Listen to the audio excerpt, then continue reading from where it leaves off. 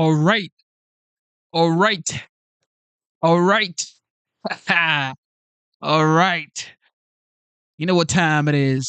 I am back. Your favorite boy is back. You know what time it is. You know what time it is. It is your boy Genesis. I am back here. It is currently 2:19 a.m. And of course, today's date is the 8th of April 2025. All right. Easter is coming up. How are you doing? God has been great.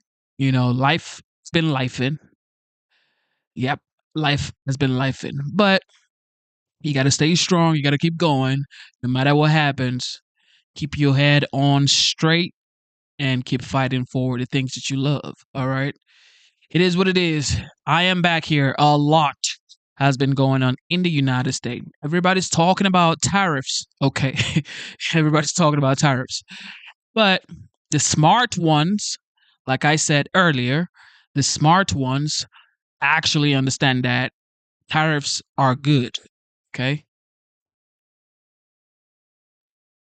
Don't fight the messenger. Okay. Just actually listen to the message. Okay. And understand what you're listening to. I'm telling you. Okay. In the late 1800s and early 1900s, tariffs were a useful, huge source of income for the federal government. Matter of fact, was like the largest source of income for the federal government. But a lot of people are still going to argue about tariffs. So I'm not gonna go back and forth with you about tariffs. I'm here to let you know that greener pastures, okay, is here. All right. Just be patient. Just be patient. All right. Just be patient. It's only 100 days. All right. It's only been 100 days. All right. First 100 days. All right. Anyway, with that being said, the OG met with Israel Prime Minister in the Oval Office. And of course, he likes to be transparent. He likes to have the press corps in the Oval Office on Air Force One. Anywhere he goes, he likes to have the press. So let's listen to what he has to say here. And I hear that Israel may actually start zero, like absolutely zero, meaning they would remove all tariffs from the United States. It's not certain yet, but it's most likely going to happen. So let's listen to the Prime Minister of Israel and, of course, the OG, the legendary, the 45th and now the 47th President of the United States, President Donald J. Trump. Let's get it. Thank you very much. It's an honor to have a very, very special person. I've dealt with him for a long time, Benjamin Netanyahu, Prime Minister of Israel. And we had lunch together, we had meetings together, along with his very capable staff. And I think we've come up to some pretty good solutions and conclusions. And we'll be working a little bit after this, and then I assume you're going back home. Yes, sir. This is a quick stop, in and out. But we appreciate you being here, and we are a friend of Israel, as you know. I would say that I'm by far the best president that Israel has ever even thought of seeing. And it's an honor to be so, and to be so thought of. Many friends in Israel, they are not in an easy area. It doesn't go easy, but we are helping them. And likewise, they've been helping us very much. And so we'll see how it all works out. But we had great discussions today, I think, on the obvious subject of Iran, and also the less obvious subject with respect to Israel, and that's trade. And I think the Prime Minister is going to tell you a little bit about trade and what they're doing for the United States. So I want to thank you all for being here. Thank you very much. And thank you. Benjamin, thank you very much. Thank you, Mr. President. Thank you, Don. Thank you. Mr. President, I want to first thank you for inviting me again to the White House. You've been a remarkable friend of the State of Israel. You stand by us. You're standing with us. You are a great, great champion of our alliance. And you actually do the things that you say you do. And I think that people respect that enormously. I certainly do, and the people of Israel do, and I think the Jewish people do as well. We just saw your representative in the Department of Justice fighting anti-Semitism, standing up for Israel in international forums. I just want you to know from the heart, it's deeply, deeply appreciated. As you said, we had the opportunity to talk today about many subjects. First, if I can mention tariffs, it's a subject of some interest today. I can tell you that I said to the President a very simple thing. We will eliminate the trade deficit with the United States. We intend to do it very quickly. We think it's the right thing to do. And we're going to also eliminate trade barriers, a variety of trade barriers that have been put up unnecessarily. And I think Israel can serve as a model for many countries who ought to do the same. I recognize the position of the United States. It says, we're allowing other countries to put tariffs on us, but we don't put tariffs on them. And I'm a free trade champion, and free trade has to be fair trade. And I think that's basically the position that you have put forward, Mr. President. We are going to eliminate the tariffs, and rapidly. I had the opportunity to speak to Secretary Lutnick yesterday. We talked about how we could effect this quickly, and I hope to bring a solution very quickly. We're not talking about intentions. We're not talking about just words. We're talking about results. And those results are going to come in. So that's the first. Thank you very much. It's very nice. Thank you. Thank you. Mr. President, what about the hostages deal? Well, What about the Let him hostages? I didn't finish. finish. Even begin. Okay. We spoke about not only the hostages, but about Gaza. The hostages obviously is a human story of just unbearable agony. I speak to the families. I spoke to them yesterday. Spoke to another one when I was in Hungary before I came here. I speak to them every day. They're in agony. The hostages are in agony, and we want to get them all out. Steve Witkoff was President Trump's very able representative, helped us get a deal that got 25 out. We're working now on another deal that we hope will succeed. And we're committed to getting all the hostages out, but also eliminating the evil tyranny of Hamas in Gaza, and enabling the people of Gaza to freely make a choice, to go wherever they want. I mean, they should have that choice. And the president put forward a vision, a bold vision, which we discussed as well, including the countries that might be amenable and are amenable to accepting Palestinians of their free choice if they choose to go there. And I think that's the second thing that we discussed. But the hostages came right on top. We also discussed the situation in Syria. We've had neighborly relations with Turkey that have deteriorated, and we don't want to see Syria being used by anyone, including Turkey, as a base for attack in Israel. Turkey is a country that has a great relationship with the United States. The president has a relationship with the leader of Turkey. We discussed how we can avoid this conflict in a variety of ways, and I think we can't have a better interlocutor than the President of the United States for this purpose. And of course, we also discussed Iran. Look, we're both united in the goal that Iran does not ever get nuclear weapons. If it can be done diplomatically in a full way, the way it was done in Libya, I think that would be a good thing. But whatever happens, we have to make sure that Iran does not have nuclear weapons. That's the end of my speech. Mr. President, Just to add to that, we're having direct talks with, wait.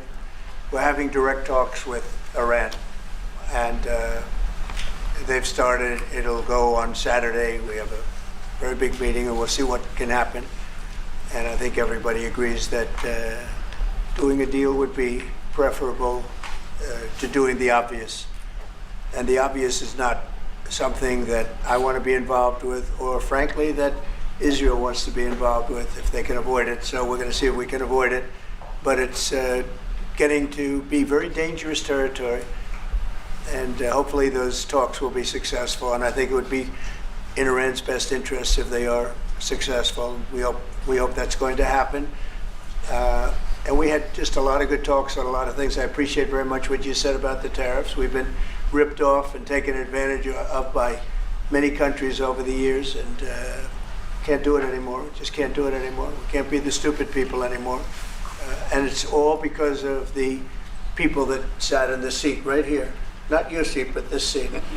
They allowed things to happen to our country that they shouldn't have allowed to happen on trade and other things, many other things. I mean, look at what's happened with our last president, where he allowed millions of people to come into our country with an open border.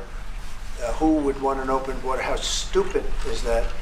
But he allowed millions and millions of people, and of the millions, and I think it was 21 million people, but let's say 3 of them were serious criminals, serious murderers and drug dealers and gang members and people from jails. All the jails emptied out right into our country, right along the open border on Mexico, generally the Mexico open. They came in from Canada too, by the way, a lot, but generally speaking on the southern border.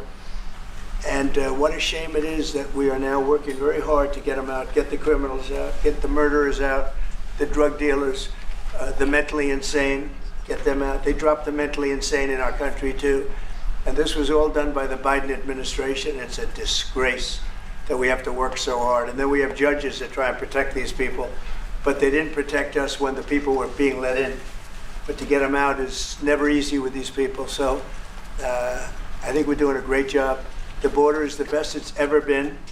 It's even as strong as it was. I had a great, solid border. I think it might even be tougher right now and stronger. So people are coming into our country, but they're coming in legally. We have a legal process, and we have that moving along properly, because we need people to come into our country, but we want people that can love our country and cherish our country. So that's where we are. And with that, any questions? What about the hostages deal? Mr. President. Today, and would you be open to a pause in tariffs to allow for negotiations? Well, we're not looking at that. We have many, many countries that are coming to negotiate deals with us, and they're going to be fair deals. And in certain cases, they're going to be paying substantial tariffs. There'll be fair deals. As you know, I spoke this morning with the Prime Minister of Japan, and we had a very good conversation. They're coming.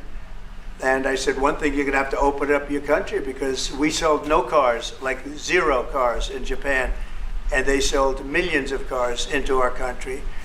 They don't really take our agriculture, a little bit of it just to keep us slightly happy, but they don't take what they're supposed to be taking. So we have a great relationship with Japan. We're going to keep it that way, but they're coming in to meet, and other countries are coming in. With China, as you know, against my statement, they put a 34% tariff on above what their ridiculous tariffs were already. And I said, if that tariff isn't removed by tomorrow at 12 o'clock, we're putting a 50% tariff on above the tariffs that we put on. So they've gone for years. They've become a rich country because of people, again, that were in the White House that allowed this to happen. Hundreds of billions of dollars a year they'd make on us on trade, and it shouldn't be that way. And I have a great relationship with President Xi. I hope it's going to stay that way. I have great respect for China, but they can't do this with just, we're going to have one shot at this, and no other president's going to do this, what I'm doing. And I'll tell you what, it's an honor to do it, because we have been just destroyed, what they've done to our system. You know, we have $36 trillion of debt for a reason. And the reason is that people allowed it to get that way. So we'll be talking to China. We'll be talking to a lot of different countries. And I think, you know, if we can make a really fair deal and a good deal for the United States, not a good deal for others. This is America first. It's now America first. And we didn't put America first. We put America last. The people that were in the Oval Office put America last, and we're not going to stand for it. Yeah. What about the hostages deal? Go ahead. Who's going to represent the U.S. in the talks with you? Go ahead. 2 questions. Do you expect any of these deals to be made before April 9th? And secondly, there have been some mixed messages from your administration. You're talking about negotiations, and yet others in your administration are saying that these tariffs are actually permanent. What is the actual? Well, it could be. They can both be true. There can be permanent tariffs, and there can also be negotiations, because there are things that we need beyond tariffs. We need open borders. You know, we almost had a deal with China where we're going to open up China. It was almost done. Some of you remember it during my first term, and it was very disappointing. We ended up making a great deal. $50 billion worth of product was sold. $50 billion. You'd like that in Israel. And I made that deal, but it wasn't the deal that I wanted. It was the deal that I wanted was that, plus they were going to open up China so that our companies could go into China and compete with other countries and China for for a large number of people. And at the very end, that deal was terminated, and we went to a piece of the deal. And there are a lot of things outside of tariffs, but tariffs are very important. But there are a lot of things like opening up countries that were totally closed. China's essentially a closed country. In fact, it is a closed country. And what they do is they charge tariffs so that if you sell cars or if you sell anything, nobody's going to buy it because the price is out of control. But that's true with a lot of other countries also. So we're going to get fair deals and good deals with every country, and if we don't, we're going to have nothing to do with them. They're not going to be allowed to participate in the United States. Mr. President,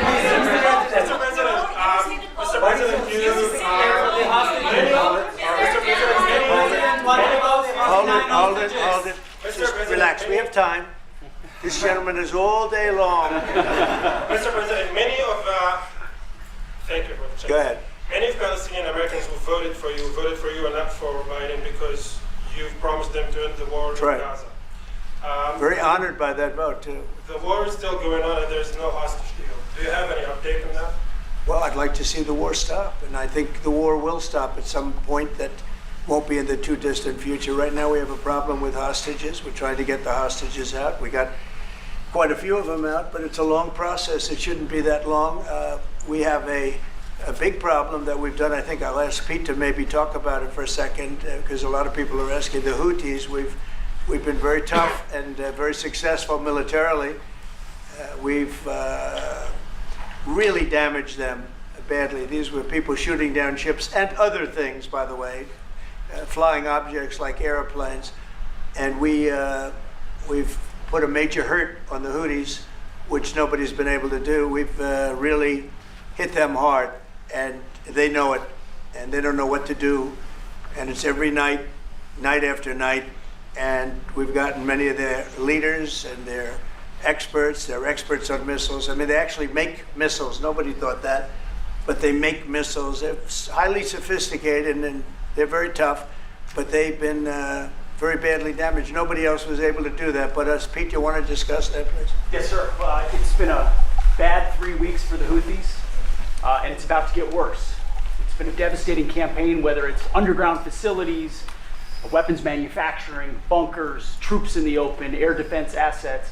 We are not going to relent, and it's only to get more unrelenting until the Houthis declare they will stop shooting at our ships. And we've been very clear with the Iranians as well.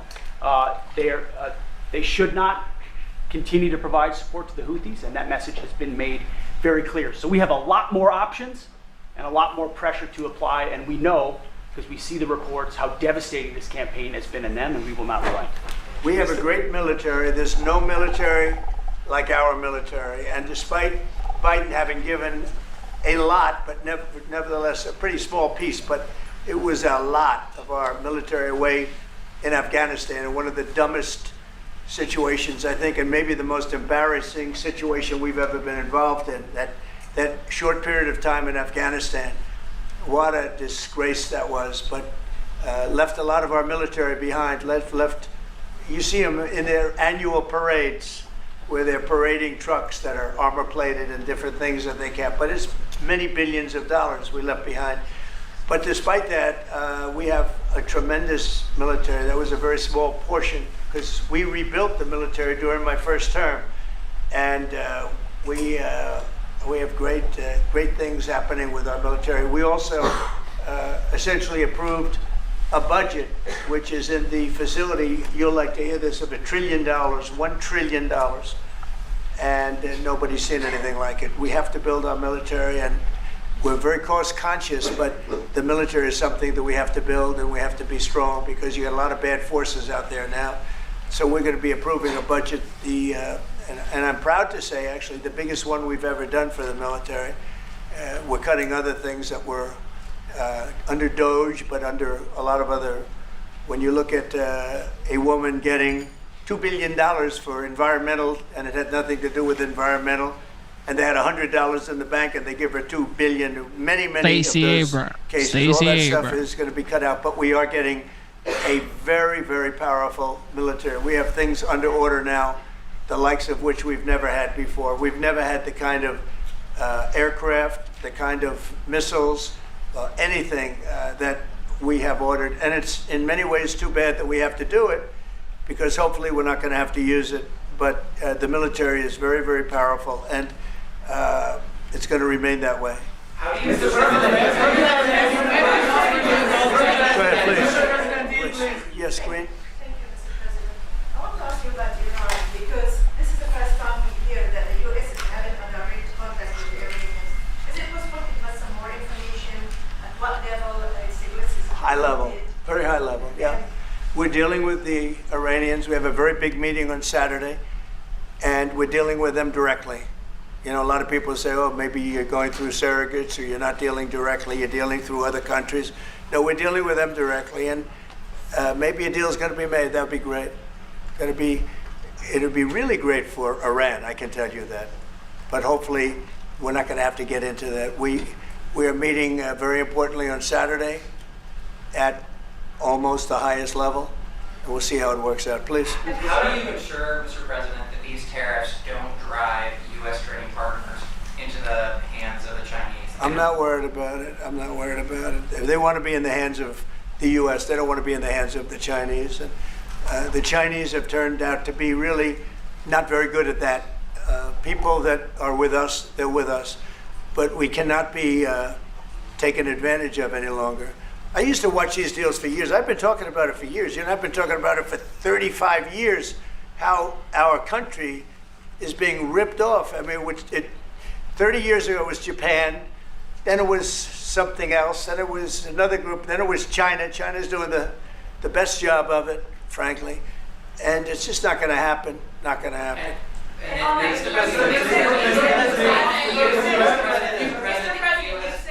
the EU has said that they have offered 0 for 0 tariffs on cars and industrial goods. Is that not enough? Well, the EU, no, it's not. The EU has been very tough over the years. I always say it was formed to really do damage to the United States in trade. That's the reason it was formed. It was formed with all of the countries from Europe, I guess most of them, not all of them, but most of them. And they formed together to create a little bit of a monopoly situation, to create a unified force against the United States for trade. So they have NATO, which is largely the same countries, and they took advantage of us dollar-wise and militarily until I got there. You know, I was able to get $600 billion from NATO, where they paid NATO because most of these nations weren't even paying. We were paying for NATO, so we're paying them to guard them militarily, and they're screwing us on trade. So that's not a good combination. So now it's really turned around. It's the opposite, and the European Union's been very bad to us. They don't take our cars, like Japan in that sense. They don't take our agricultural product. They don't take anything practically. And yet they send millions of cars in a year, Mercedes-Benz, Volkswagen, BMWs. They're sending millions and millions of cars into the US, but we don't have a car that's been sold to the European Union or other places, but let's go for the European Union. And it's not going to be that way. It's got to be fair, reciprocal. It's got to be fair. It's not fair. We have a deficit with the European Union of $350 billion. And it's going to disappear fast. And one of the reasons and one of the ways that that can disappear easily and quickly is they're going to have to buy our energy from us because they need it. They're going to have to buy it from us. They can buy it. We can knock off $350 billion in 1 week. They have to buy and commit to buy a like amount of energy. And we have that. You know, we have more energy than any country in the world. I don't know if you know that. He knows everything, but the one thing he may not know, we have more energy than any country in the world. We have more of every kind of energy, every form of energy, from oil and gas to coal. And people talk about, I call it beautiful, clean coal. As you know, Germany is opening up a coal plant a week. They tried the windmills and it didn't work. They tried all the other solutions and they were ready to go out of business. Now they're doing a coal plant a week. China is now up to 2 coal plants. They're opening 2 major coal plants every single week in China, all over China. And then we're not allowed to use coal. Well, we have clean, beautiful coal more than anybody else. We have oily gas more than anybody else. We have the most energy of any country in the world, including Saudi Arabia, including everybody, by a lot. And I took it to number 1. We were number 3, and I took it to number 1 during my administration. And the reason that we were hurt so badly and the reason that we went into such incredible inflation during Biden is energy. It was also their bad spending, but energy, because they played around with this incredible thing that we had built, this administration had built, and the energy costs went through the roof. And when that went up, everything else followed. Now, if you look at what's happening, you're going to see this today. I said we're going to try and get groceries down, right? An old-fashioned term, but a beautiful term. Eggs. So when I got in, the press went absolutely crazy the first week. They said, eggs have quadrupled in price. I said, I just got here. Tell me about it. And Brooke Rollins and our team did a great job, and eggs are down now 79%, and they're all over the place. And this was a problem that somebody else would have taken a long time to cure. We have energy is down. We have interest rates are down. We have groceries, meaning food is down. We have everything is down at levels that nobody ever thought possible. Energy looks like it's going to be in the $2.50 a gallon range, and maybe below that for a car. So for gasoline. So we're really doing amazing. I mean, we're cutting prices because prices got so high, people couldn't live. I mean, the prices for groceries, the prices for standard groceries, standard things were going through the roof. They couldn't live. And now those prices are coming down. So call them groceries, but that's down, energy's down, and interest rates are down. Everything's down. And the interest rates, the beauty there is when we refinance debt, debt's become such a big factor in this country. We're going to start paying debt off with tariffs and other things. But it's such a big factor because the interest rate's so high. Well, now that's coming way down. So our budget's going to look a lot better because interest costs are way down. And I guess I've done that. Okay. Many Israelis are watching you now on live show. Good. What is your specific I hope they like way of getting the hostages out from the horrific captivity? Yeah, we are trying very hard to get the hostages out. We're looking at another ceasefire. We'll see what happens. But we want to get the hostages out. The Israeli people want the hostages out more than anything. They want the hostages out. This man is working very hard with us to do that. I mean, I don't know. I hope he's being appreciated because he's been a great leader. He's working very, very hard on the hostages and many other things. And there are plenty of things you have to work on. It's a tough place in the world, isn't it? I have a good partner. Yeah, you do have a good partner, and so do we. We're working very hard on the hostages. If you're going to negotiate a new deal with Iran, can you elaborate how it's going to be more effective than the JCPOA? Well, I can't really say that, but I think it'll be different and maybe a lot stronger. But they were so happy when we made that first deal because we did get a lot out. I had people right in this office, this beautiful Oval Office. They came in, 10 people, hostages, you know that. And I said to them, so how was it? And the stories they told me, I mean, as an example, I said to them, was there any sign of love? You were there, 10 people. It's only 10, but it's pretty representative. Did the Hamas show any signs of help or liking you? Did they wink at you? Did they give you a piece of bread extra? Did they give you a meal on the side like you think of doing? Like what happened in Germany, what happened elsewhere. People would try and help people that were in unbelievable distress. They said no. I said all of them. I said, did they ever wink at you like you'll be okay? You're going to be okay? No, they didn't do that. They'd slap us. The hatred is unbelievable. And the lives, they lived in a pipe, not really a tunnel, it was a pipe. And they always thought they were suffocating, they were going to suffocate. And then they'd open up the pipe and it was like 3.5 feet high. This isn't, You know, we hear tunnel is bad, but pipes are worse. And the stories I heard were incredible. But I just said, was there any sign of potential love or affection?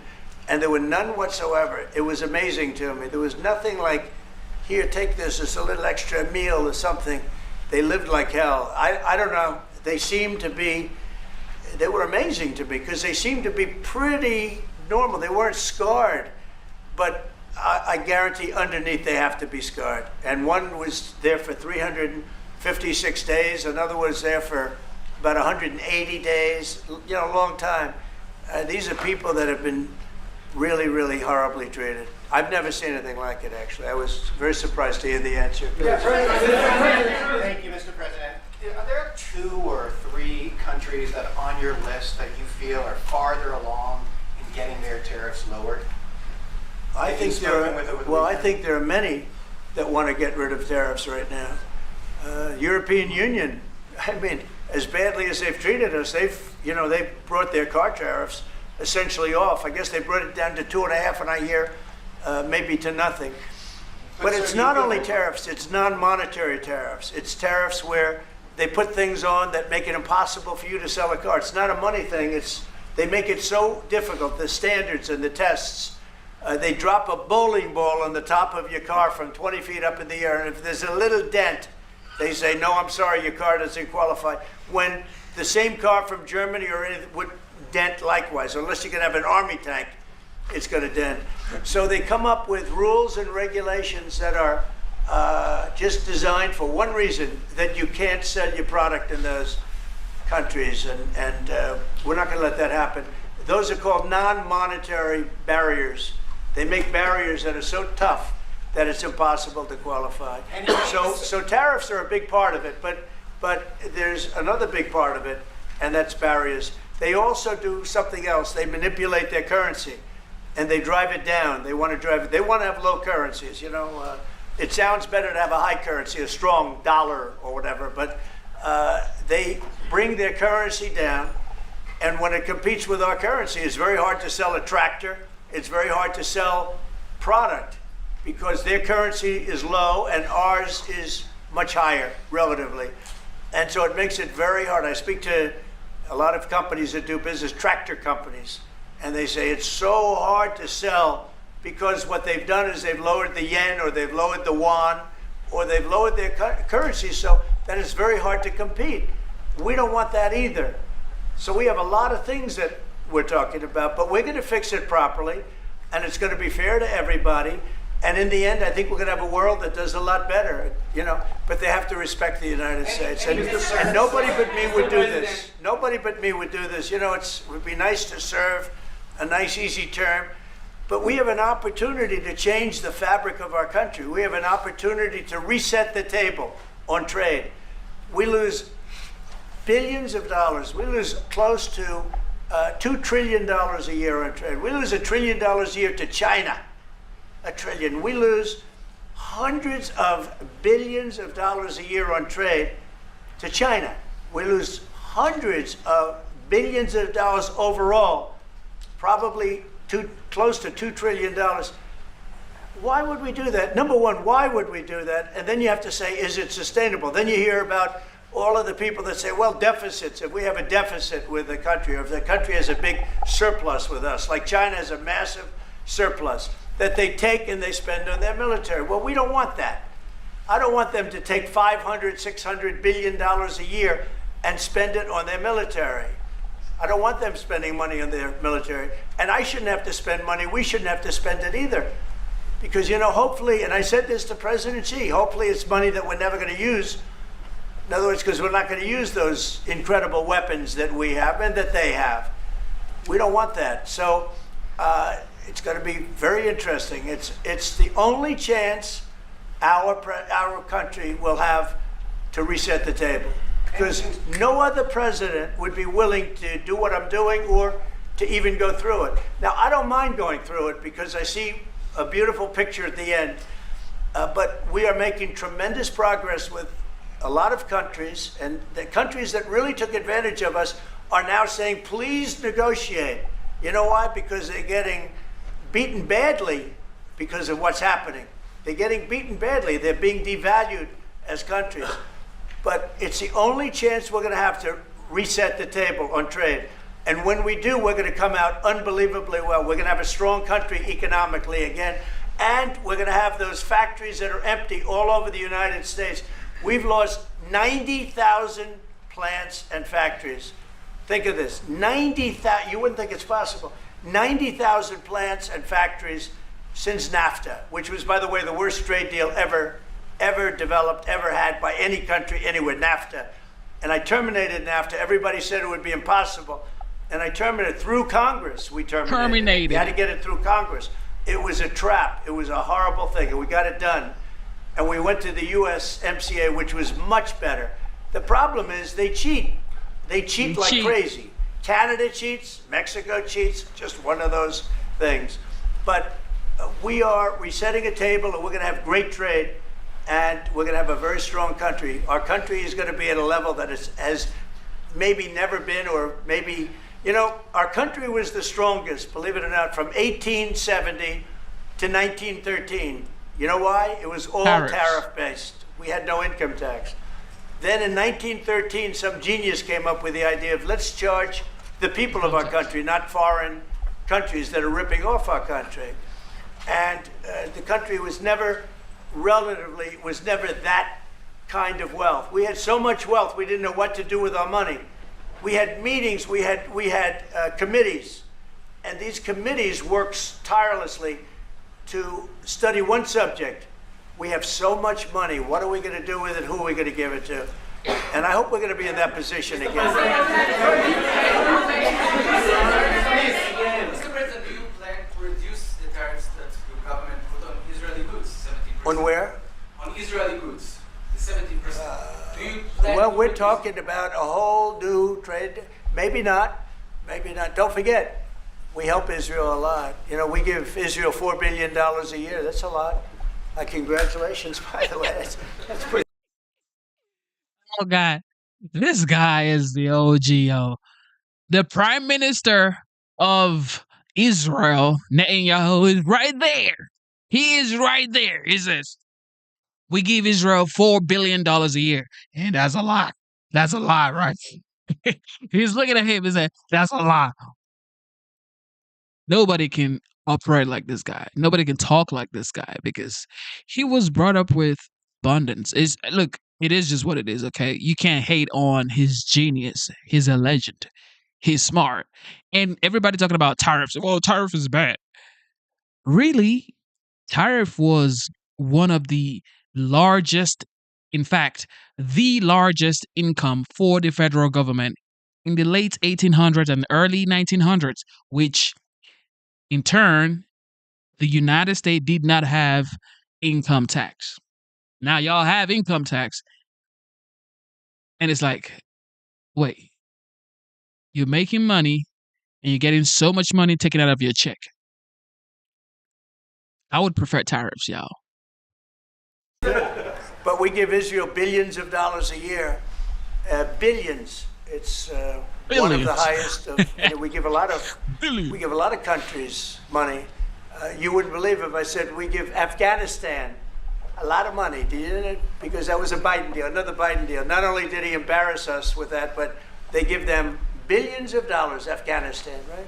So, but no, we take good care of our friends, and we don't take care of our enemies. We're not taking care of our enemies anymore, but we do take care of our friends.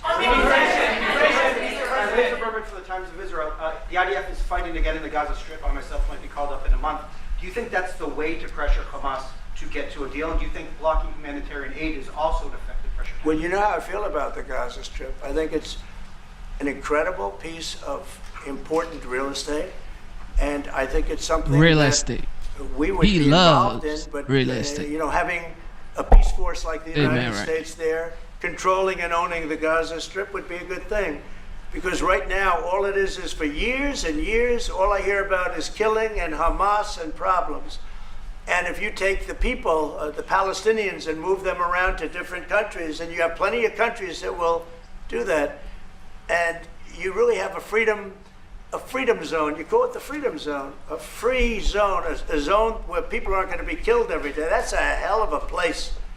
It's a, you know what I call it, a great location that nobody wants to live in because they really don't. And when they have good living, real living, where Hamas and all of the problems they have, the level of death on the Gaza Strip is just incredible. And I've said it. I don't understand why Israel ever gave it up. Israel owned it. It wasn't this man, so I can say it. He wouldn't have given it up. I know him very well. There's no way. They took oceanfront property and they gave it to people for peace. How did that work out? Not good. Is the immigration, sorry, Mr. President, is the immigration plan still on the agenda? Which immigration? From Gaza. From Gaza. All it is a concept that I had that I think is good, and now people are copying it. You know, maybe do you want to tell? People are talking about the Trump plan. Gee, why don't we do that? Would you like to answer that question? I think what the president talked about is, first of all, to give people a choice. You know, Gazans were closed in, and any other place, including in arenas of battle. I mean, whether it's Ukraine or Syria or any other place, people could leave. Gaza was the only place where they locked them in. We didn't lock them in. They're locked in. And what is wrong with giving people a choice? Now, we've been talking, including over lunch, about some countries, I won't go into them right now, that are saying, you know, if Gazans want to leave, we want to take them in. And I think this is the right thing to do. If you give, you know, it's going to take years to rebuild Gaza. In the meantime, people can have an option. The president has a vision. Countries are responding to that vision. We're working on it. I hope we'll have good news for you. I will say, people really do love that vision. It's a long-term vision, but so importantly is to have that be a safe field, because you're right smack in the middle of the Middle East. You're right along Israel. It should have never, ever been given away. It shouldn't have been given away by Israel. I don't know why they did it. I mean, I do know why, because they were promised peace, but that didn't work out too well, because it's one of the most dangerous pieces of land anywhere in the world. Gaza is one of the most dangerous places in the world. So they gave it away for a good intention, and it didn't work out that way. And a lot of people like my concept, but you know, there are other concepts that I like too. And there are some concepts I don't like. You know what I don't like? The way it is now. Because right now it's a dangerous death trap, Gaza. Yeah. Thank you, sir. Can you talk a little bit about your potential meeting with Vladimir Putin? Do you still plan to meet with him? No, I cannot tell you. Arabia? And maybe you could elaborate as well a little bit on I'm not elaborating. So he's going to the reason we're not talking about tariffs with Russia is because we're not doing business essentially with Russia, because they're in a war. And I'm not happy about what's going on with the bombing, because they're bombing like crazy right now. Mr. I don't know what's happening there. That's not a good situation. So we're meeting with Russia. We're meeting with Ukraine. Yeah, that's and right. We're getting sort of close, but I'm not happy with all the bombing that's going on in the last week or so. Horrible. It's a horrible thing. It's a horrible thing. Can countries negotiate to get below 10%? In terms of tariffs? Look, we've been ripped off and taken advantage of for 40, 50, 60 years. And the reason we got ripped off and the way they did it was tariffs. They would charge tariffs, massive numbers of dollars. And when you look at China, when I took over, it was at $507 billion they were making. I call it making. A lot of people say, oh, it doesn't mean anything, having a surplus. It means a lot, in my opinion. It's almost like a profit or loss statement. And when I took over, it was $507 billion that China was, this is originally, first term. And we were very, very tough on them because they were taking that money and they were building a military with it. Then when Biden came in, he let him get away with murder. He had no idea. I'll tell you what, that man had no idea what was happening, whether it was the border or China or anything else. He had no idea what was going on. And they went wild. China went wild. And the money they make is ridiculous, okay? Yeah, it's just not going to happen. And hopefully we'll get along with China. If we do, that's great. And if we don't, that's okay too. but we can't let that continue because that's an abuse. They abused the poor people that sat in the seat. That poor Biden, he was abused by them. They took advantage of him, and I'm surprised. Paul Biden. They have smart people. Oh, They were God. radical left lunatics, but they're smart. Yo. I'm surprised they'd allow that to take, to happen. But we are going to bring great trade, and we're going to be fair to other countries. And I will say this, virtually every country wants to negotiate. If I didn't do what I did over the last couple of weeks, you wouldn't have anybody wants to negotiate. We would have gone to these countries, you want to talk? And they were, well, we don't want to talk. Now they're coming to us. They're offering things like even Bibi, and this is unrelated because it's a different kind of a relationship, but he started off our conversation today that he's cutting all of the tariffs, he's cutting everything, he's going to get down to a free base, he's going to do things that, in all fairness, other countries, if they said that, would have never even thought about doing it. Now they're offering things to us that we would have never even thought of asking them for because... Exactly. Trump is showing Americans that the economy in American economy is like the most important economy on earth. And if anything happens in the United States, it affects the world. And Trump has shown everybody that just with the tariffs, this man is crashing the entire market worldwide by just signing a document, by just putting something on Truth Social. He's showing you how powerful you are as an American. He's showing you that we cannot allow other countries take advantage of the American economy. And everybody's still angry, saying this, that. Come on, man. Yeah, relax, be patient, and get educated. They're experiencing a lot of hurt. And the hurt is that they've taken advantage of us and we finally fought back. Tariffs will make this country very rich. We're rich anyway, but we're rich in a certain way. We have $36 trillion in debt. I want to get rid of it.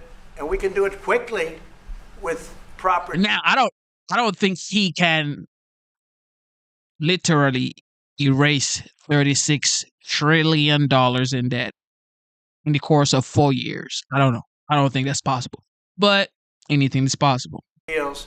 So when countries don't allow us to sell our product, but we allow them to sell their product, when they charge us massive amounts of money for the privilege of going into their country, those days are over. Okay. Yeah, go ahead. Sir? Me? Yeah. He sounds so Thank surprised. you, Mr. President. On Iran, 2 questions, please. First, you can give us more details about where the meeting on Saturday is going to be. I can't tell you that. I can just tell you there's a major meeting going on between us and Iran, and that'll take place on Saturday, and it's at top level. And second question about this. A lot of people think that those talks are not going to lead anywhere because the Iranians may be will right. never get... And when people say Trump doesn't know what he's doing, he doesn't know anything about what he's doing. This man, what do you think this man is? This man has been a billionaire for years. Now you can say he's filed for bankruptcy. He's had failed businesses. Absolutely. You have to fail to win. You can never meet any successful human being that has never failed. He's failed multiple times, and that's why he is the 47th president of the United States, because he failed being the 46th. He failed being the 46th. Now he is the 47th. He's proven that it's okay to fail, but get back up. And I would rather vote for someone who has actually gone through failures and won than just voting for someone who just started winning. This man has been winning for years, losing for years as well. So he knows what it takes. He has the thick skin that is required to do what he's doing. And sincerely, it's only Trump that can operate in this way. I think that's a possibility too. If diplomacy fails, is the United States, under your leadership, ready to take military action to destroy the Iranian nuclear program and remove this threat? I think if the talks aren't successful with Iran, I think Iran is going to be in great danger. And I hate to say it, great danger, because they can't have a nuclear weapon. So is that a yes? You know, it's not a complicated formula. Iran cannot have a nuclear weapon. That's all there is. So is Can't the have US it. ready Right to now take we have military countries action? that have nuclear power that shouldn't have it. But and I'm sure we'll be able to negotiate out of that too as part of this later on down the line. But Iran cannot have a nuclear weapon. And if the talks aren't successful, I actually think it'll be a very bad day for Iran if that's the case. Yeah. Mr. President, on manufacturing. Yeah, please. Mr. President, was October 7th the death blow of the two-state solution, and would you consider classifying the Palestinian Authority as a terrorist organization for its continued pay-for-slay terror financing payments? So October 7th was a horrible day that some people, they deny it. Now, I can't believe they deny it from the standpoint of it. They do it because they think it's good politically. But I've seen the tapes. I've seen things that you don't want to see. October 7th was a horrible day, and it will go down as one of the really bad days in the history of the world. It was a horrible, horrible thing that happened. And they grabbed some of these people. I'll give you an example. When I was with the 10 hostages a few weeks ago, I said, so how many are there? 59. I said, oh, so 59, so we can get 59. They sort of knew the territory pretty good. And I said, how are they doing?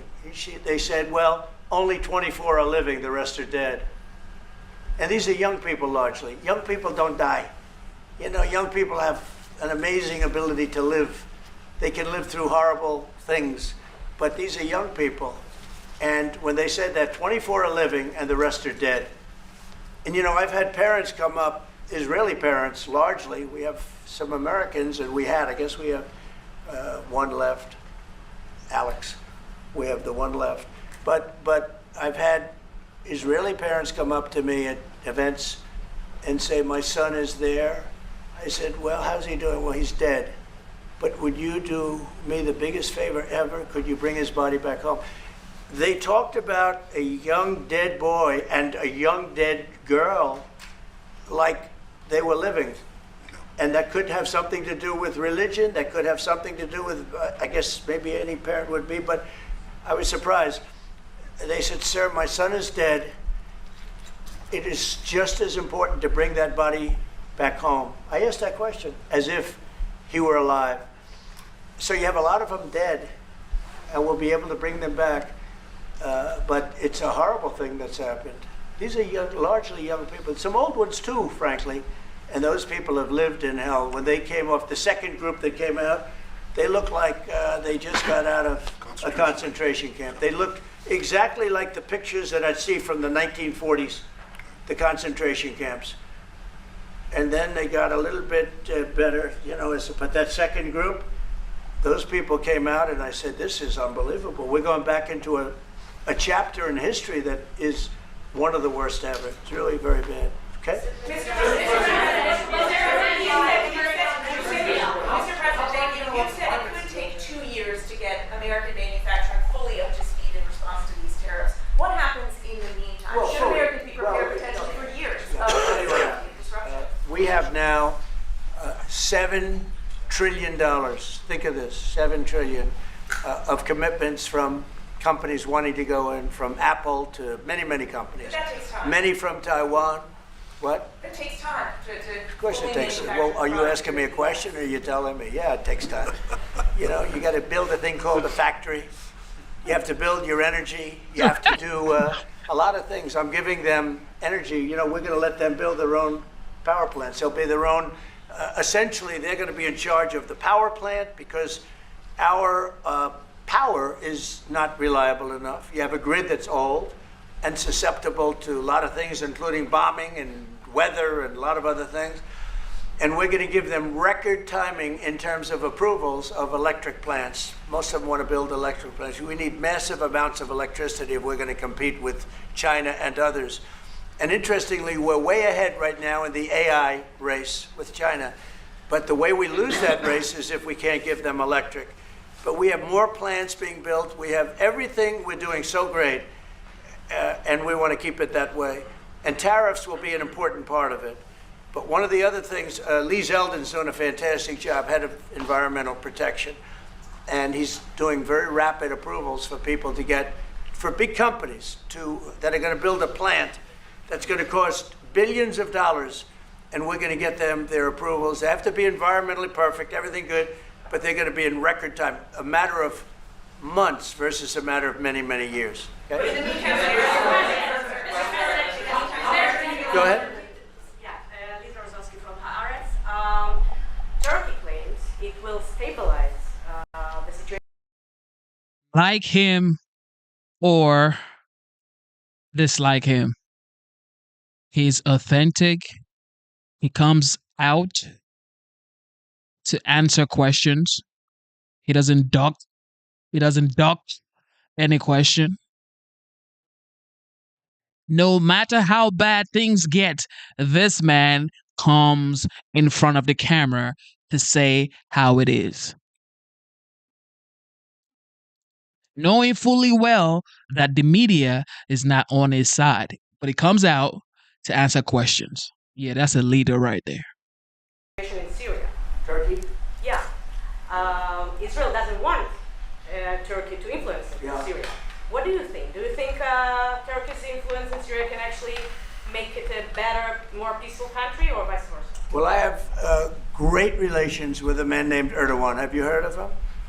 And I happen to like him, and he likes me, and I know the press will get very angry. He likes Erdogan, but I do, and he likes me, and we've never had a problem, and we've gone through a lot, and we've never had a problem. It always got, as you remember, we got our minister back from Turkey. You remember that? And this was a big deal at the time, and we got him back.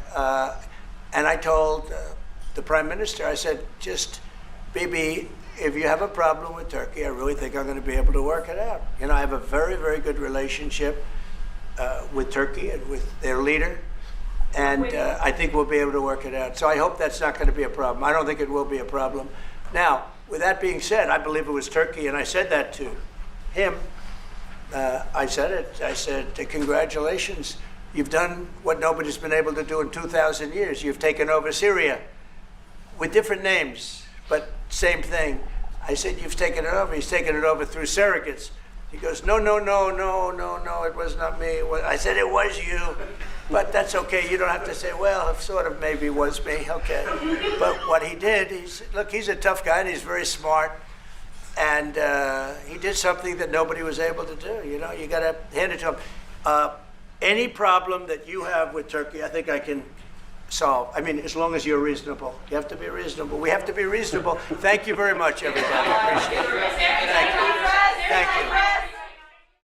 Thank you for tuning into the live show. You know what time it is. It is your boy Genesis. You just heard the OG, the 45th, now the 47th president of the United States. He had the prime minister of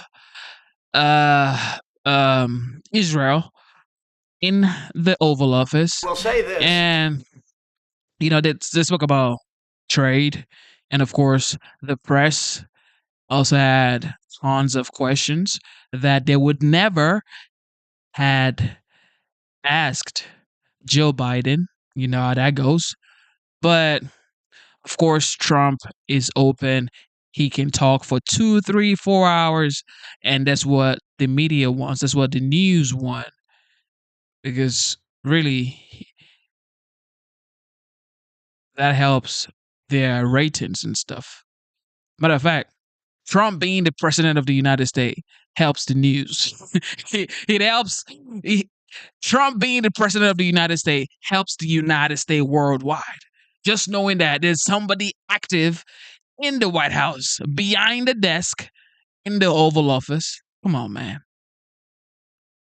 Compared to what we had 4 years ago. Y'all remember what we had 4 years ago? Matter of fact, last year. Y'all remember what we had last year? Last year right here.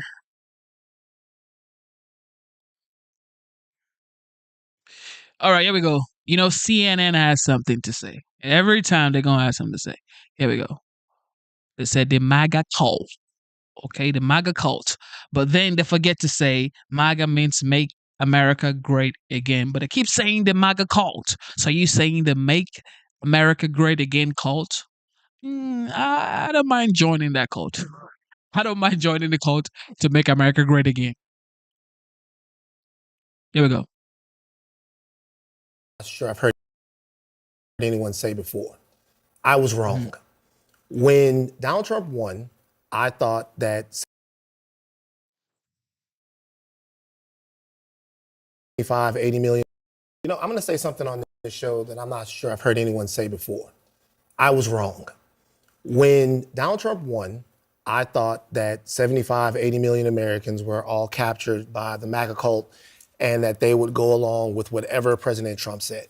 And I was wrong. I was wrong. There are a lot of people who voted very purely and clearly on the fact that they were experiencing economic distress and they wanted that economic distress to come to an end. I'm hearing from these people. I'm hearing from brothers who believed not in all of the social things or the rhetoric or the religious part of who Donald Trump is, but in the actuality, in their minds, that Donald Trump was a whiz businessman that was going to fix the American economy. They're confused. They don't know what's going on. They did not vote for harder times. And They did not vote for lower grocery prices. They did not vote for lower stock prices.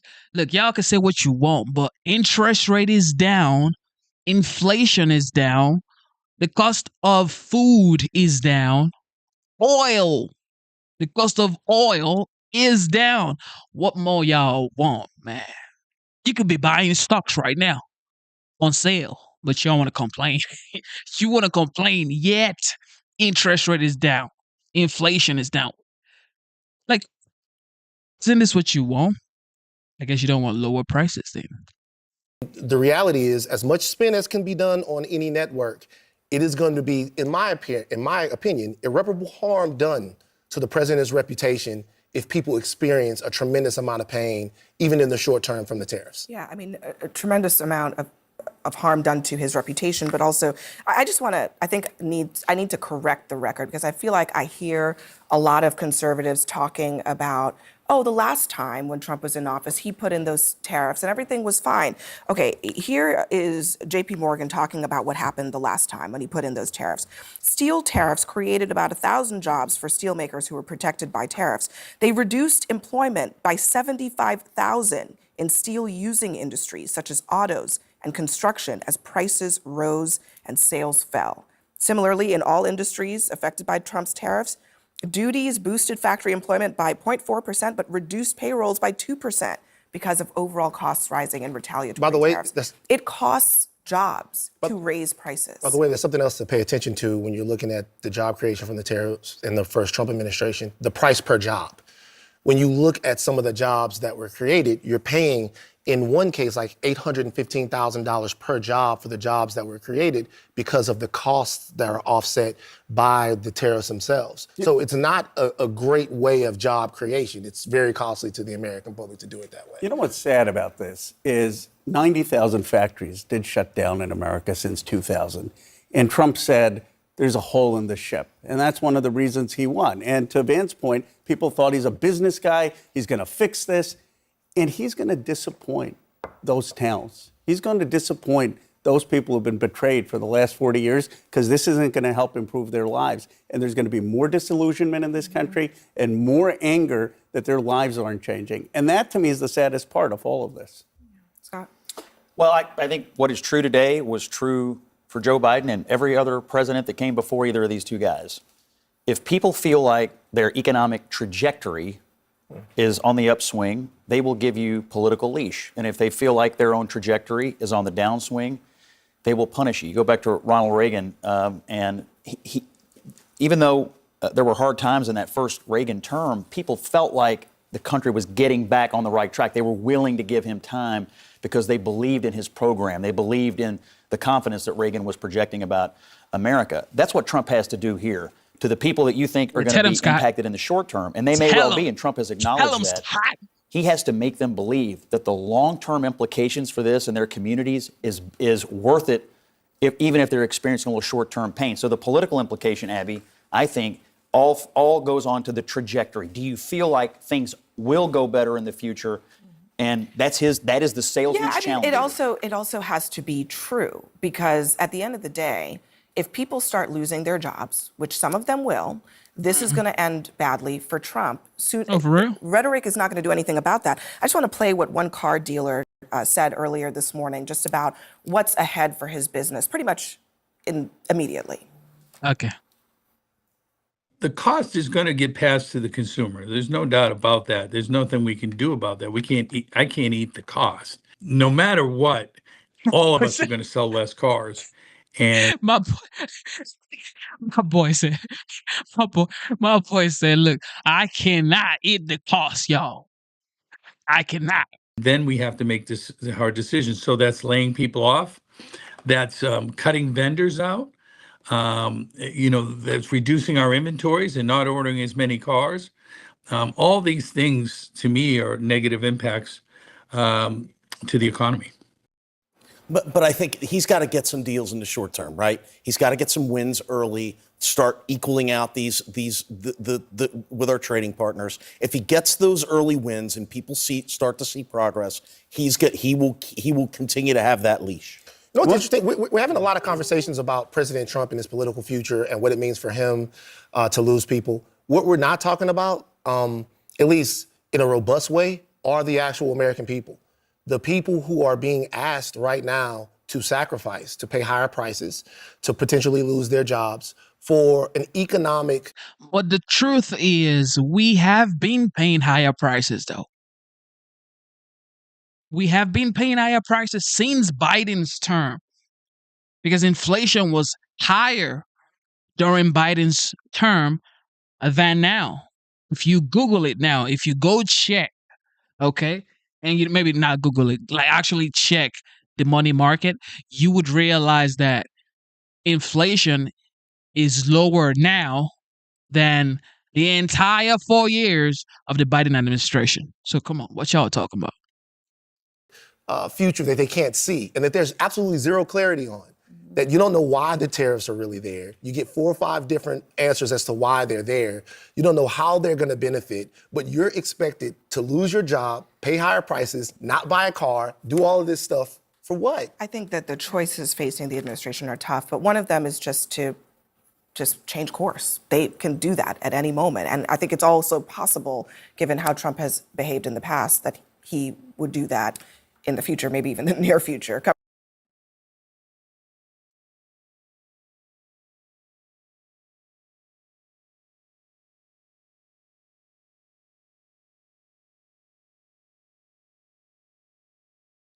Yeah, man, y'all. Somebody was asking me, and why is that? Because his name is Trump, y'all, and he's a dog. He's a I'm OG. the average American right here No, at you this ain't. table because No, you you guys are ain't. talking and I don't really understand what it No, is you that you ain't. guys are saying. Like You on seriously, I CNN, bro. don't get it.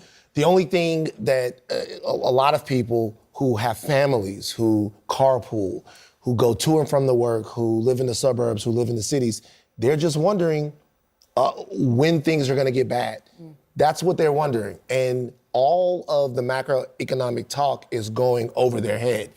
And honestly, I feel for them. I feel for them because it doesn't seem like anyone is talking directly to them. They're talking to the markets, they're talking to each other, they're talking to the financial system, but no one's telling somebody, hey, at the end of this summer, when you need to buy school supplies for your kids to go back to school when it's backpack time, like that money will be there and those prices will be stable. No one is talking to them. And I think that's the biggest tragedy in all of this. The truth to be told to them, most people don't want to say.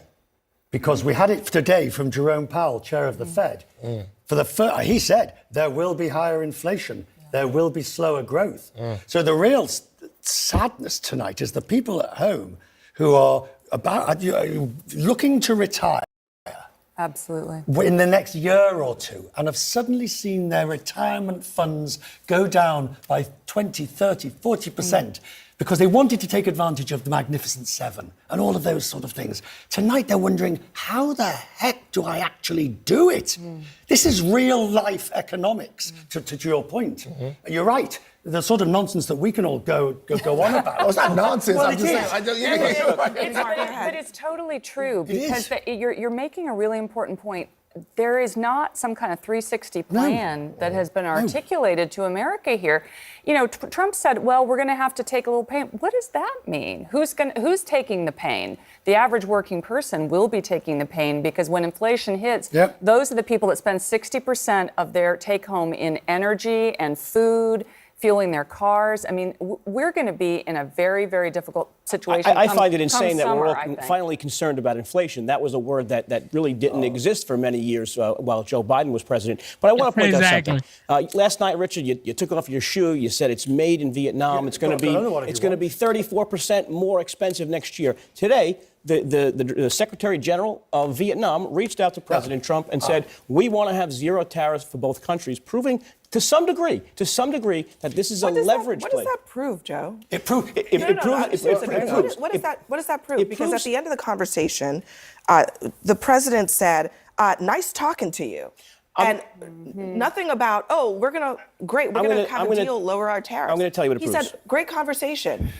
Let's look historically. 1996, there was a member of Congress who stood on the floor looking at 2% tariffs we had on China, 35% tariffs they had on us. This woman demanded that we had reciprocal tariffs. You know who that was? Nancy Pelosi. 2008, same thing. A guy stood on the Senate floor lamenting. Reciprocal tariffs. I'm just saying, they lamented the loss of America's workers. Lowered its tariff barrier to 0. You know what we did? We raised our tariff barrier to 17%. Again, just going back.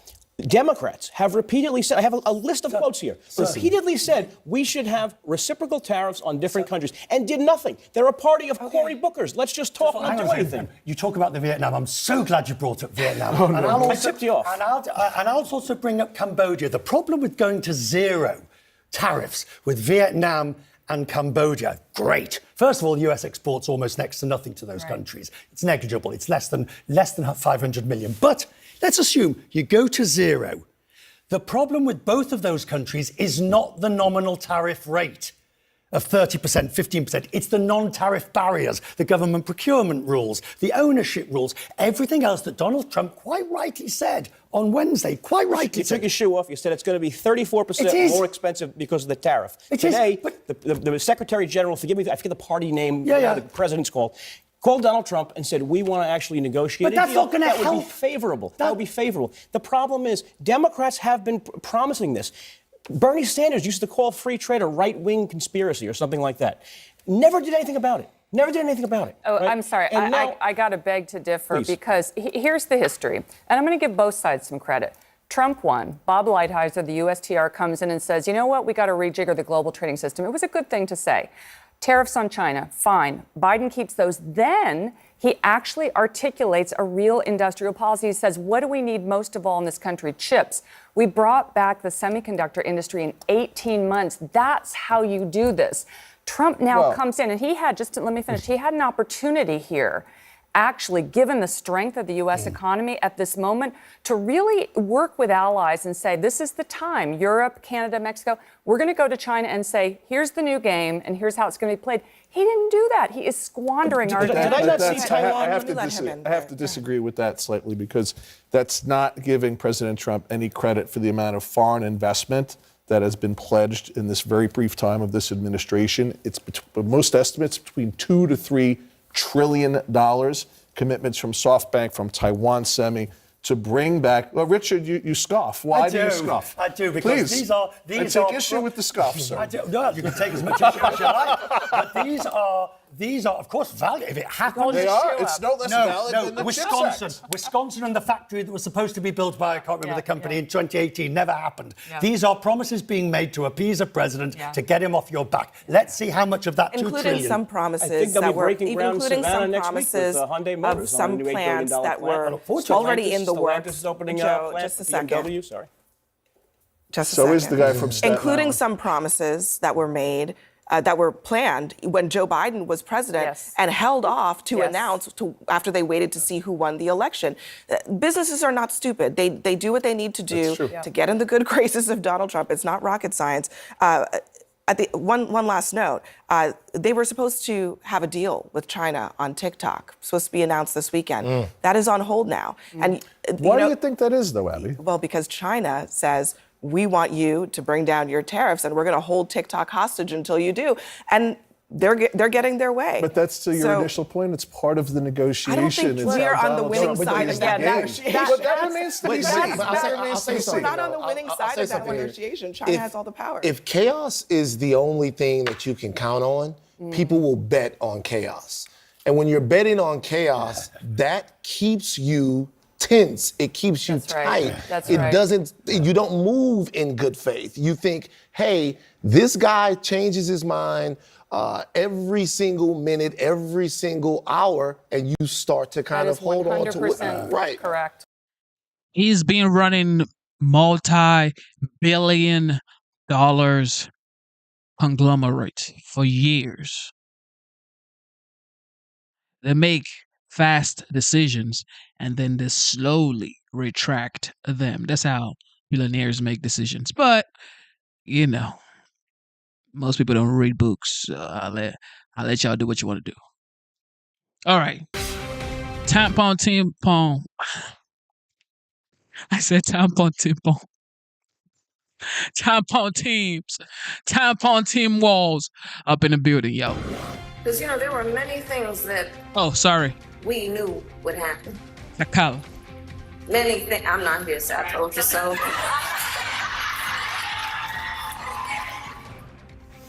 Former Vice President Kamala Harris back with a little I told you so this week as President Trump's tariffs are setting off global shockwaves. So what does Harris's former running mate think? Well, Democratic Governor Tim Walz of Minnesota has been on a national town hall tour through red congressional districts from Iowa to Texas to Ohio, and he joins us now from Columbus. Democratic Governor Tim Walz of Minnesota. You're the governor of an agriculture-heavy state, one of the top 5 in the country, I believe. What's your reaction to what you just heard from the agriculture secretary? Yeah, good morning, Jake. Well, I'm stunned. Your questions were spot on. It's very clear that she talked about the people she's listening to. That is not the agricultural community. It is certainly not producers. It's not folks like Cargill, CHS, General Mills, who are out in my district. Look, this is a really precarious time, and the flippant nature that we're just trying something new here is really dangerous. These markets took us years to develop, and we have to be dependable trading partners. They don't come back overnight. And everyone knows in the history of trade wars, agriculture gets hit the hardest. So I'm deeply concerned. It's our #1 export. Adding the tariffs, our 2 biggest, export markets are Mexico and Canada. They're our great friends. This is just really, really terrifying. I would encourage, and I'll call the secretary, I'd encourage her to come to Minnesota and see everything that she said is not what's happening on the ground. So look, it's a precarious time. So let me ask you. Most people are worried about tariffs. I get it. Do you know that if eventually things like cost of goods, food, whatever, start going up based off of tariffs, did you know that the cost of goods in those other countries, for example, China, Mexico, Canada, Australia, wherever, okay, their cost of goods goes up too, because now it's reciprocal tariffs. So whatever China was charging us, that's what we're charging now. So the people of China, the Chinese people, are actually paying more now. So if they're paying more and we're paying more, okay, whoever caves first, whoever caves first, dog. Because another group you're in touch with, the United Auto Workers Union, you have a lot of that. They have supported you for years and years and years. They were excited to have you on the Democratic ticket. President Trump argues that these tariffs are needed to bring American manufacturing back and to help American workers left behind in places like Minnesota. He has support from the UAW. The UAW called his auto tariffs, quote, a long overdue shift away from a harmful economic framework that has devastated the working class. It signals a return to policies that prioritize the workers who build this country rather than the greed of ruthless corporations, unquote. I have to say, That sounds a lot like language you would use. What do you say to the UAW? Yes. Tempo too, my boy. It is what I would use. And There we here's go. the thing that the Democrats have to figure out. Donald Trump's language around this, he's not wrong that we've had manufacturing gutted. He's not wrong that we saw an outshoring. People of my generation were told, you know, there aren't going to be any manufacturing jobs, so you need to go to college and rack up student loan debt. The problem is Donald Trump's solution to this is not the solution. Now, UAW is right. Certain tariffs, if they're on to steel or if they're targeted correctly, do make a difference. That's not what we're dealing with here. So just last week, 650 taconite miners are laid off. Those taconite miners are mining the taconite to make the steel to build the automobiles. So I don't disagree where they're at, and I think this is the Democratic dilemma. Donald Trump talks about the things that are real in the angst of people's lives. He doesn't do a damn thing about it. In fact, he does just the opposite, and he pals around with the people that caused the problem, and we don't offer him a solution, so it looks like we're not hearing him. So I disagree with Sean Fain and UAW on this issue. I don't disagree with them on that we made decisions over the last 30 to 40 years that I don't think helped America, but this is not the solution to it. Isolating ourselves is not the solution. We need to make sure that we're focusing. And again, I would just end with this, Jake. Donald Trump has not once ever cared about workers. This is why you need to support unions across the board, support the ability to have a living wage. So we heard your former running mate Kamala Harris say she's not here to say I told you so, although obviously that's what she was saying about all the Trump chaos. We're seeing, I have to say though, what does I told you so really mean here? I mean, people heard her message. They did not vote for her. She lost every battleground state. You yourself have criticized the Harris-Walz campaign for being too cautious. She may have told the American people, she may have warned the American people, but she didn't do it compellingly enough to win. I can never win, in my That is the opinion. absolute point. And look, when I criticize, I'm criticizing myself. I own this. I'm part of the ticket. And somebody has to come up with a strategy. I think this is exactly right. This is the thing. Look, Democrats, it was a good night in Wisconsin. I was over there. We saw that happen. Donald Trump's doing this. Just to be clear, nobody on the Democratic side is celebrating this, and those folks in the street are not celebrating that Donald Trump's making all these errors. I think what the vice president's saying is that was pretty self-evident that he was going to do that. I do think the challenge for Democrats, and this is, I think, a structural problem that's going to take a lot more thinking, why, with all of that out there, did they not think we were any better than that? And they didn't. And I'm very concerned with the folks who stayed home. And these are folks that I'll say once again, Donald Trump has identified their angst. They can't buy a house. They can't afford to get a good education. They're concerned that their economic... Nobody could afford a house during Joe Biden's term. You're acting like this man has been here for 2 years. He's only been here for 100 days, y'all. The failure is mostly on Biden. And this man is trying to unburden us, like Kamala would say, from what has always been and what can be. future is so precarious it could slip out from under them. Less than half of Americans have $1,000 in savings. And I think, why was it not so compelling? It should have been a slam dunk for us to say, we're the party that cares about that. We're the party that's going to protect Social Security and Medicare. We're the party that thinks the ACA is a good start, but we need to do more on health care. And we didn't do that. So I'm concerned. Democrats do well in special elections and off-year elections, but the electorate that comes in presidential election years is different. When I was young, it was easy to know what a Democrat was. They stood with the working class and labor. Republicans were country club and for the rich. Today, you ask people, they don't.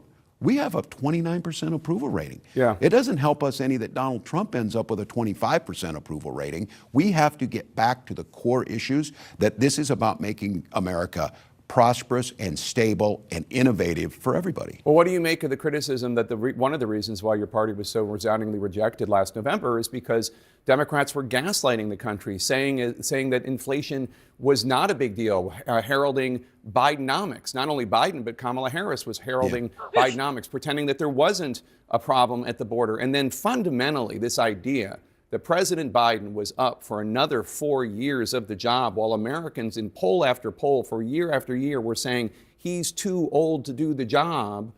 Your party stood against all of those things. Look, Joe Biden coming in and during COVID and being a governor through COVID did a hell of a job. But I think one of the things that we didn't do is we assumed that we said, and it was true, that we were going to have a soft landing and our economy was better than the rest of the world. Better for who? Better for the working class who was saying groceries were too expensive, as they are now and going up. They got to see us talk about things. Again, I go back to this. Don't talk about food insecurity or housing type of issues. Talk about people being hungry and wondering where they're going to live, or about their children's future, about real security. And so I think your question is spot on. I think we got intellectualized on this. I think the fact of the matter is Joe Biden did soft land the economy. He did usher us through COVID. None of us are saying we should be soft on the border, but we allow a vacuum, and Donald Trump fills it, the 800-pound gorilla, and their narrative starts to stick, and we look weak. We look weak like we don't care. We look like look, Jake, I'm not going to say, what we need to do is we need to just arrest people and ship them to El Salvador. No, we need to invest the money on border. We need to make sure that we have the judges necessary to adjudicate things faster. We need to make sure if you're going to be in this country here legally, and when you are, you're going to be uplifted, celebrated, and part of this great American tapestry. We didn't do that, and then it fills them. They'll find the example that is horrific where you have someone who's not here legally and they commit a crime. That is horrific, but we don't do a good job of telling that. Don't you think your party needs to acknowledge that President Biden was not up for the job of running for re-election, and that this was a major mistake by the He made that decision. I know, but you all went along with the idea that he was up for it, and he wasn't. And everybody saw it, and the country rejected it. God damn, Jake. Yeah, well, look, history will tell us to go back on that. That very well could be the case, Jake. What I'm concerned about is learning from those lessons. I would hope we would never do it again, make a mistake, make sure we go through and get someone. But I don't know where it helps us going forward. I certainly am deeply concerned that Donald Trump is going to lead us down a horrific... Look, thank God it's tariffs that he said. Donald Trump listens to no one. Remember, Donald Trump has statements about, I don't think nuclear war would be that bad. I guess we're lucky that he went after tariffs instead of that route. Yeah. We have an issue in this country that is going to impact us. And if there is not a loyal opposition, if there's not some soul searching on our side, if there's not reaching out to those folks who are in the streets, they're leading right now. So quick question. I would tell everybody, you better get with them. Yeah. Quick question, because we got to go. But you said you're not going to run for the Senate seat there. Are you going to run for a third term for governor? Are you possibly going to run for president in 2028? Well, I'm certainly thinking about running again in Minnesota if that's what they want. I am not thinking about running in 2028. And my advice to folks is if in this moment you're planning for 2028, you're going to get rolled by the people in the streets. You just need to be out there making sure you're helping and doing things like Cory Booker's doing things like Bernie Sanders, AOC, things that we see people out talking to folks. So for me, I'm going to get through this legislative session. If the folks in Minnesota want me, I'm kind of inclined to do that. And I just want to play my part to make sure we cannot afford to allow Donald Trump or his successor to go forward, because you're seeing the pain. Good to have you back here, Governor Walz. Oh, and happy birthday. 61 years young today. Congratulations. Former President Barack Obama is sharply criticizing President Trump's economic policies and calling the Trump administration's moves targeting President Trump's political opponents unimaginable. President Obama also has a message for his fellow Democrats saying, and I'm quoting him now, "We're in one of those moments when you know what? It's not enough just to say you're for something. You may actually have to do something and possibly sacrifice a little bit," close quote. Former Vice President Kamala Harris is also weighing in, saying President Trump's actions have been largely predictable. Listen. Each day in these last few months in our country, and it understandably creates a great sense of fear. Because, there were many things that we knew would happen. Many things. I'm not here, so I told you so. She said, "I told you so." Joining us now, CNN political commentator and Democratic strategist Paul Begala. Paul, thanks for joining us. President Obama also called out the silence from Republicans about the economic turbulence here in the United States and President Trump's attacks on his perceived enemies. What do you make of what we heard from the former president and the former vice president? Well, President Obama is probably the most popular politician around. I saw a Gallup poll earlier this year, had him at 59%. Man, there's no way. Obama is more popular than Trump. Donald Trump never had a day in his whole life when he was at 59%. That's easier to be an ex-president. It is. And I think one of President Obama's great gifts in politics is timing. He's not out there in your face every day. He's the way Trump has to be. He's the president, okay? But he picks his moments, and he knows what he is doing. Yeah, we can't watch this right here. Next. Bunch of lies. Former President Barack Obama is sharply criticizing President Trump's economic policies and calling the Trump administration's moves targeting President Trump's political opponents unimaginable. President Obama also has a message for his fellow Democrats. Nobody cares, bro. He had his term. What did he do? Mm-hmm. Yeah, and look, Dave Portnoy has been pretty honest and pretty candid, and when he agrees with Trump, he says it. When he disagrees with Trump, he says that too. But I am old enough to remember when Republicans were pro-growth, pro-trade, anti-tax.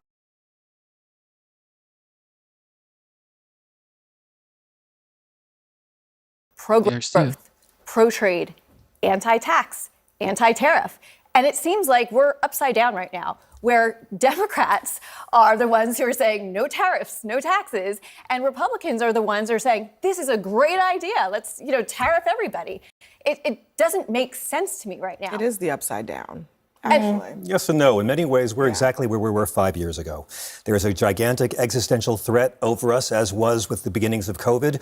We don't know how bad this threat is going to be, how many of us will be hurt. We're all around the world shivering in the shadow of this giant question mark. And the only thing we know for sure is that the American president is not going to tell us the truth day by day. This has been a bloodbath. Jeff Bezos is now middle class, I think. I think Jeff Bezos just moved back into his mother's garage and he's selling books again. I mean, he's going to have to sell his little mansion. You can buy Amazon stock pretty cheap, so it's like, think of it as a sale. But in February, they pulled back at the last minute, which made it seem like they were manipulating the market. In March, the first week, they pulled back. You know what I'm talking about, Mr. Quest. They pulled back at the last minute, making it seem like they were manipulating the market. They're not going to pull back now. They can't. They say that they're not going to pull back. What I would like to know from our Republican friends here is how much pain are you prepared to take from middle America? Good question. So I'm not tarring you with the entire breadth of the issue, but before you recognize, whether you recognize it's a terrible mistake or not, how much political pain, never mind economic, is everybody prepared to take? Well, if you look at the latest polls, if you look at tariffs, 69% of Republicans oppose tariffs. I don't think it's about whether Republicans are going to take it. It's how voters feel. Well, these politicians fear okay, well, let me let Joe answer that. Yeah. Look, I think this is something that Trump didn't hide from us, right? If there's one thing that you could say about Donald Trump on the campaign trail is that he promised to do exactly this. He promised to issue tariffs. And I recall being on panels similar to this in 2017, 2018, when sort of his first round of tariffs came out in his first administration, and there was this prediction of panic and doom and gloom and 10 years of stock market, gloom in the future. And then they went so well that Joe Biden kept most of them and then actually added tariffs on Chinese rubber, on Chinese medical supplies, et cetera, et cetera. So I think a lot of this is just a little bit of genuine pain, right? Richard pointed out, if you're facing your retirement, if you're ready to cash out in your stock, yes, it's not a good day to do that. Trust me, it's not a good day. However, if you're looking at the long term, this is something that probably will play out to the benefit of American workers. Was pain one of the promises? No, look, I mean, there has to be a little changing. I heard the fundamental, lower prices day one. The macroeconomic system of our country is going to be painful. That's why most politicians of both parties promise to do it, never actually do it. Well, I think we're seeing the first time someone actually doing it, and yeah, it's going to be some kicks in the shin. Two things to be fair. Number one, he didn't run on that. What he ran on was being the economic savior of the United States of America. Exactly what he's doing. Listen, you guys, things are going to get a little worse, but they'll be better in 2 or 3 years. So a lot of people are waking up to the reality that they're getting a return that they didn't really cast their vote for. That's true. Secondly, it's interesting with Portnoy and Shapiro because of what they represent. They actually represent just people because they're not politicians.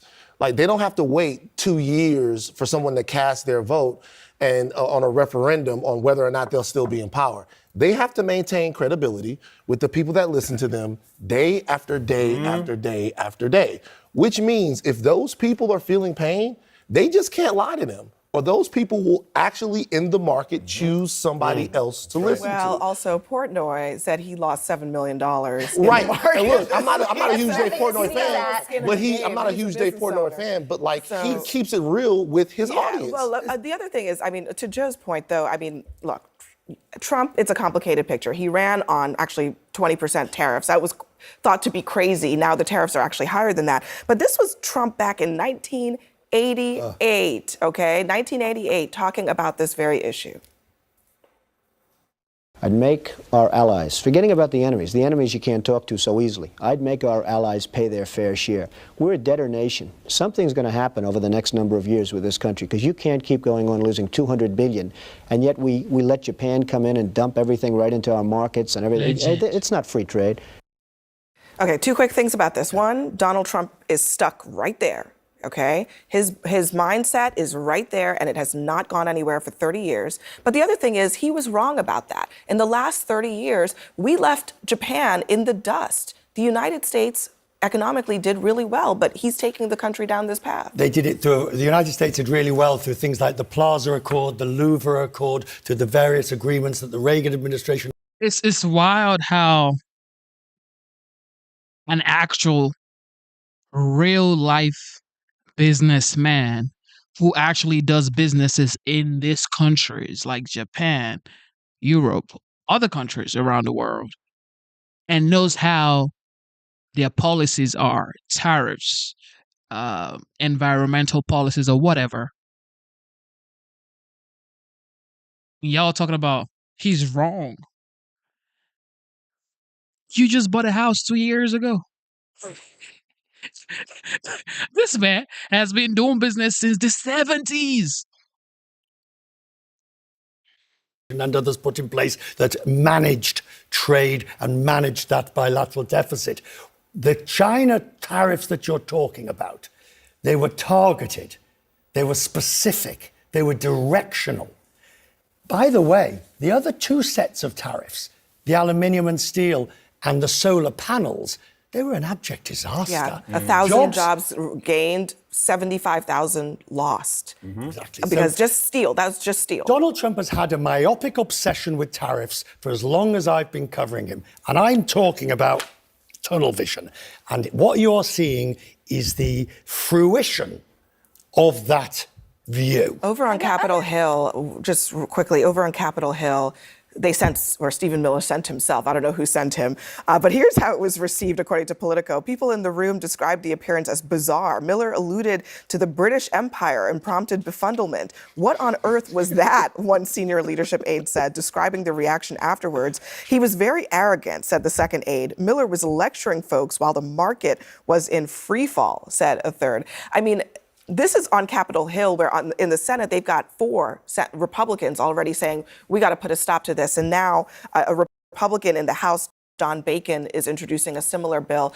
There's going to be a little bit of revolt happening. But it's like they've seen the first 3 Star Wars movies and they figure out Darth Vader's the bad guy in the last 10 minutes of Return of the Jedi. I mean, this is a man who actually outsourced his own manufacturing to China and Mexico to avoid paying a living wage to Americans. But he says he wants manufacturing. Of course. He's a businessman. He's going to take advantage of it. He said that during the debate with Hillary. What are you talking about? So what, I'm supposed to pay people here more money when I could just ship my manufacturing to China or Mexico, wherever? And that's why he's trying to stop it now, where Americans can actually get paid what they actually deserve and get the job done here. It's going to take time. But just imagine all of those manufacturing jobs coming back to the United States. Y'all could talk about, well, the tariff, we're going to pay more. The tariffs gets passed to the consumers. That's what you guys are talking about. But think about, if you're getting paid more money, you wouldn't mind paying more, would you? This is a man who has hired undocumented immigrants to work on his properties in 2 different centuries because he did not want to pay an American worker a living wage, but he really cares about illegal immigration. I mean, we could do it all night. We can't believe what he actually says, and a lot of conservatives are realizing we never signed up for this. No. Well, I think our senators and our members of Congress are going to hear it back home, especially if there's pain for more than a couple of weeks. You know, you had the 4 senators that voted with the Democrats, but you've also had some senators publicly say, Tom Tillis in North Carolina said, our farmers are 1 crop away from bankruptcy. Yep. They can't withstand pain. Yep. You had Senator Kennedy say, okay, he might be right in the long term, but in the long term, we're all dead. Short term matters, right? All right, after this right here. Tonight we on CNN, y'all. We are on CNN. What they got? Called Jennings talking about. Caucus about 2 months ago had this screening of Ronald Reagan. And I went for the movie. And they should have another screening. And they should play Ronald Reagan on tariffs. And Ronald Reagan will say, it seems like the patriotic thing to do. But those people in Congress, they're just bowing to special interests. And tariffs always raise rates. They cause inflation. They hurt competitiveness. They hurt innovation. And it's a false patriotism. Don't fall for it. And they should just watch that over and over and over again. This seems pretty straightforward if you're a conservative. What also makes this, I think, somewhat absurd is they put out this formula here. I have it here. It's a chart like this that the president held up. And in the blue and white column, they basically had a made-up formula. Here's how Larry Summers describes it. It's now clear that Donald Trump's administration computed reciprocal tariffs without using tariff data. No tariff data at all.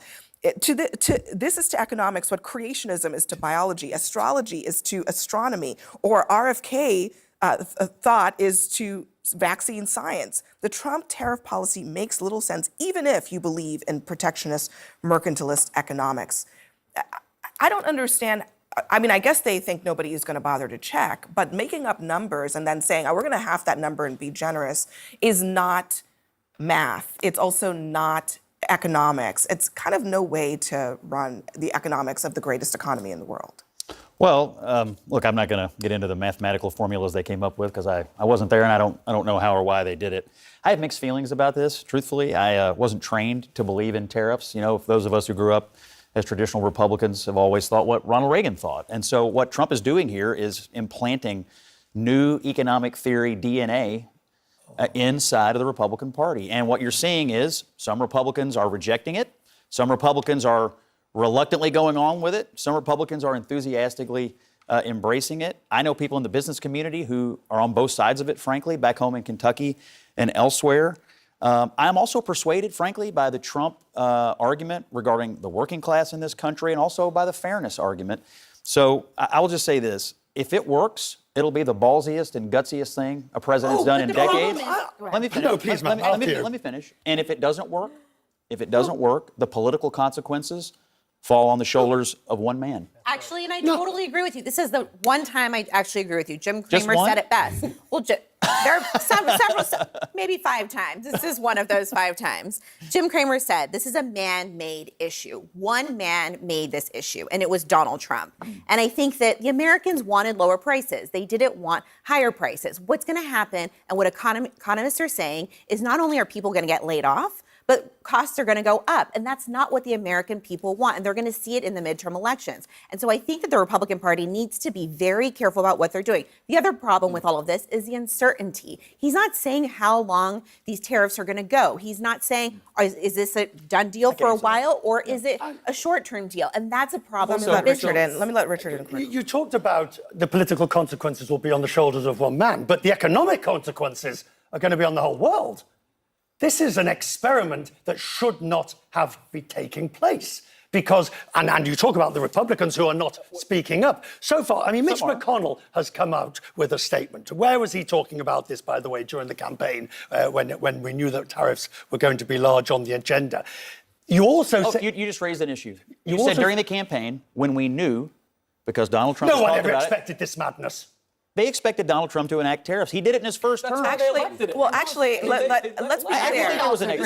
This is economic vandalism. I mean, this is actually not. Well, I would think a lot of working class Americans would say what was done to them was economic cost. But the jobs that are going to come back, according to the Peterson Institute, the very jobs that Donald Trump says are going to come back are the jobs that America doesn't need. America needs high-paying, high-skilled, digital, a new age, AI-based economy. What he's talking about bringing back is old style. Basically, look. Well, no. Here is a shoe. It's my shoe, right? It is made in China. You talked about these luxury products. They are. Right, but you take your shoe off and see where it's made. Yes. Made in China, made in Vietnam. This is going to be 34% more expensive. It's an ordinary shoe bought in a discount store. Look, I I represent Silicon Valley, but I think this country needs more than tech and AI jobs. We definitely need manufacturing, and we need to be a manufacturing superpower. Here's my problem with the tariffs. On the one hand, he's saying, well, this is not permanent. This is just a negotiating technique. Now, if you really think that, and you're Jim Farley at CEO of Ford, or you're the CEO of Mary Barra, are you going to go to your board and say, well, let's put billions of dollars in build new factories, when Donald Trump himself is saying that 2 months later he may take this away? But Congressman, I don't think Donald Trump is saying that. Donald Trump is saying we need to raise revenue in a different, old school way through tariffs. He would like this to be permanent. I think the people who are saying that are people like Scott, who would like it to be temporary. He's saying that that we're here and they're here and they want to do that. He is tariffing countries. That's what he's saying. Tim, he is tariffing countries. Is secondary. He is tariffing countries that do not actually tariff us at the levels that we are now tariffing them, because he is using a made. So what? So what? Okay. So what?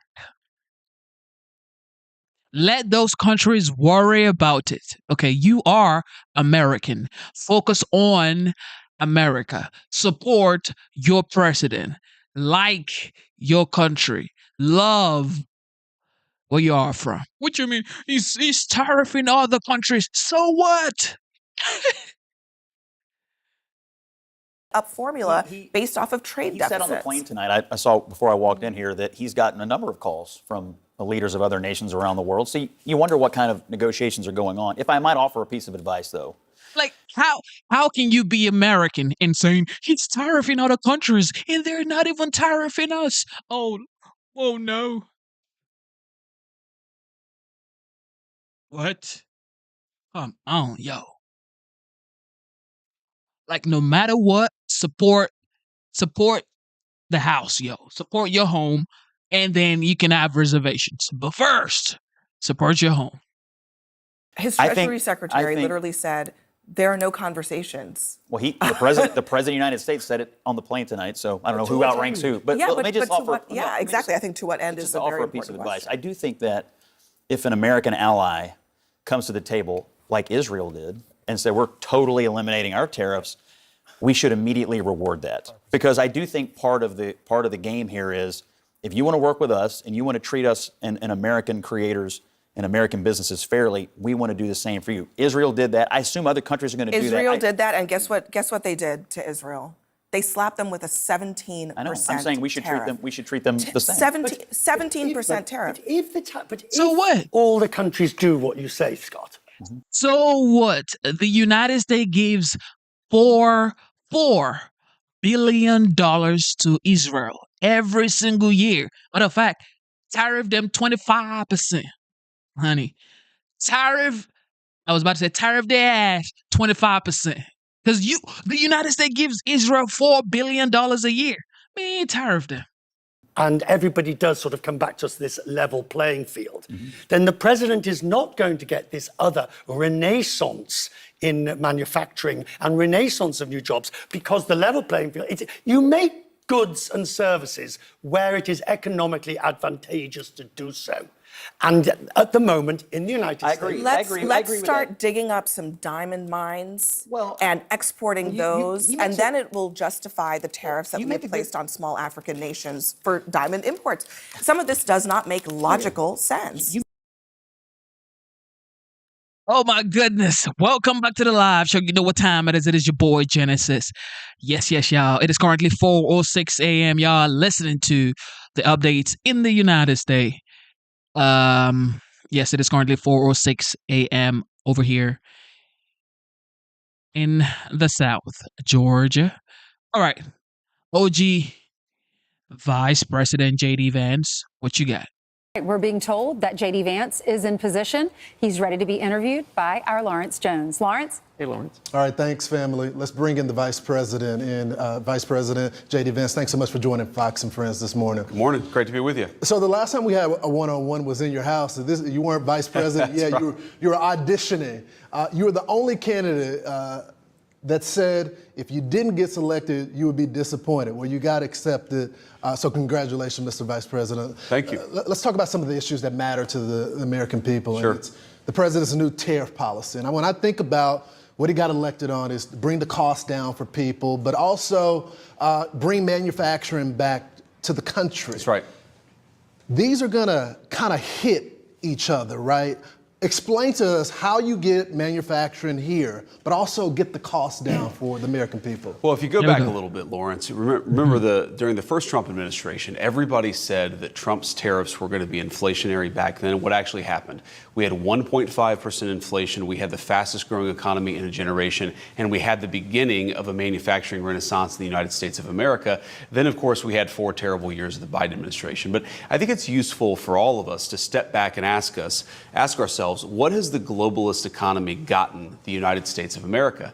And the answer is fundamentally it's based on 2 principles: incurring a huge amount of debt to buy things that other countries make for us. And to make it a little bit more crystal clear, we borrow money from Chinese peasants to buy the things those Chinese peasants manufacture. That is not a recipe for economic prosperity. It's not a recipe for low prices, and it's not a recipe for good jobs in the United States of America. For 40 years, we have gone down that pathway. We've seen closing factories. We've seen rising inflation. We've seen the cost of housing so high that most Americans can't afford to buy a home right now. President Trump is taking this economy in a different direction. He ran on that, he promised it, and now he's delivering. And yes, this is a big change. I'm not going to shy away from it, but we needed a big change, Lawrence. We cannot keep going down the Joe Biden globalist pathway where we have $2 trillion of peacetime debt and deficits. We have manufacturing disappearing. That is not working for Americans. We've got to take this country in a different direction. Mr. Vice President, there does seem to be a disconnect. You see Wall Street in the media and the markets, and they're freaking out right now. Yep. But then I look at those workers that were in the Rose Garden yesterday, and they're celebrating. I think about all the diners that I've done across the country and all these businesses saying we've lost manufacturing here, and they're celebrating the move. What is the disconnect between the market and the people, those workers that are cheering this on right now? Well, I think on one hand, frankly, a lot of people have gotten rich from American jobs moving overseas, but American workers have not gotten rich. And frankly, American companies have not gotten wealthy from the increasing growth of foreign competitors manufacturing overseas. They, as the president says, Lawrence, these foreign companies, they charge us ridiculous tariffs.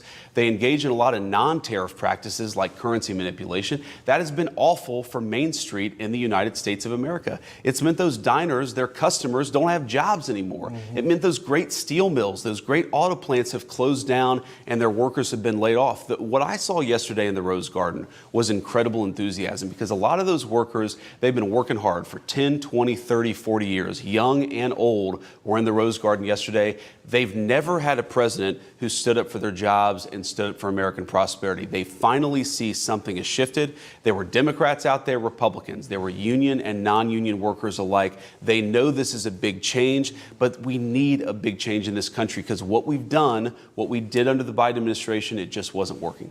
So, Mr. Vice President, I know a lot of MAGA folks, a lot of Americans that are cheering the president on, especially when he takes it to other countries. Sure. They feel like we've been screwed for a long time. Yep. But I also know people that come from our background, they're living paycheck to paycheck. Of course. And they want to do the patriotic duty of taking it to these other countries, but it's going to hit them a little bit, they feel. What can you tell the American people that they just can't afford an extra $3 here and there about the government making up the difference from that? Will costs go up at some point? Will this just be temporary? Are we talking 3 months or 6 months? Well, we certainly hear, and I appreciate, how I grew up. I know. I grew up in a family that often did live paycheck to paycheck, and we know a lot of Americans are worried. So we are fighting very hard to bring prices down. We're going to have the biggest deregulation in the history of this country. We're doing a lot of things and already have done a lot of things to lower the cost of energy. You heard the president mention this yesterday. Eggs, when we came in, were at a 10-year high, and all of a sudden they've dropped 60% just in the 2 months of the Trump administration.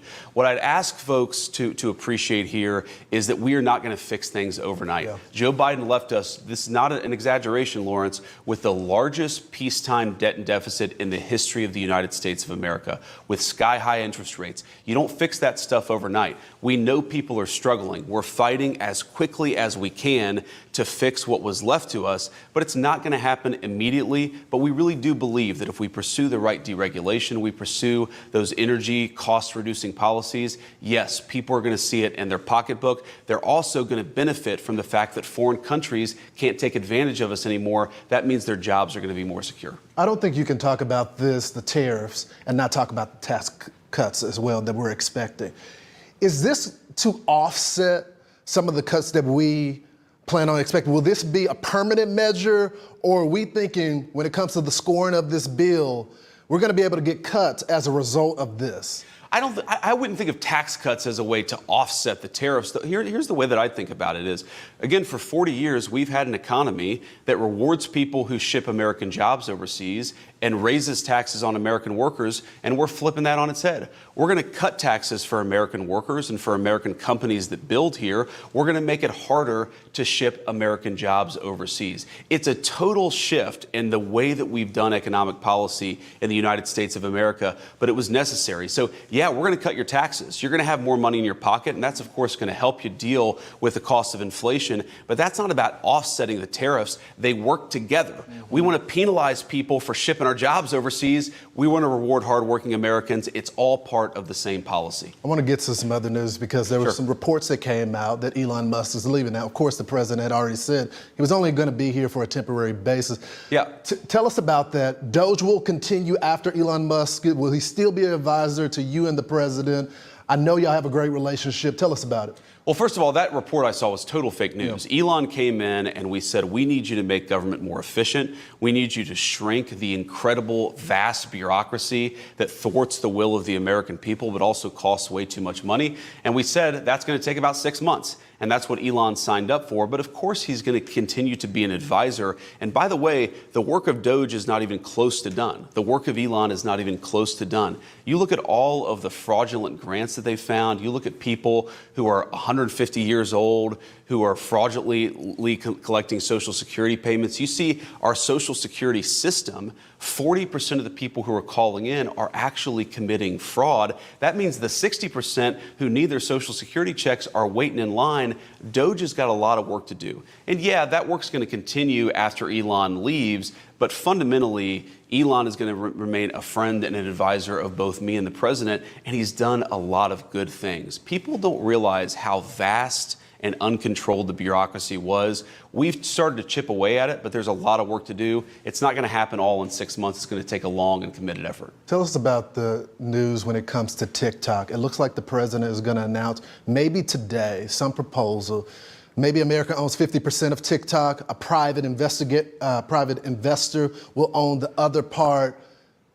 Is that going to happen today? So I don't want to get ahead of any presidential announcements here, but what I've said is we've been working very hard, me and the president, the entire team, to really accomplish two things. First of all, you want to make sure that the TikTok app in the United States is not spying on people. Right. That's good for national security. You also want to give people access to this incredible platform, which, as we know, that's where a lot of young people get their news. That's where a lot of young people found out about the policies of the Trump administration. And we got to accomplish both of those things. I think that we're in a good place. We're going to keep on working at it, but I'll let the president make that announcement. If it doesn't come out before the deadline, because I know the president extended. It'll come out before the deadline. It will come out. We had a couple days to continue working on it, to finalize some things. And of course, we're going to let the president announce whatever we ultimately decide. Let's talk about some of the lawfare in this country, because I think it's important. Of course. We're seeing judges block illegal immigrants that came into the country illegally. That was the first crime. And then the second crime, they victimized American citizens, murder, rapists, and all that. What's going to be done about this? We're seeing these one-off stories of, you know, this person was a great father, and then they're hanging around with MS-13. Yeah, so right. What's going to be done? The courts are blocking this right now, the executive branch. What are you guys going to do about it? Well, look, we're going to keep on appealing. We're going to keep on fighting back here. First of all, we have to remember, The most important thing was to stop the bleeding, to stop the influx of massive illegal immigration into the country. And in 2 months, the president has already done that. You have illegal border crossings down over 95% in pretty much every part of the American southern border. Then, yeah, we got to get the violent criminals out of here, and we've got to get illegal immigrants who came in during the Biden administration out of our country. That's what we're working on now. You're right. The courts, some radical left judges have stepped in and said you're not allowed to deport MS-13 gang members. That's crazy. We think the Supreme Court's going to overrule it, and we're going to keep on fighting for the president's prerogative to enforce the law. Lord, you have to remember the number of people who came in here. The innocent American, girls like Jocelyn Nungray who lost their lives, Democrats never wept for them. Democrats never issued a congressional resolution of condemnation for their murder. Democrats didn't do anything to make it harder for violent thugs to come into our country and prey on innocent young women. What they're getting fired up about, what they're most angry about, is not that Jocelyn Nungray was murdered, but that the person who murdered her is getting shipped back home where they belong, not in the United States of America. I think it shows a disgraceful set of priorities from congressional Democrats. We're not going to let that stand in our way. We're going to keep on doing the American people's work. Mr. Vice President, can I get you to put your lawyer hat on for a second? Because they're pointing to one of these cases of a gentleman that they said should not have been deported from El Salvador. They said he was not connected to MS-13. What would you tell them about that case? Because they're saying that this is a person that was a great member of society. You've looked at the court records. You've talked to the men and women on the ground. What can you tell us about that situation? Well, there have been a few cases out there where the Democrats and the media say, oh, this person was just an innocent father of three. And then you find out, for example, I think this is the case that you're talking about. Back in 2019, an immigration judge looked at all the evidence, looked at all the data, and concluded that this allegedly innocent person that we sent to El Salvador was actually a member of an MS-13 gang. He had also committed some traffic violations. He had not shown up for some court dates. This is not exactly Father of the Year here. This is a person that we don't think should be in our country.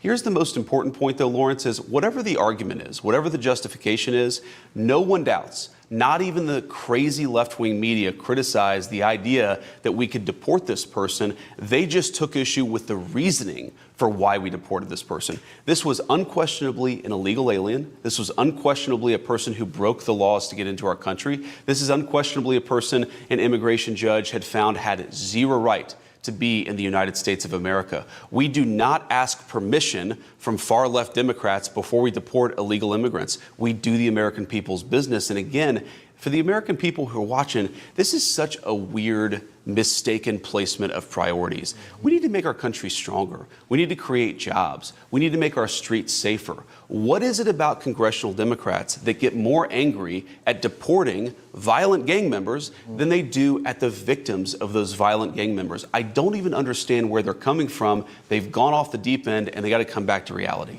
I think it goes to the larger point, though, about the lawfare happening right now. It's not just the immigration cases, but pretty much everything that the executive is doing right now has been challenged in these lower courts. Sure. Is there a way to expedite this straight to the Supreme Court?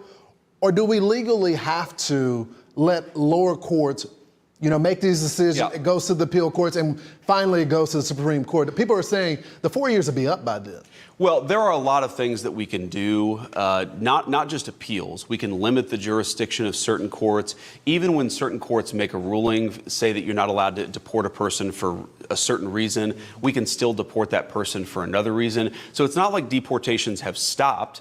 But yes, the radical courts are a problem. But our view here is we knew we were going to have this fight. We were prepared for it. We're going to litigate it all the way to the Supreme Court. We think that we're going to win. And when we do win, that will end this question permanently. Think about this. The Democrats, they're spending so many resources fighting the deportation of gang members. You have to ask, where are their priorities? But we knew they were going to do this. We're prepared for it, Lawrence, and we're going to fight all the way to the top of the courts.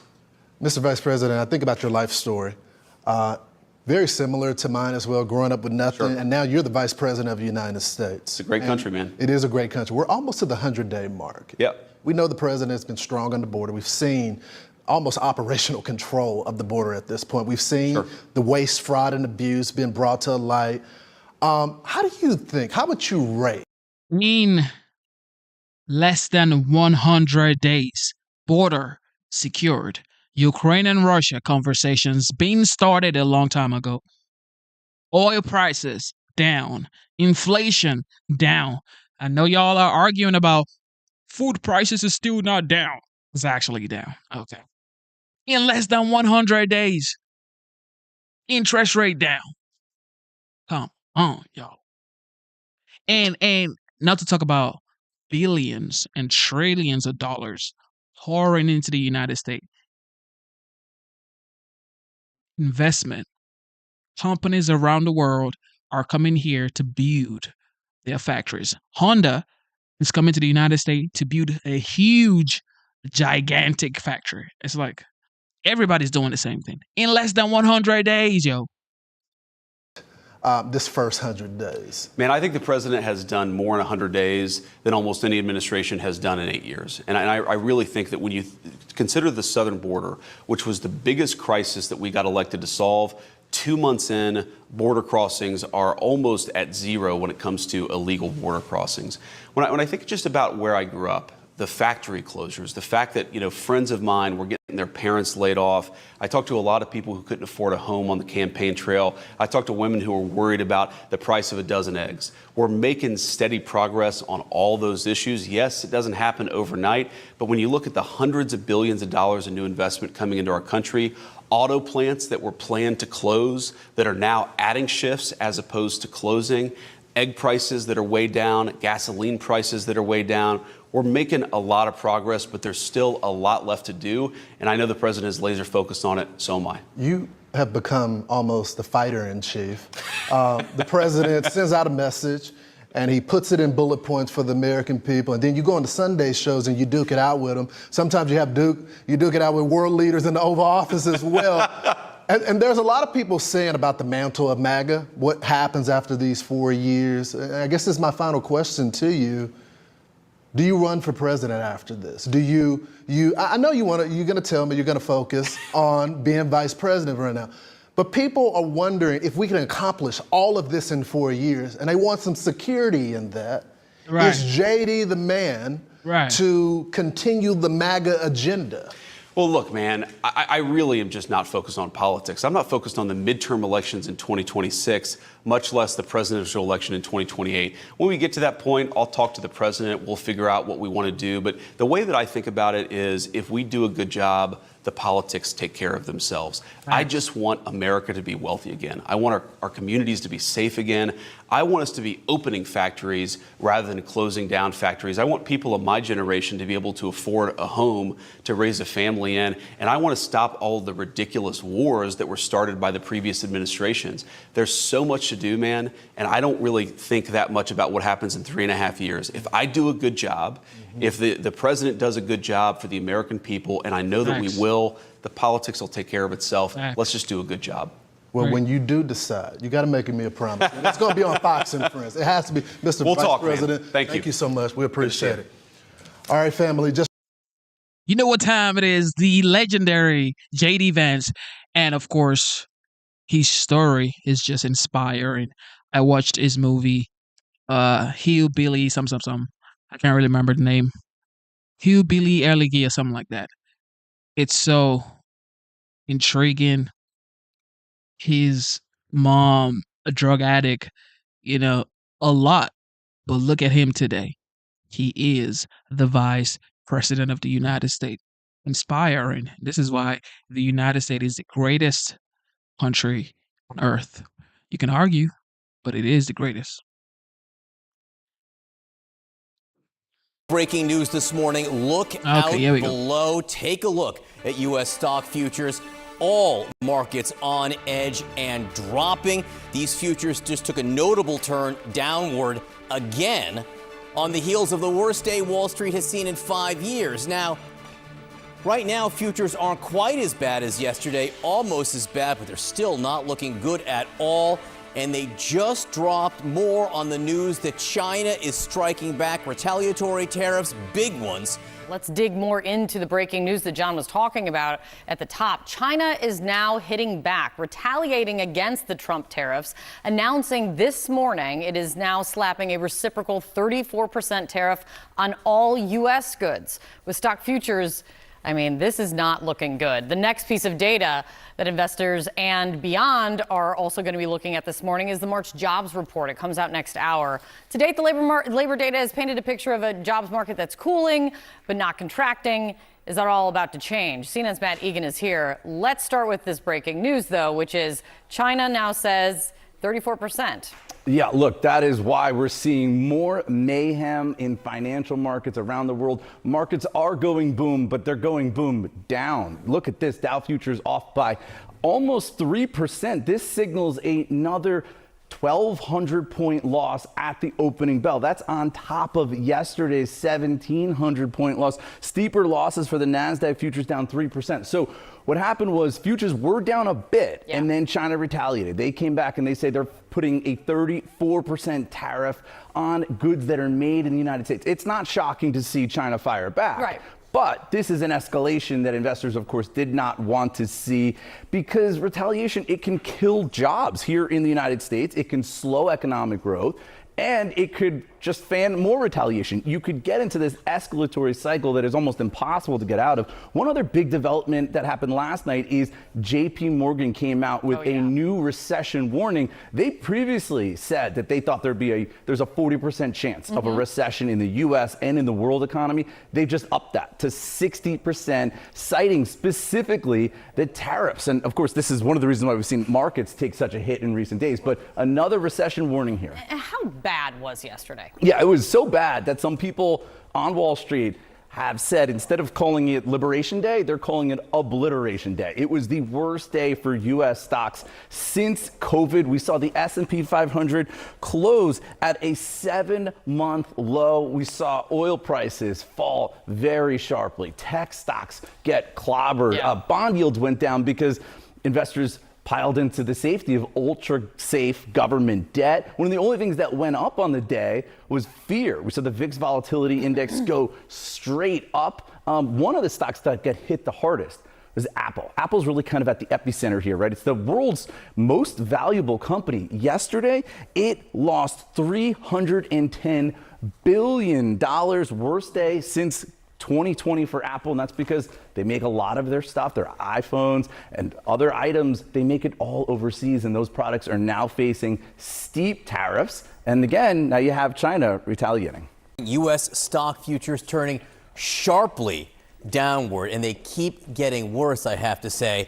This on the heels of the news released just a short time ago that China is imposing 34% tariffs on all imports from the United States starting on April 10th. This, of course, in response to President Trump's new tariffs. This is retaliation. This is a trade war. Let's get right to CNN's Mark Stewart, who is in Beijing with all the news on this. Mark, you actually broke this the moment it happened. What can you tell us about it? John, much anticipated. And as you said, if this is a trade war, this is a very big hit from China. 2 points I want to make. Number one, even though these tariffs are very broad, impacting all imports, it will really hurt American farmers and the U.S. agriculture industry the hardest. China imports a lot of soybeans of all products from the United States. It's been a top customer. With these additional tariffs, the price will skyrocket. It will force China's farmers, as well as food producers, to go somewhere else to buy soybeans, therefore hurting the United States. In addition, China has also put some restrictions on rare minerals that are used to make everyday household products, also electronics. That could impact the American effort to beef up more domestic manufacturing and production. The other point to make, the fact this is happening on a Friday night at the start of a very important holiday weekend says a lot. Beijing certainly could have waited until Monday, but this is making a very big statement, especially within China, to the domestic population. It's also coming at a time when China is really trying to establish itself as a stable, rational force in the world. In fact, there was a Chinese official just recently in Europe meeting with officials in Hungary, releasing a statement saying that China would be willing to have some kind of relationship with the United States to fight against protectionism, to fight against bullying. Again, John, the fact this is happening on a Friday night really underscores the fact that China is serious about this. Whether or not this leads to a discussion between Xi Jinping and President Trump at the negotiating table remains to be seen. But this shows just how high the stakes are in this back and forth between these economic superpowers. Yeah, it shows how serious China is, and what we see in futures shows how little investors like it. A bad day yesterday, getting even worse today. Mark Stewart in Beijing, thank you so much for that update.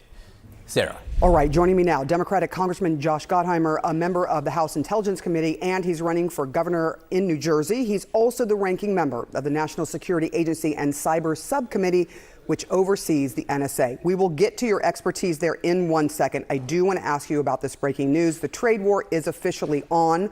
China is hitting back, saying it is imposing a 34% tariff to match the U.S. tariffs that Donald Trump imposed. What do you say to Americans now that we are officially in this big trade war? As you point out, the trade war has begun, and it will have a huge and direct impact on American families, right? I mean, this is not one of these things that is a threat. Now it's real. And you're talking about a $3,800 a year hit on families from these across the board tariffs. And that's just not on what they're going to pay for everything from cheese to coffee to cars to clothing, but it's also it's already affecting, as we saw with the markets, affecting their savings, right? Their retirement accounts, a huge hit on those. So at a time when we're trying to get costs down, it's what I focus on every day, like getting costs and taxes lower. This is actually going to, and President Trump, who ran on actually making life more affordable, this is going to do just the opposite, right? It's going to make their lives more expensive. And it's why a few of us are put up a discharge petition next week to try to get rid of the Canadian tariffs that are in place, but also to demand from President Trump, what are you doing what's this chaos all about? You got to actually have a strategy, not just go out there and intentionally cause a trade war. I want to talk to you about what President Trump and Vice President Vance has said. We have just had, as you just mentioned, one of the worst days for stock markets since March of 2020, which was, of course, the month the entire country began shutting down because of COVID-19. The tariffs show that the Dow closed down about 4%, the NASDAQ 6%, but the president and vice president say, don't worry, it's all going to be okay. Take a listen. I think it's going very well. It was an operation like when a patient gets operated on. The markets are going to boom. The stock is going to boom. The country is going to boom. We're going to have a booming stock market for a long time. Do you think that President Trump and Vice President Vance are right, that in the long run, this will bring back jobs and manufacturing to the U.S., but it will hurt just for a bit? I mean, I don't know. All you have to do is look at the economists who were, the Fed chair called this tariff inflation. Everyone from Goldman Sachs, Moody's calling it a recession, J.P. Morgan Chase saying it's going to cause a recession. And there's already been layoffs announced in the United States because of these tariffs. So I don't know what kind of strategy it is to intentionally cause a recession, cause layoffs here at home, and hurt families directly with this new tax. So I don't know if long term, but there's not, the economists I talk to say there's no long term light on this situation. Right now, there's a lot of darkness for a lot of Americans, and we're seeing it literally in real time. And listen, I'm just concerned about people being able to pay their bills and be able to afford life. And this is going to be a huge tax on hardworking families at a time where we got to try to do everything we can to make life more affordable for them. And that's, of course, what I've been focused on for years and continue to be focused on. How do we get costs down, not intentionally ruin their savings and their retirement accounts and cause price hikes across our country? In Beverly Hills, my boy stays at Beverly Hills paying $20 for bread. Man, I paid 99 cents. All right, here we go. The art of tariff. This is what I'm doing. And I'll tell you what, it's an honor to do it because we have been just destroyed what they've done to our system. We have $36 trillion of debt for a reason. And the reason is that people allowed it to get that way. So we'll be talking to China. We'll be talking to a lot of different countries. And I think, if we can make a really fair deal and a good deal for the United States, not a good deal for others. This is America first. It's now America first. And we didn't put America first. We put America last. The people that were in the Oval Office put America last, and we're not going to stand for it. Bring in Robert Wolf, former economic advisor to President Obama, and Steve Moore, former Trump economic advisor. Welcome to both of you. People are just trying to wrap their minds around this. Robert, I know what you're going to say. You're going to say that you were always for targeted tariffs. Your point has been that the broad sweeping tariffs aren't going to work. So based on what we've seen so far, and the White House saying that 50 countries have approached them to negotiate, where do you see this all going next? Well, let me start. I would say then negotiate. Number two, I would say Peter Navarro's 100% wrong. Tariffs are taxes. It's not a tax cut. And Steve Moore of Heritage and Freedom Works will tell you that. I think businesses are caught completely offside. In 2018, 2019, we were supportive of the United States-Mexico-Canadian agreement, and all of a sudden companies got ready for that. They supported the tough stance that President Trump took on China, so they moved a lot of their factories to manufacturing in Vietnam, and then you had the Vietnam tariff. As I said, Liberation Day, it was poor policy because it was not communicated well. The data didn't actually align if you look at AEI. And what's happened since then, and I'll make it quick so Steve can talk. You've had Larry Fink, the largest money manager in the world, tell you that CEOs are telling him we're in a recession. You have Jamie Dimon, who was somewhat pretty positive, shift pretty dramatically in the last 72 hours to, I would say, somewhat negative inflation and slower growth. And we can talk about the volatility of the stock market. The VIX, which is the fair gauge, is the highest in 4 years. Okay, well, you know what that means. There could easily be some contrarians that step in here when that VIX gets too high, and it has gotten high. That is for sure. To your point about Jamie Dimon, he is warning about the effects this will have on inflation. And there are concerns out there about this. This is what he said to shareholders. The recent tariffs will likely increase inflation, causing many to consider a great probability of a recession. And even with the recent decline in market values, prices remain relatively high. These significant and somewhat unprecedented forces cause us to remain very cautious. He says he's very cautious. I mean, as is anybody. With this level of uncertainty, you're cautious, but that doesn't mean that things won't work out. But case in point, those who want to support these tariffs, like the beef industry, we're about to have a cattle rancher on, fifth generation, who's saying all this, Australia is selling billions of dollars of beef here in the United States, and they won't buy $1 of U.S. beef. Those are the folks who want to level the playing field. But can we weather this storm to get there, Steve?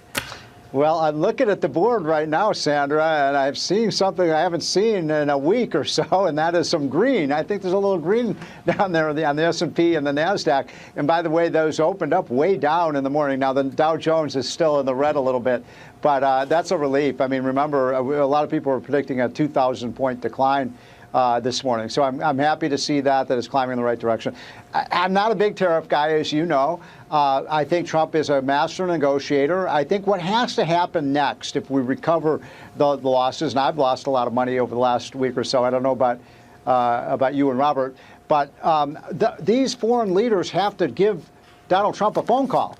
Sandra, it's very simple. And they have to say, look, we're ready to sit down at the bargaining table. We're ready to bring our tariffs down. That's the right thing for them to do, Sandra. Their tariffs are 2, 3, 4 times higher than ours are. I think Trump is ready to negotiate. And at the end of the day, if he can win, and look, Robert, I understand what Robert's saying. This is a very risky strategy, but I think it'll work out. And if it does, I really believe in the end of the day, we could have freer and fairer trade that will benefit everyone. But I'm sick and tired of these foreign leaders saying, oh, how dare Donald Trump start a trade war when these countries have tariffs that are multiple times higher than ours are, Sandra. Okay, so this is Kevin Hassett, who obviously is right inside of the team that is, orchestrating these tariffs, the architect of them, and he explained what is happening right now like this earlier on Fox. It's these countries that are sending inelastic supply to the country, and so they're going to bear the brunt of the tariffs.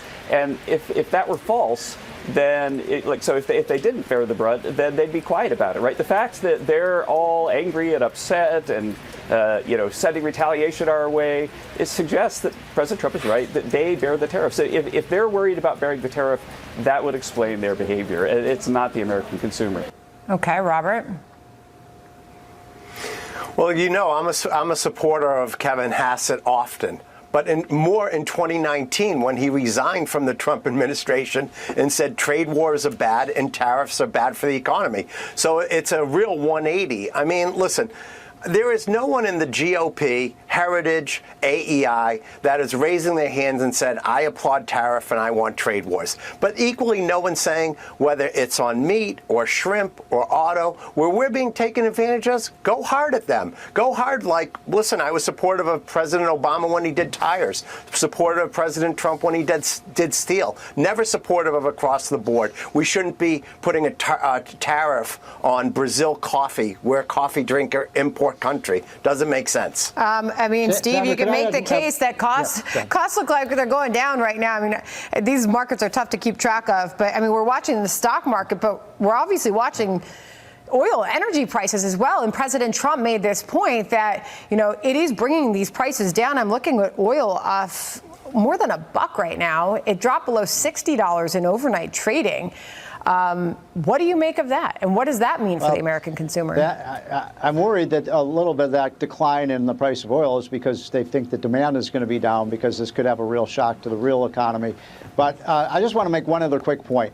I don't like this line that somehow there's a kind of Wall Street versus Main Street in America. 160 million Americans own stock. 64% of households do. So I don't like this idea that everybody owns stock in this country. Everybody wants a good economy or businesses to succeed. And so we're all in this together. I don't like the division that's being talked about.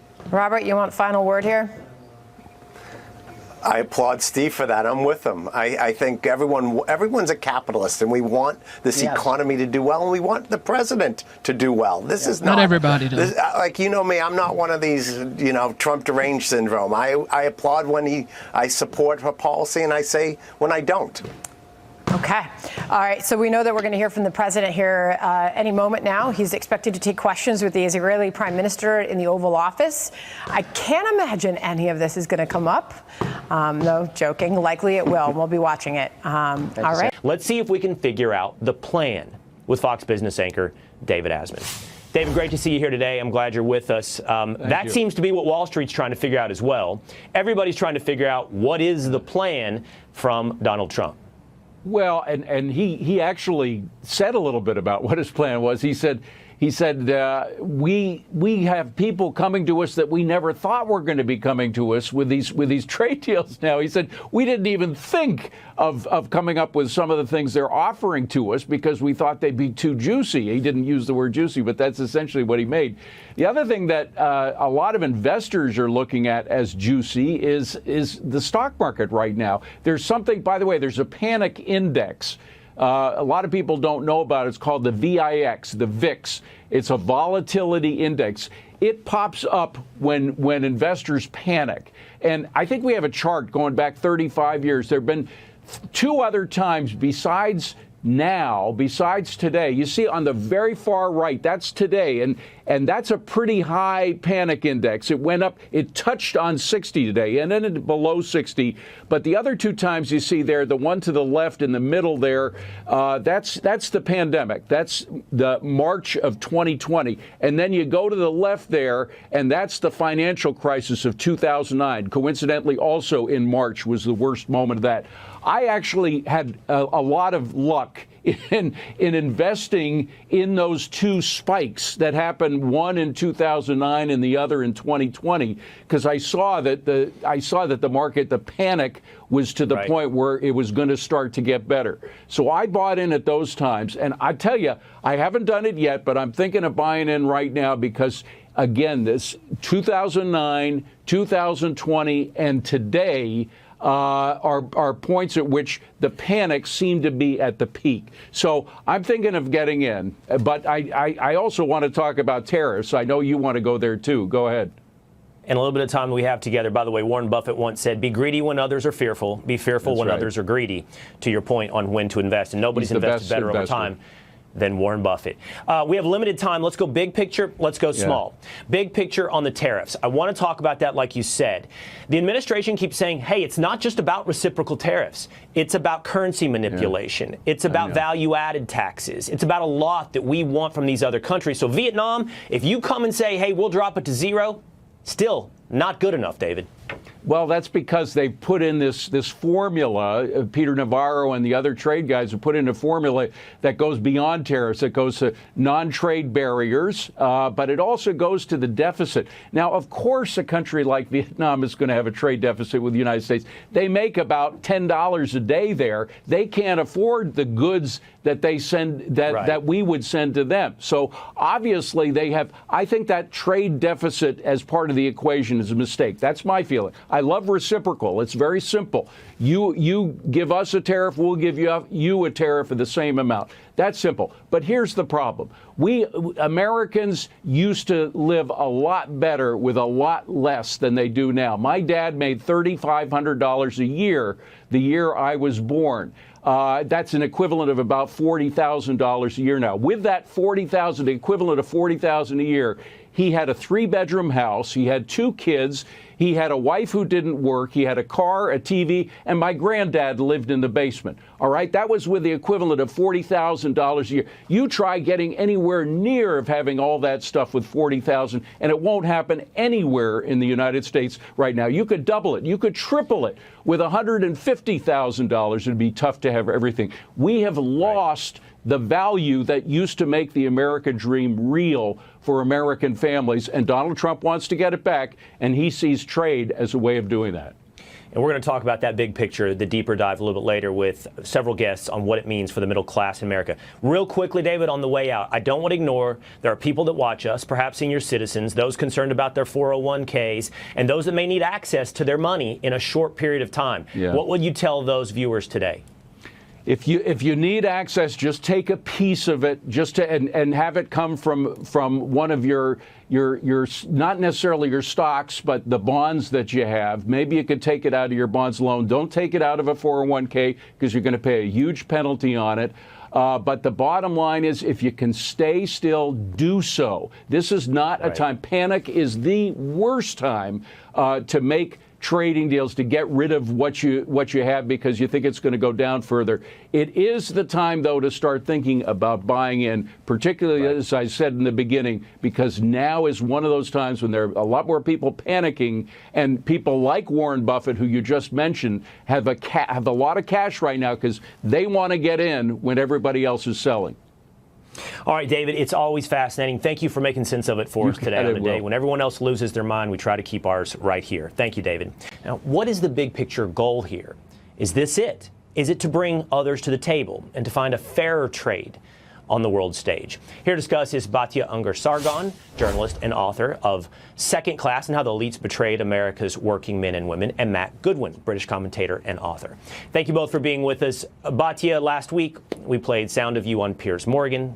Incredibly passionate, incredibly eloquent on what you think is the promise here from Donald Trump. You don't think it's just about bringing people to the negotiating table. You think it's about addressing the income inequalities and the loss of America's middle class. Absolutely. Thank you so much for having me, Will, and for everything that you do on your show. You know, back in the 1970s, the largest share of the wealth in this country was held by the middle class.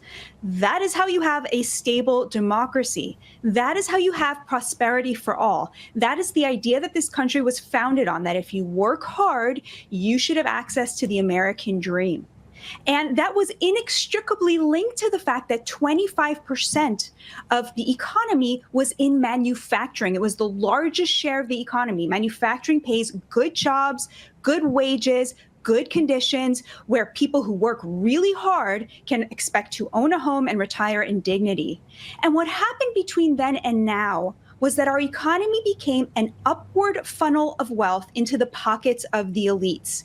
Today, the largest share of the economy is in finance and real estate. And that middle class has been totally squeezed to where working class Americans, the hardest working Americans, can no longer expect to be able to afford the American dream despite working so hard. And what Donald Trump is doing is he went out there and on behalf of those destroyed working class communities, he has taken on the entire international global order. He is waging war on behalf of the forgotten men and women of the heartland of this country and saying no longer will they be downwardly mobile and committing suicide and dying of fentanyl overdoses because they've been left out of the immense prosperity that this country has generated. That's the whole story right there.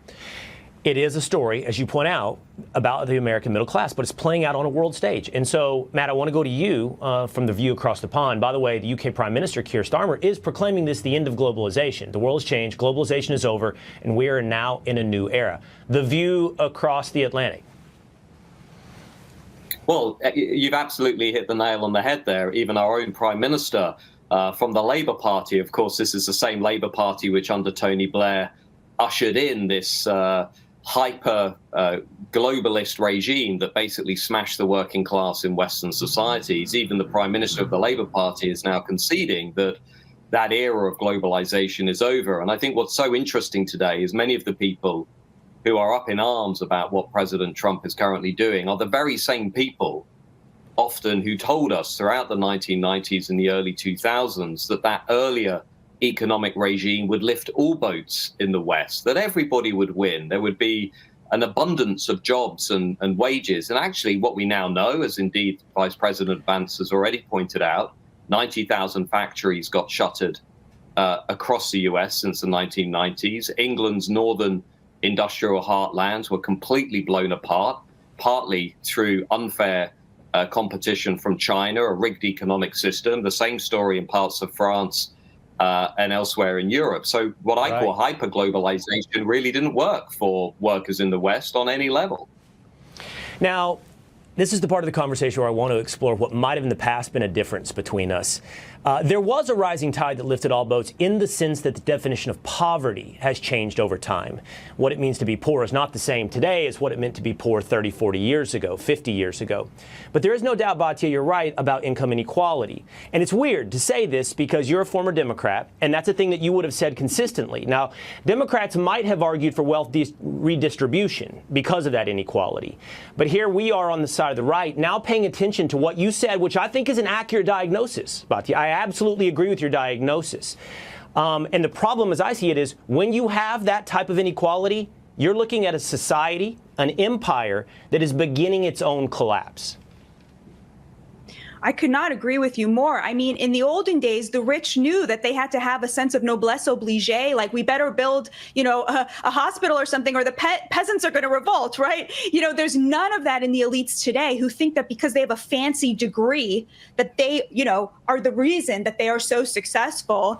Here's the difference between what I think the MAGA GOP version of this should be and the left in America. The left in America today thinks that you solve this income inequality with redistribution, right? So they created this economy in which if you're not in the knowledge industry, forget it. You're going to be poor, but they're happy to pay higher taxes and then take that money and buy you public housing or give you food stamps. The only problem with that, Will, is that working class people don't want to live at the beneficence of rich liberals. They want autonomy, they want freedom, and they work really hard for it. And here's where Trump's genius comes into it. Trump did this very pro-working class stuff. He controlled the border, limited the supply of labor, which immediately translates into higher wages for the working class. And he imposed these tariffs, which are going to elevate the product of the American working class. But he combined that with immense goodies for the business community that are coming down the pike. Deregulation, drill baby drill, tax cuts, taxes of 15% corporate taxes if you reshore manufacturing. That combination is the winning ticket that will really lift all boats. And I don't know that I can point to an example where that's been tried before. Matt, I'm sorry I'm out of time. I would like to talk to you about what happened to the British Empire and how it's a warning sign for us here. And if we can recover the decline of the American Empire here, if this is a moment in history where that can be done. But I do think we should look at the British Empire as a warning over what's happened over the last 50 to 100 years. I appreciate your time, both of you, Matt and Batya, today. God bless, Will. Thank you. Don't be a panican. President Trump coining a new phrase as he sticks to his guns on tariffs, telling Wall Street and regular folks to be strong, courageous, and patient as their 401ks took a roller coaster in the stock market. The president promising if you are patient, greatness will be the result. At the same time, President Trump also says that he could be ready to talk and cut deals with over 180 nations that he tariffed, meeting earlier with Israeli Prime Minister Benjamin Netanyahu for his first meeting with a world leader since the tariffs launched. They can both be true. There can be permanent tariffs, and there can also be negotiations, because there are things that we need beyond tariffs. We're going to get fair deals and good deals with every country, and if we don't, we're going to have nothing to do with them. They're not going to be allowed to participate in the United States. It's the only chance our country will have to reset the table, because no other president would be willing to do what I'm doing or to even go through it. Now, I don't mind going through it because I see a beautiful picture at the end. Tariffs will make this country very rich. Team Trump working overtime to tame the tariff beast, with administration officials saying over 50 countries have reached out to make deals.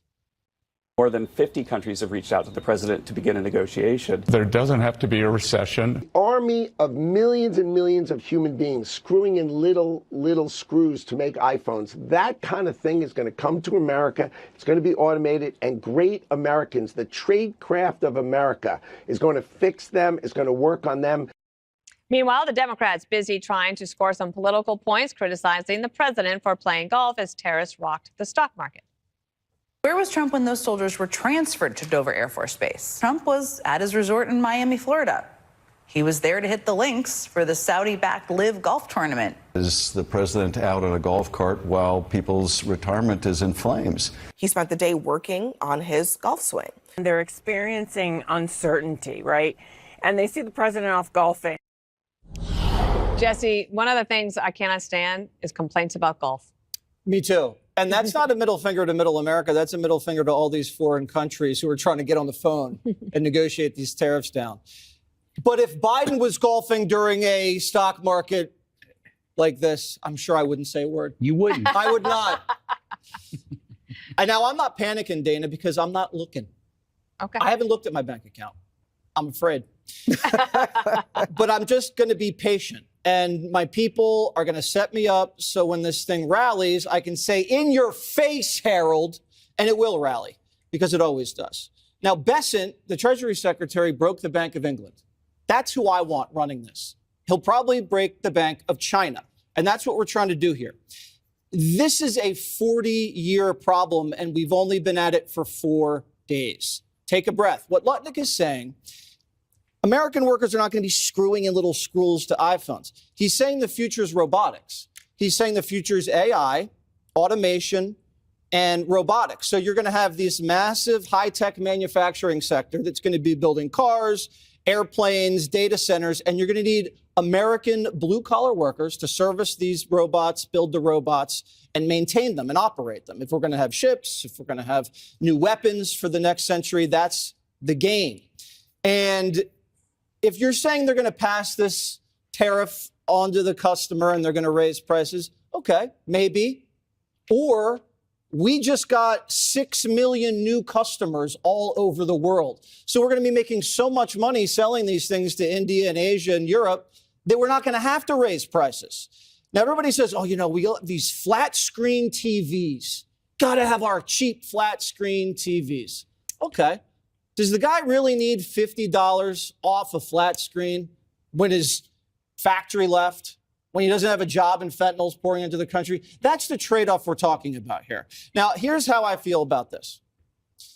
Remember in 2022, when they had 2 consecutive quarters of negative GDP growth? And that's technically a recession, and the S&P was down 20% for the year. Did anybody panic? Were there any panicans? No, they said Bidenomics was working. I don't know if it was or not. Well, obviously not. We have, right, and that's the point, because now we have growth in the economy. We have S&P that's only down 14%, massive amounts of private investments pouring in, and we had a massive jobs number to hit in March. So everybody stop panicking. Relax. All right. I feel like, Harold, you got a lot of notes. I'm going to go to you next, and we'll give you the floor. Wait, first, So- good to be back. It's glad to be back, and good to be back around the table, and hope everybody had a good weekend. I'd say two things to Jesse. I hope you're right. Two, Me thus too. far you don't appear to. Thus far you don't appear to be right. And I say that for just a couple of objective reasons. First, President Trump and I agree on probably a lot of things. One thing we agreed on over the last 7-8 years is that every day you get a scorecard about how our economy and how consumers and business leaders feel, business people of all sizes, big and small businesses, how they feel about the day, how they feel about what happened that day. And we generally look to our equity markets to get some sense of that. We've lost $7 trillion in 3 trading days. It was down as much as $10 trillion, up a little bit today as I was on with Dana in the morning, and then on the show this morning, and then down as the day went on. Two, we have economists at some of the biggest financial institutions in the country have now raised their recession risk, or she said the risk that the country will be plunged into a recession. And they all think it's because it's a self-inflicted wound. Now let's think about the positive things the president wants to do with what he's doing here. He wants to bring two things, I think, and sometimes it's unclear what the destination is. He sometimes says he wants zero tariffs from all these countries. I saw Ms. Navarro on this morning saying even if we get zero tariffs, there are other things we want from the countries as well. It's odd to hear that because some of these countries we talk about selling things to, Jesse, they're very small countries. We've suggested that we want to sell more beef to Honduras. Honduras has a $75 billion GDP.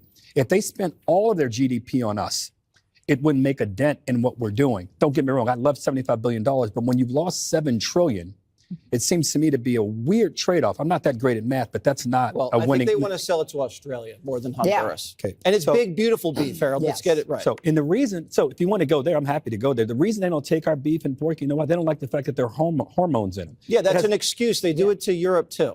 Okay. Well, these are excuses that have been going on for years.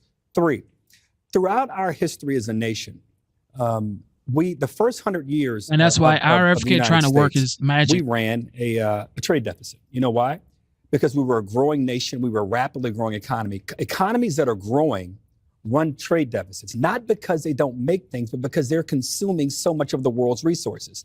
The one time in our nation's history where we did not run a deficit was during the Great Depression. Why? Because we weren't a rapidly growing economy at the time. This is just math. Now let's get to the facts. The president wants to produce more things in America. He wants to reduce the trade deficits with countries. And he wants America to be the place that where everything is done. In order to do that, you have to build factories, you have to train workers, and you have to ensure that you have fiscal responsibility. The trade tariffs the president's talking about is a small part of it. He has made it the only part of it. Where I said last week that I hope and pray that he knows what he's talking about, thus far, he doesn't seem to know what he's talking about. If this takes 6 months to a year, and we find see the kind of continued stress in our economy and our markets, Jesse, it won't be about whether you're panicking or I'm panicking. It'll be all of our viewers will be panicking because they will see not only that their retirement numbers their retirement accounts have come down. You'll find young people not being able to find jobs or good paying jobs. You'll see houses not being sold. You'll see grocery prices being too high and people not being able to spend at small businesses. So, Judge, it may be funny, but the reality so far is the numbers don't. If this were a Democrat in office, I say to everyone around this table and people watching who I love the fact that they watch, if this were a Democrat doing this, we would have a very, very different take on this, and I would be leading that charge. Thus far, this isn't working. I want to give it all the time in the world, but at some point, when it gets to 10 trillion we've lost in the market, and we're trying to make up a few billion in tariffs, someone has to say to the president, this isn't the way to do it, Mr. President. And I don't think the judge was laughing. She was just going to jump in with the point. I'm sorry. I didn't mean, I wasn't trying to be critical. Well, Harold, no one thinks this is funny. This is very serious. I wasn't trying to say that, Judge. I wasn't trying to say that at all. You did say it, but let's be real clear about something, and that is that President Trump is doing what presidents have refused to do for the last 40 or 50 years, okay?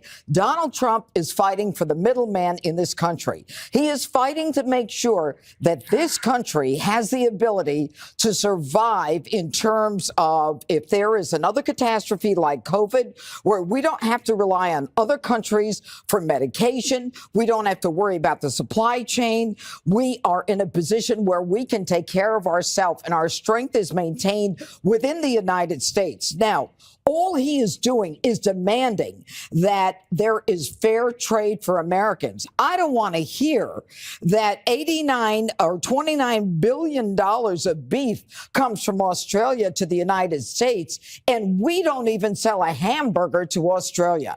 I don't want to hear that 94% of the shrimp comes from Southeast Asia and Ecuador that doesn't have anywhere near the protections of their food, and then none of our shrimp is going anywhere else. I don't want to hear that American businesses are being blocked by other countries that get the benefit of blocking us and getting our money. So what we need right now is a president who has the strength, the stamina, taking the fight to other countries. We sell 0 cars to Japan. You look out on this street, you've got Mitsubishis, Hondas, Mazdas, Nissans, Subarus. We don't sell cars in the EU. I don't know the last time I saw a Cadillac in the EU, but they've got Mercedes over here and BMWs over here and Volkswagens over here. I'm tired of the inequity, and so is he. And this is about making sure that we get treated fairly. And this idea, how dare he start a trade war? He didn't start the war. They did. And it's time we protected American industry. It's time we protected Americans' assets. And the consequence in the end is that we will have food that will be safer, it will be American, and we will have industry in this country. And by the way, they're coming to the table. They're willing to go 0 for 0. The EU is. Right now, Israel is dropping tariffs.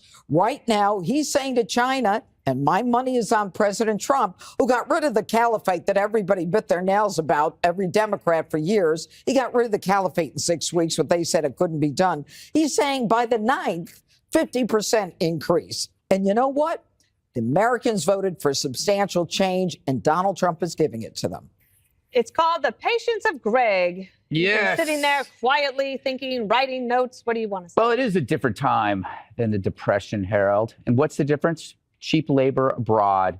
Just 1 or 2 iterations from slave labor, but we don't see it, so we don't care. We can watch an NBA basketball player talk about the inequalities in our country while he pushes for shoes made by kids in China.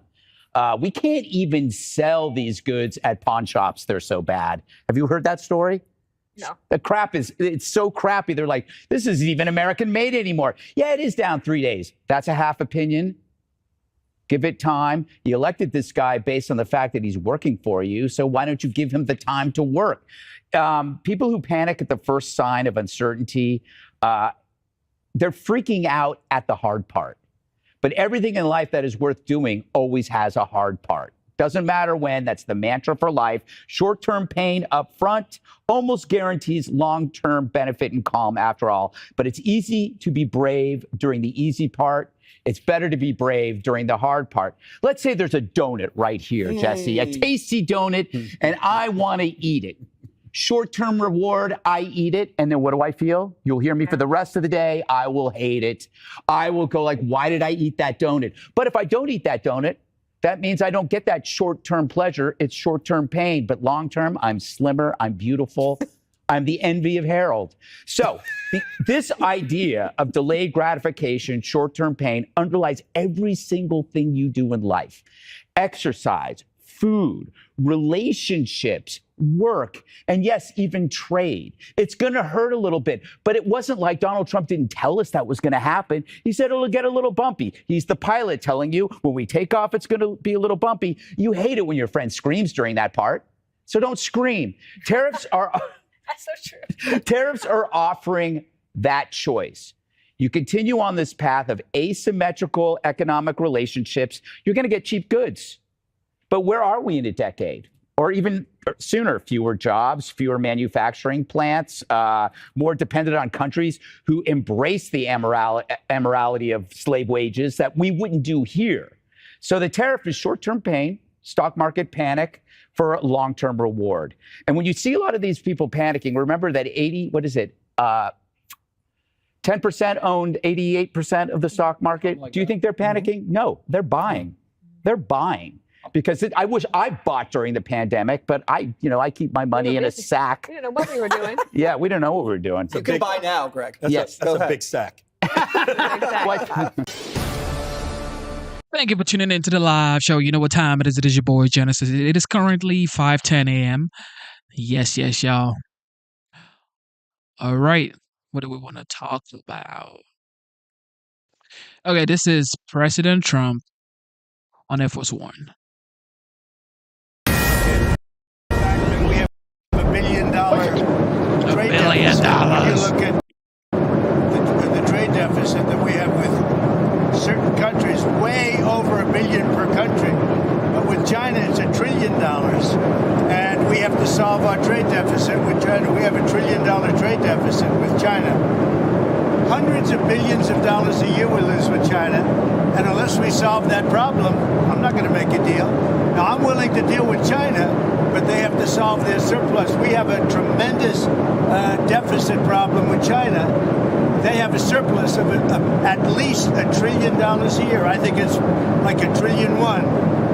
And I want that solved. And no other president's taken it on. I had to take it on the last time, and then we had a rigged election. No other president's taken it on. And so China is, they say the market's spoken. China is right now taking a big hit because everyone knows we're right. They have to pay tariffs because otherwise we have a surplus, and they have a surplus with us that is not sustainable. Mr. President. And we're talking about $1 trillion. You know that, right? We're not going to lose $1 trillion for the privilege of buying pencils from China. On the idea of crashing the markets on purpose, there's been some speculation, partly because of the video that was posted on Truth Social, that there was some sort of deliberate effort on your part to have the market sell off. Can you talk about that? No, that's not so. But I do want to solve the deficit problem that we have with China, with the European Union and other nations. And they're going to have to do that. And if they want to talk about that, I'm open to talking. But otherwise, why would I want to talk? And as you know, because of the tariffs, we have $7 trillion already committed to be invested in the United States, building auto plants, building chip companies, and all sorts of companies are coming into our country at levels that we've never seen before. Biden had nothing coming in. This was a dead country with Biden. He didn't know what he was doing, and that's now been proven at least. Trump, this weekend, you talked to a lot of leaders this weekend. Can you tell us, sir, were there any deals made? I spoke to a lot of leaders, European, Asian, from all over the world. They're dying to make a deal. But I said, we're not going to have deficits with your country. We're not going to do that, because to me a deficit is a loss. We're going to have surpluses, or we're at worst going to be breaking even. But China would be the worst in the group because the deficit is so big and it's not sustainable. And I was elected on this. This was one of the biggest reasons I got elected, was exactly because of this. And we're going to put tariffs. We've already put them on. It's not a question of we will. We're going to put them on. And those tariffs next year will make us $1 trillion. In addition to the $1 trillion, thousands of companies are going to relocate back into the United States. In North Carolina, already furniture people are starting to move back in. In Detroit and Michigan, which I won, because of what I said, what I'm telling you, car companies are starting to open up. In Indiana, a big one is under construction, as an example, Honda. But they're moving in like nobody's ever seen this before. So it's unsustainable for us to allow China to have surpluses of $1 trillion. We will be taking in over $1 trillion over the next short period of time with the tariffs that I've already instituted. They're already in place. Now, what's going to happen with the market, I can't tell you, but I can tell you our country has gotten a lot stronger. And eventually, it'll be a country like no other. It'll be the most dominant country economically in the world, Mr. President, which is what it should be. Is there a Trump put though? Is there pain in the market at some point? You're unwilling to tolerate this idea of a Trump put. Is there a threshold? I think your question is so stupid. I mean, I think it's I don't want anything to go down, but sometimes you have to take medicine to fix something, and. Oh my goodness, yo. This man said, your question is so stupid. What? And eventually, it'll be a country like no other. It'll be the most dominant country economically in the world, Mr. President, which is what it should be. Is there a Trump put though? Is there pain in the market at some point? You're unwilling to tolerate this idea of a Trump put. Is there a threshold? I think your question is so stupid. I mean, I think it's I don't want anything to go down, but sometimes you have to take medicine to fix something, and we have such a horrible.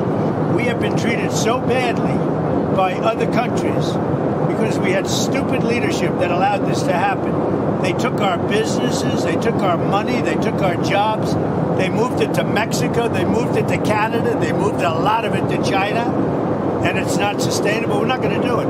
Now we have hundreds of billions of dollars is pouring into our country on a monthly basis. It's pouring. It's already started because they put tariffs on, and eventually it's going to straighten out, and our country will be solid and strong again.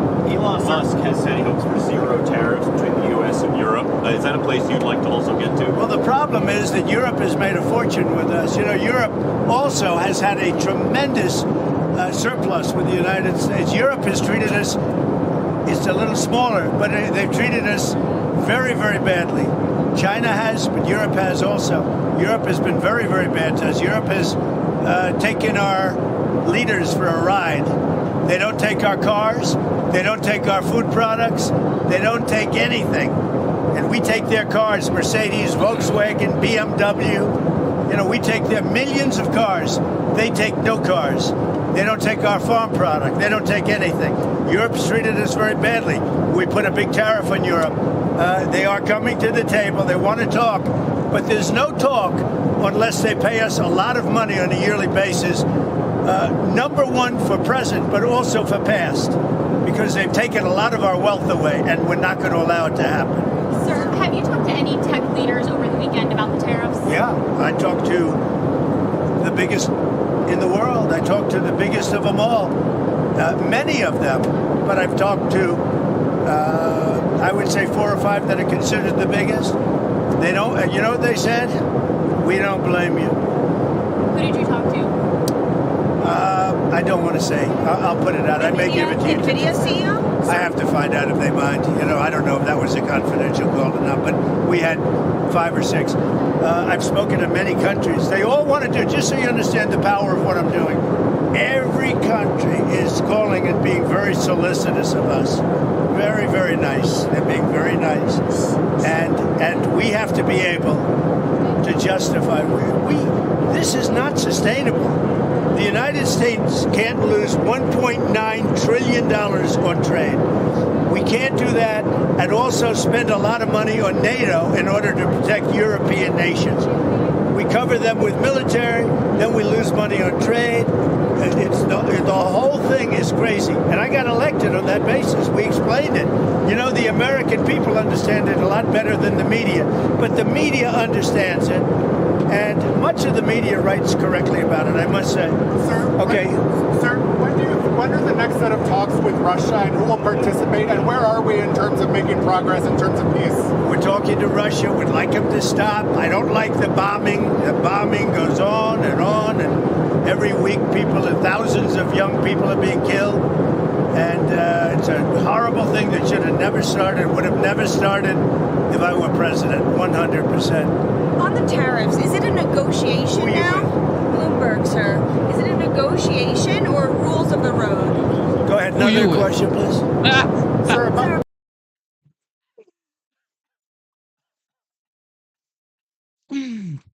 Oh, man. This man right here. Who Inflation was Biden. Biden had the worst inflation in the history of our country. I had no inflation. We had a perfect country. We had no wars. I ended them all. I defeated ISIS. Everything was good. And then when this numbskull got in, as they really call themselves now, numbskulls. But when he got in, bad things happened to our country, including our open border. And now we're doing very well with, we have the best numbers on the border that we've ever had. Speaking of the border, have you talked to Attorney General Pam Bondi recently about the cases going on with the deportations? Yeah, sure. It's really sad when you think that Biden allowed millions of people to come in, and if they find one, now I will tell you, the one, somebody said he's a member of MS-13, not Tren de Aragua. He's a member of MS-13, and therefore he should immediately be brought back. Well, MS-13 is just as bad as Tren de Aragua. So they say, oh, we made a mistake because he's not with them, he's with MS-13. Bring him back, bring him back. MS-13 is a very bad group. Sir, how concerned... Maybe as bad, actually. How concerned are you about the measles outbreak? There was another fatality today, and what else would you like to see in terms of the response? Well, I think they're doing reports on it. It's so far a fairly small number of people relative to what we're talking about. It's something that people have known about for many, many years. I mean, measles has been, this is not something new. And we'll see what happens. But certainly, if it progresses, we'll have to take action, very strong action. El Salvador's president said on X that he'd been invited to the White House on April 14th for a working visit to discuss Tren de Aragua and MS-13 and other ways we can support each other, the U.S. and El Salvador. I was curious if you could expand more on what some of these other ideas you have for El Salvador. Well, I think, you're in the way of that camera, by the way. You should at least say that the camera operator should probably say that she's shooting the back of your head, I don't know why she doesn't say it. I have to say it instead. I have great respect for him. I know him. I've known him for a long time. He's a young leader, and he's very tough on crime. Very, very tough on crime. And in their system, their prison system, they spend a tiny fraction of the money that this country spends. So, but he is coming in, I don't know when, but he is coming in sometime over the next couple of weeks. What are you and Prime Minister Netanyahu going to speak about tomorrow? We're going to talk about trade, and we're going to talk about the obvious subject. You know what the obvious subject is? Do you have any news for us on the obvious subject? I'm trying to do trade just to keep it down. No, look, there's a lot of things going on with the Middle East right now that have to be silenced. We had no problem with the Middle East. Everything was done. We had no problem with Iran. We had no problem with anybody. And then you had October 7th. And that was all because Iran, as you know, was not giving money to anybody because they had no money. Now they have a lot of money. So we'll see what happens. Go back to El Salvador. The president there said he would be willing to take American citizens in the federal prison population. Is that one of the ideas you're going to be discussing? Well, I love that. If we could take some of our 20-time wise guys that push people into subways and that hit people over the back of the head and that purposely run people over in cars, if he would take them, I'd be honored to give them. I don't know what the law says on that, but I can't imagine the law would say anything different. If they can house these horrible criminals for a lot less money than it costs us, I'm all for it. But I'd only do according to the law. But I have suggested that, why should it stop just at people that cross the border illegally? We have some horrible criminals, American grown and born. American grown. And if we have somebody that bops an old woman over the head, if we have somebody that is in jail 20 times and goes back and shoots people all over the place and then has a bad judge or a bad prosecutor that do nothing about him, all they worry about is politics, they don't worry about that. I think if we could get El Salvador or somebody to take them, I'd be very happy with it, but I have to see what the law says. Okay, what else? Can you say, did you agree to lowering tariffs for any of the countries that you spoke to today? So we What you understand, Jennifer, you have to understand this. We have massive surplus countries that we're dealing with. We have massive deficits. We've got to straighten that out because you can't continue to be that way. It's been that way for years now, and it can't go on any longer. And we're the piggy bank. We have all the advantages. Forget markets for a second. We have all the advantages. We'll get it straight out. We're going to become a wealthy nation again, wealthy like never before. And we're not going to let other nations that have been ripping us off, whether it's China or the European Union, with all of the European nations that have just made it's been like a feast. Look, the European Union was formed for one reason. You know what that was? To rip off the United States. So put that in your bonnet. I hope you had a good flight. Have a good time. Thank you for your time, Mr. President. Man, this man is just legendary, y'all. Straight up legendary. Says it the way it is. Open. No reservations. He says it the way it is. You may not like it, but it says it the way it is. It says, take that, put it in your bonnet. Okay. Take that and put it in your bonnet, ladies and gentlemen. All right, with that being said, I'm going to run this back one more time. When he spoke about the tariffs and how he showed the reciprocal tariff document. Here we go.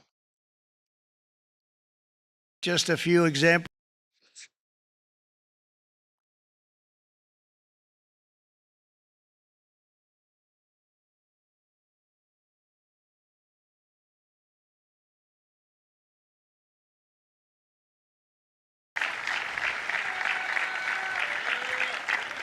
Thank you very much. Thank you. Nice crowd. What a good-looking group of people. Well, we have some very, very good news today, and a lot of good things are happening for our country. Please sit down. My fellow Americans, this is Liberation Day. Waiting for a long time. Liberation Day. April 2nd, 2025 will forever be remembered as the day American industry was reborn, the day America's destiny was reclaimed, and the day that we began to make America wealthy again. We're going to make it wealthy, good and wealthy. For decades, our country has been looted, pillaged, raped, and plundered by nations near and far, both friend and foe alike. American steelworkers, auto workers, farmers, and skilled craftsmen, we have a lot of them here with us today. They really suffered gravely. They watched in anguish as foreign leaders have stolen our jobs, foreign cheaters have ransacked our factories, and foreign scavengers have torn apart our once beautiful American dream. We had an American dream that you don't hear so much about. You did 4 years ago, and you are now, but you don't too often, and for many years and decades even, you didn't hear too much about. Our country and its taxpayers have been ripped off for more than 50 years, but it is not going to happen anymore. It's not going to happen. In a few moments, I will sign a historic executive order instituting reciprocal tariffs on countries throughout the world. Reciprocal, that means they do it to us and we do it to them. Yeah. Very simple. Can't get any simpler than that. This is one of the most important days, in my opinion, in American history. It's our declaration of economic independence. For years, hardworking American citizens were forced to sit on the sidelines as other nations got rich and powerful, much of it at our expense. But now it's our turn to prosper, and in so doing, use trillions and trillions of dollars to reduce our taxes and pay down our national debt, and it'll all happen very quickly. With today's action, we are finally going to be able to make America great again, greater than ever before.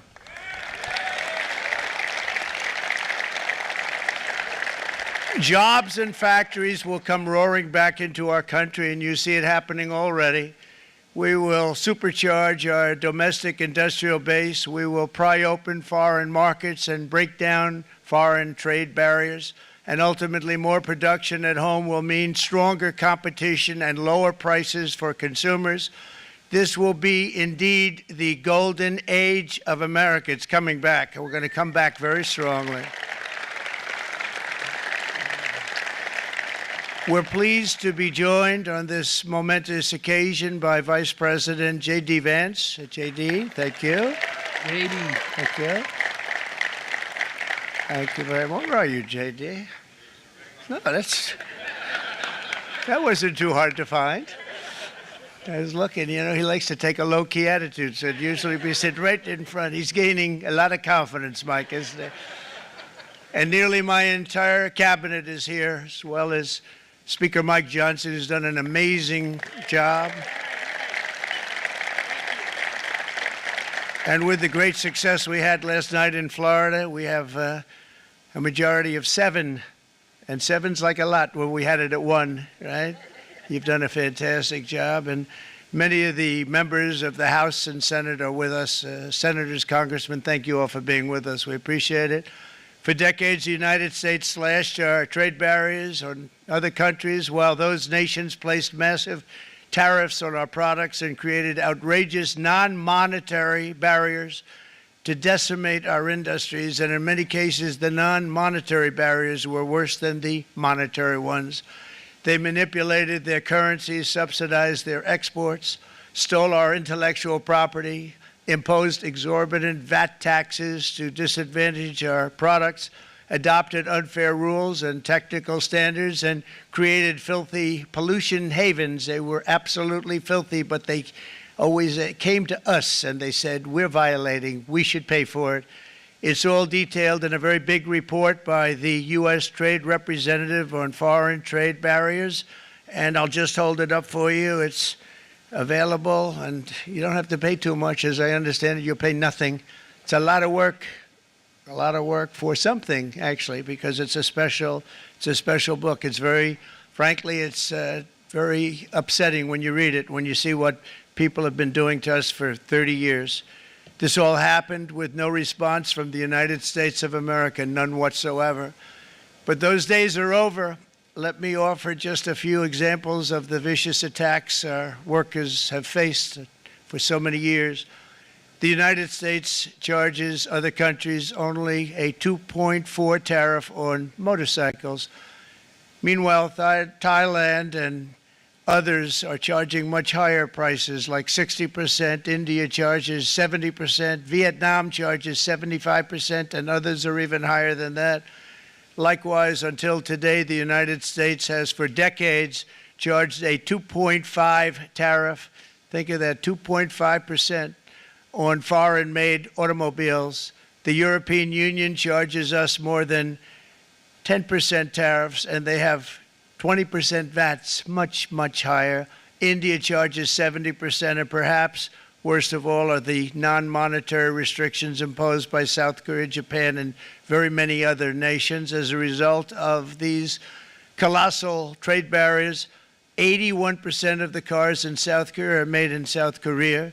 94% of the cars in Japan are made in Japan. Toyota sells 1 million foreign-made automobiles into the United States, and General Motors sells almost none. Ford sells very little. None of our companies are allowed to go into other countries. And I say that, friend and foe. And in many cases, the friend is worse than the foe in terms of trade.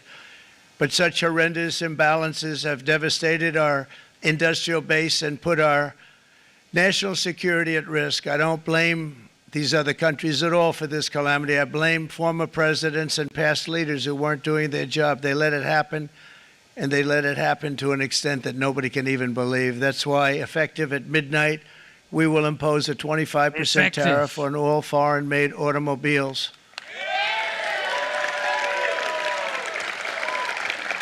Thank you. Brian, I'd like to have you come up here for a second, okay?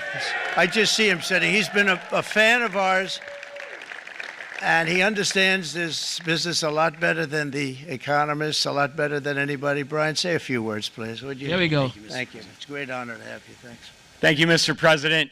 I grew up just north of Detroit, Michigan, in Macomb County, known as the home of the Reagan Democrats. My first vote for president was for Ronald Reagan. I thought that was going to be the best president I ever saw in my lifetime until Donald J. Trump came along. I have watched my entire life, I have watched plant after plant after plant in Detroit and in the metro Detroit area close. There are now plants sitting idle. There are now plants that are underutilized, and Donald Trump's policies are going to bring product back into those underutilized plants. There's going to be new investment. There's going to be new plants built. And the UAW members, and I brought 20 of them with me, they're sitting right over here.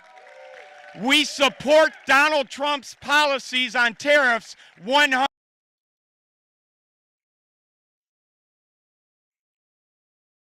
They support it. The actual auto workers support it. I don't know what you're doing working at McDonald's talking about, it's about tariffs.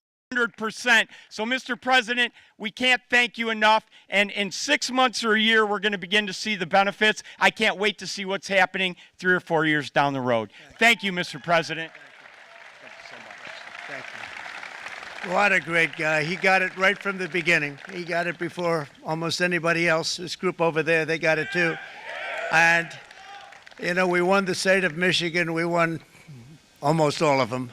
But we won Michigan by a lot, and I want to just thank you all. The auto workers were fantastic. The Teamsters were fantastic. Everyone was pretty good, I will tell you. Thank you very much. I appreciate it. You're going to be very happy very soon, and you probably see what's happening with all of the, not only car companies, but car companies in particular. See it with all of the ones they're moving, they're announcing day in, day out. You're seeing it. Nobody's ever seen anything like that. With today's actions, we're also standing up for our great farmers and ranchers who are brutalized by nations all over the world. It's brutalized. Canada, by the way, imposes a 250 to 300% tariff on many of our dairy products. They do the first can of milk. They do the first little carton of milk at a very low price, but after that it gets bad, and then it gets up to 275, 300%. So when they're figuring what's Canada charging, they say, oh, about 2%, 3%. But take a look at what happens down the road. When you look a little bit, it's not a pretty picture, and we don't like it, and it's not fair. It's not fair to our farmers. It's not fair to our country. And with countries like Canada, you know, we subsidize a lot of countries and keep them going and keep them in business. In the case of Mexico, it's $300 billion a year. In the case of Canada, it's close to $200 billion a year.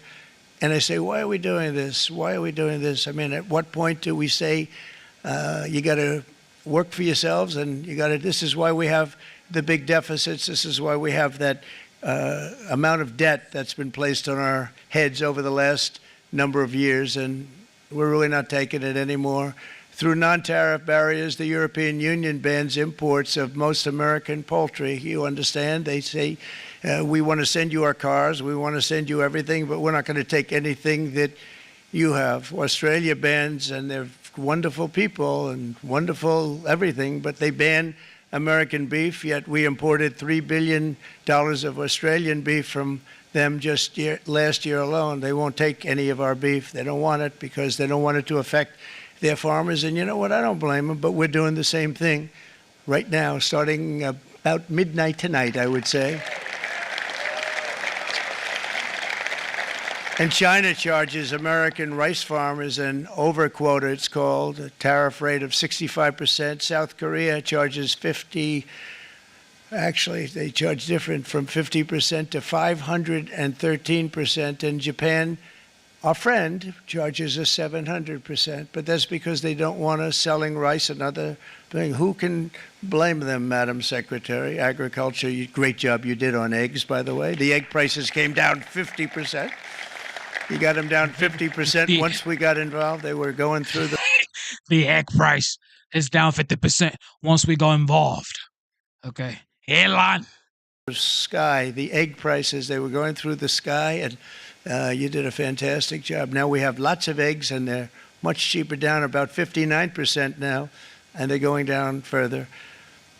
We charge 2.8% for so many things that other countries are charging 200%, 300%, and 400% for. If imposing tariffs and protective barriers made nations poor, then every country on earth would be racing to eliminate these policies, and China would be the first on line. They run a very strong country, but they're not first in line, and the American people are paying a very big price. From 1789 to 1913, we were a tariff-backed nation, and the United States was proportionately the wealthiest it has ever been. So wealthy, in fact, that in the 1880s, they established a commission to decide what they were going to do with the vast sums of money they were collecting. We were collecting so much money so fast, we didn't know what to do with it. Isn't that a nice problem to have? What do you think, Marco? Good problem? Marco would love that problem.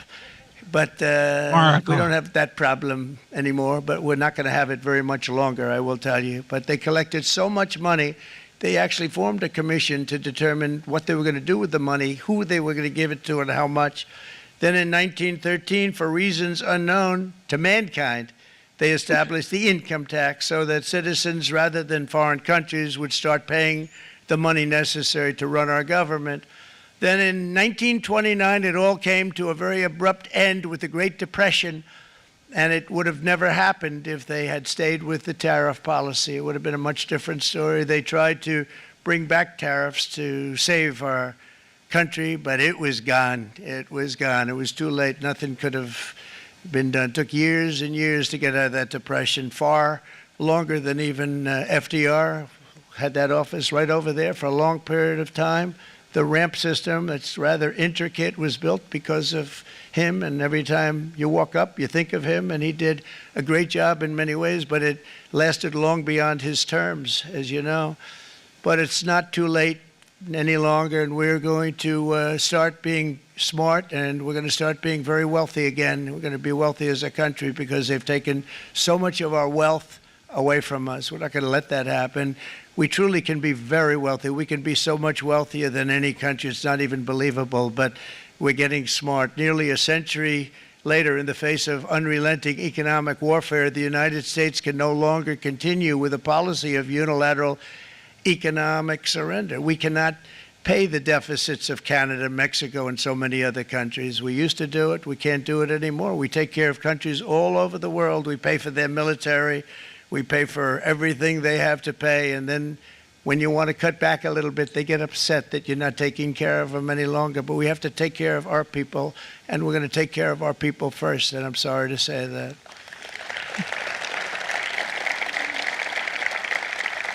And today we're standing up for the American worker, and we are finally putting America first.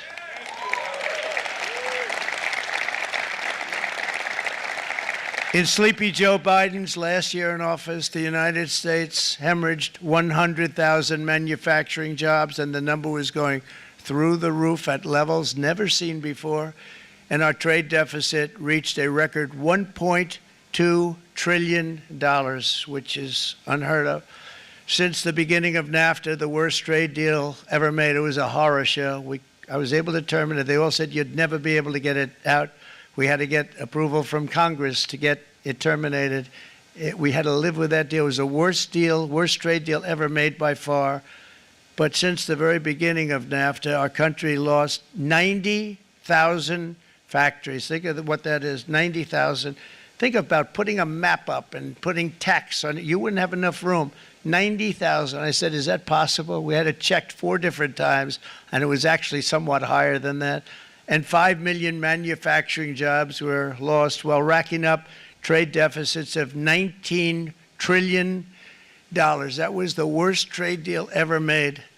As a result of these gigantic losses, foreign nations now own $26 trillion more of American assets than think of this, than the Americans own of their own foreign assets or other foreign assets. The United States can no longer produce enough antibiotics to treat our sick. We have a tremendous problem. We have to go to foreign countries to treat our sick. If anything ever happened from a war standpoint, we wouldn't be able to do it. We import virtually all of our computers, phones, televisions, and electronics. We used to dominate the field, and now we import it all from different countries. A single shipyard in China now produces more ships every year than all of the American shipyards combined. Think of that. And it was a business that we used to dominate. We used to dominate it totally. In short, chronic trade deficits are no longer merely an economic problem. They're a national emergency that threatens our security and our very way of life. It's a very great threat to our country. And for these reasons, starting tomorrow, the United States will implement reciprocal tariffs on other nations. It's been a long time since we even thought of that. We used to think about it a lot. We didn't think about it for many decades, and you see what's happened. For nations that treat us badly, we will calculate the combined rate of all their tariffs, non-monetary barriers, and other forms of cheating. And because we are being very kind, we're kind people, very kind. You're not so kind when you got ripped off with your salaries. My auto worker friends and my Teamster friends and all of the unions that typically voted Democrat, they're not voting Democrat anymore because worker, whether union or non-worker, they're for the Republicans now. That's what happened.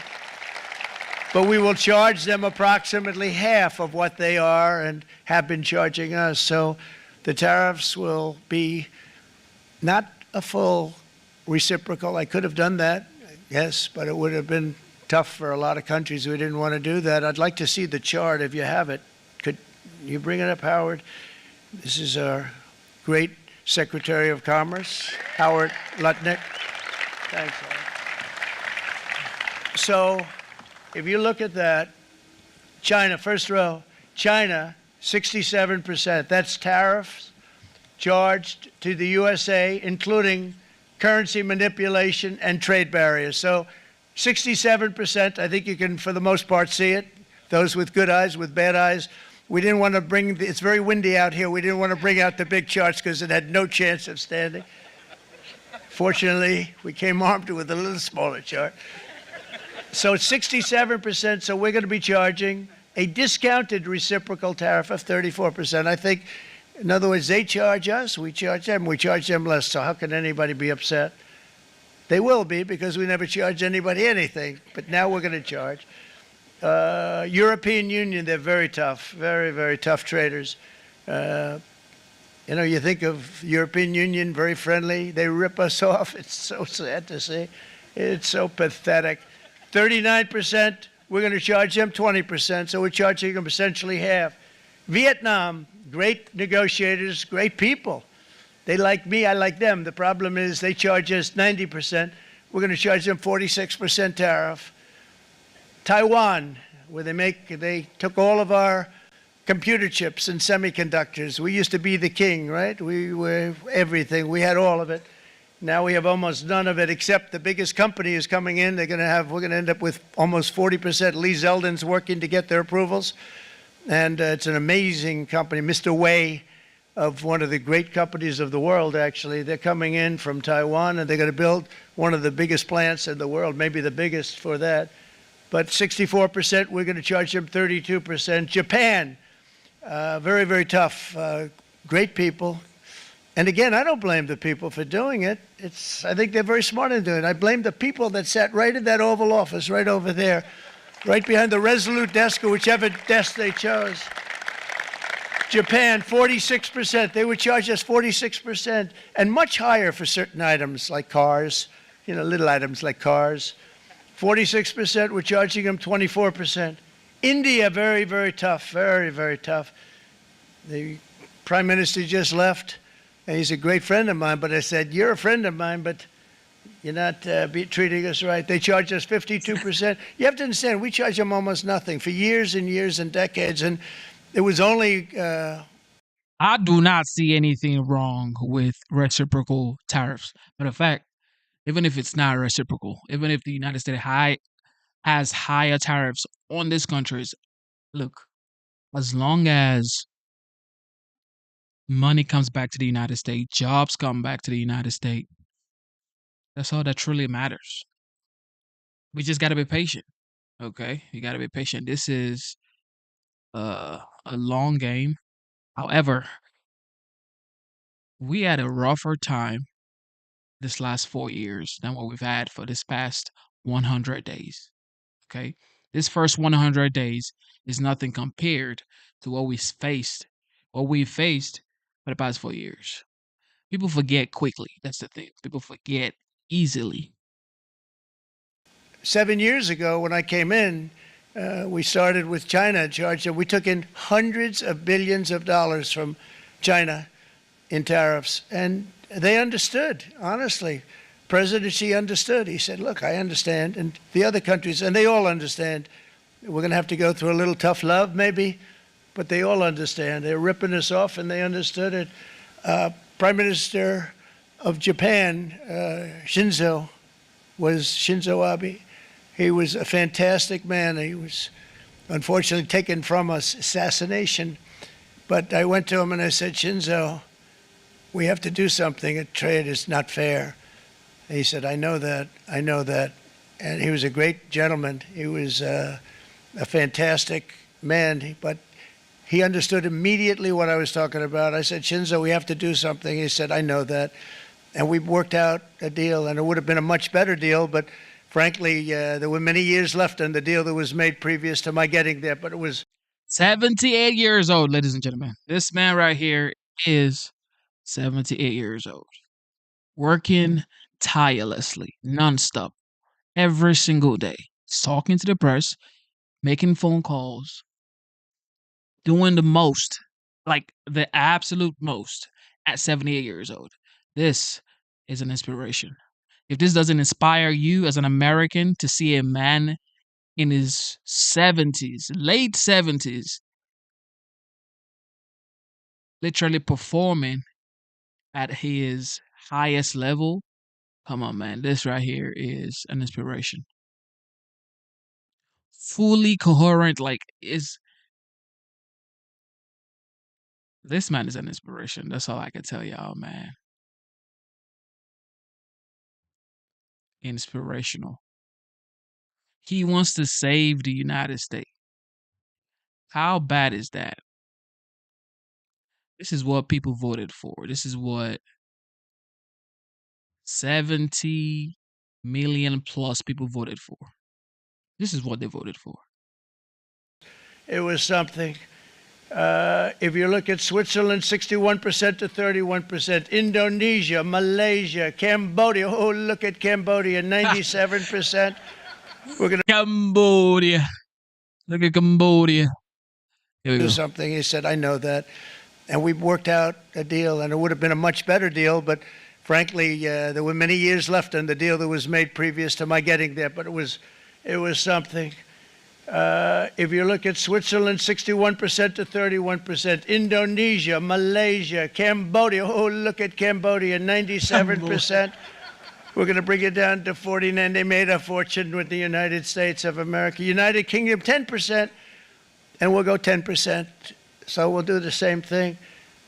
South Africa, 60%, 30%, and they've got some bad things going on in South Africa. You know, we're paying them billions of dollars, and we cut the funding because a lot of bad things are happening in South Africa. The fake news ought to be looking at it. They don't want to report it. Brazil, 10%, 10%. Bangladesh is 74%. So you see what's going on. Pakistan, 58%. Sri Lanka, 88%.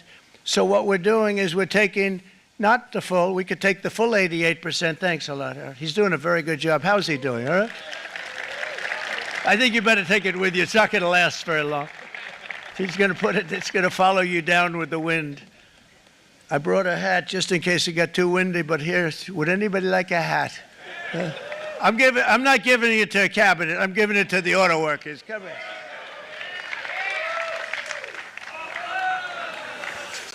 Thank you, fellas. Get it. That's it. That's it. They deserve it more than our cabinet. Our cabinet has plenty of hats. But you see the numbers. The numbers are so disproportionate. They're so unfair.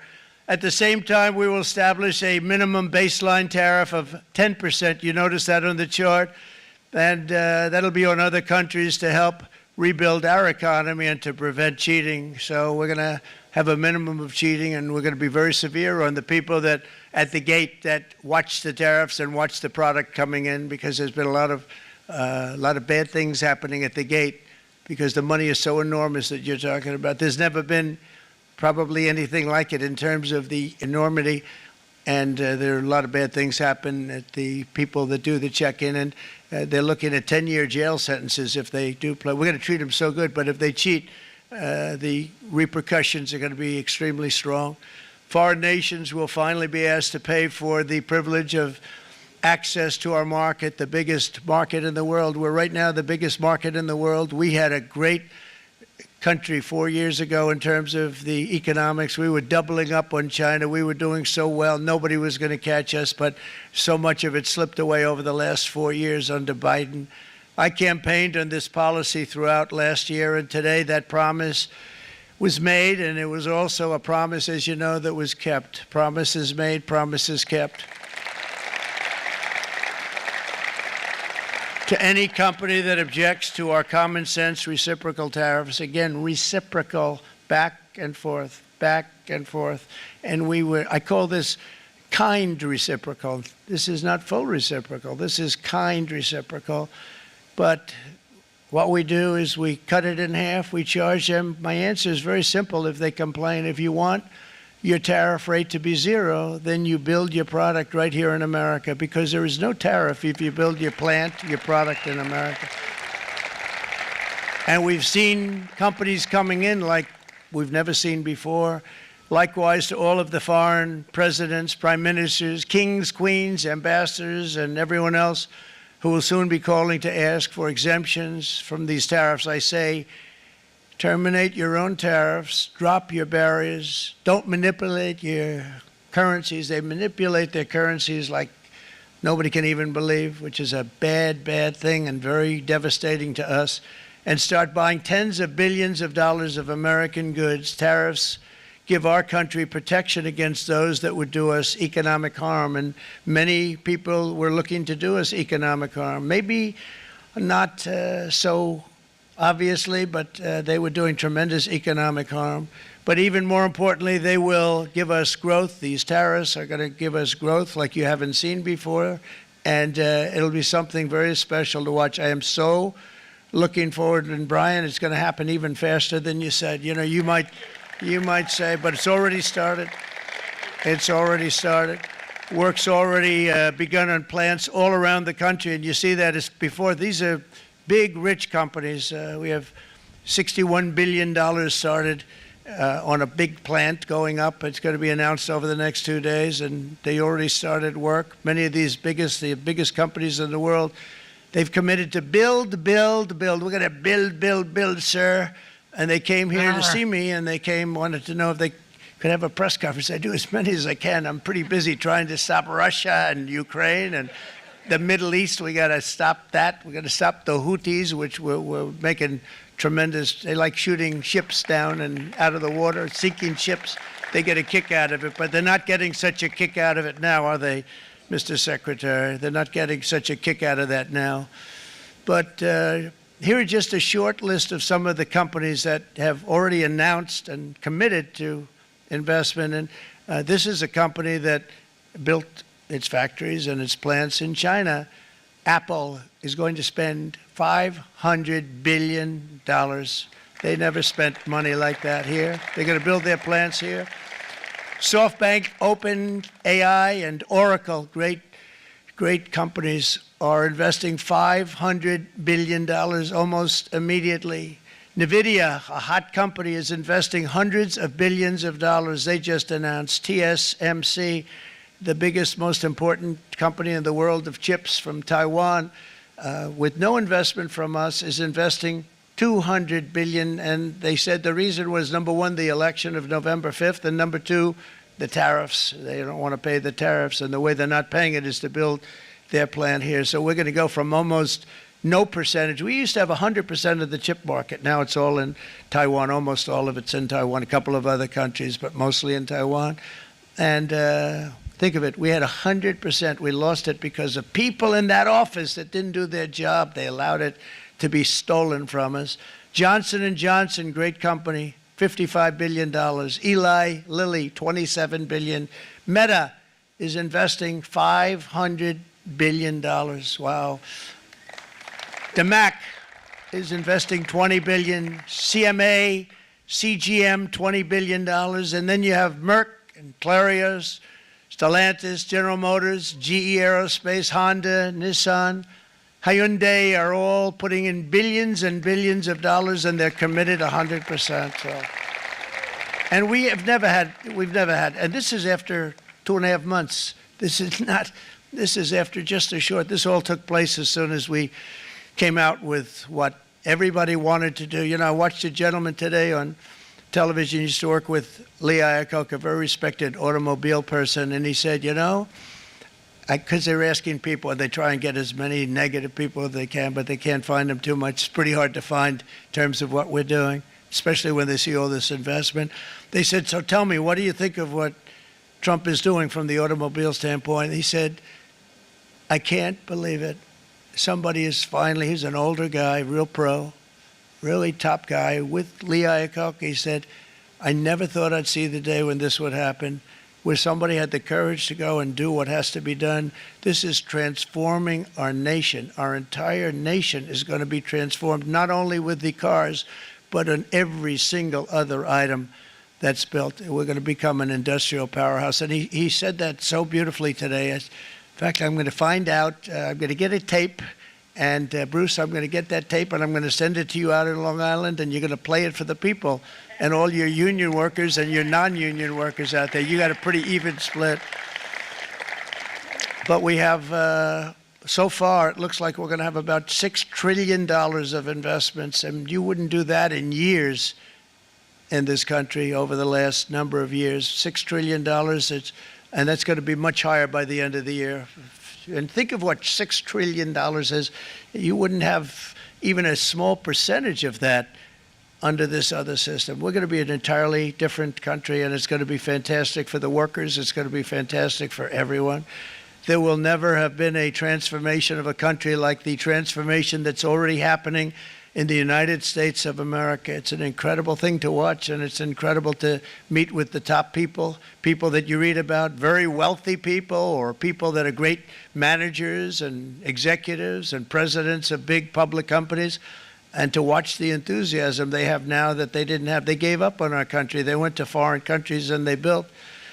Companies are pouring into our country at levels never seen before, with jobs and money to follow, and it's really beautiful. In the coming days, there will be complaints from the globalists and the outsourcers and special interests and the fake news. Always, the fake news will always complain. But never forget, every prediction our opponents made about trade for the last 30 years has been proven totally wrong. They were wrong about NAFTA. They were wrong about China.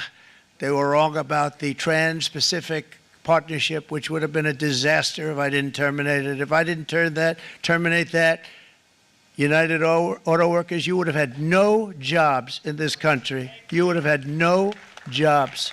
It was all going to other countries.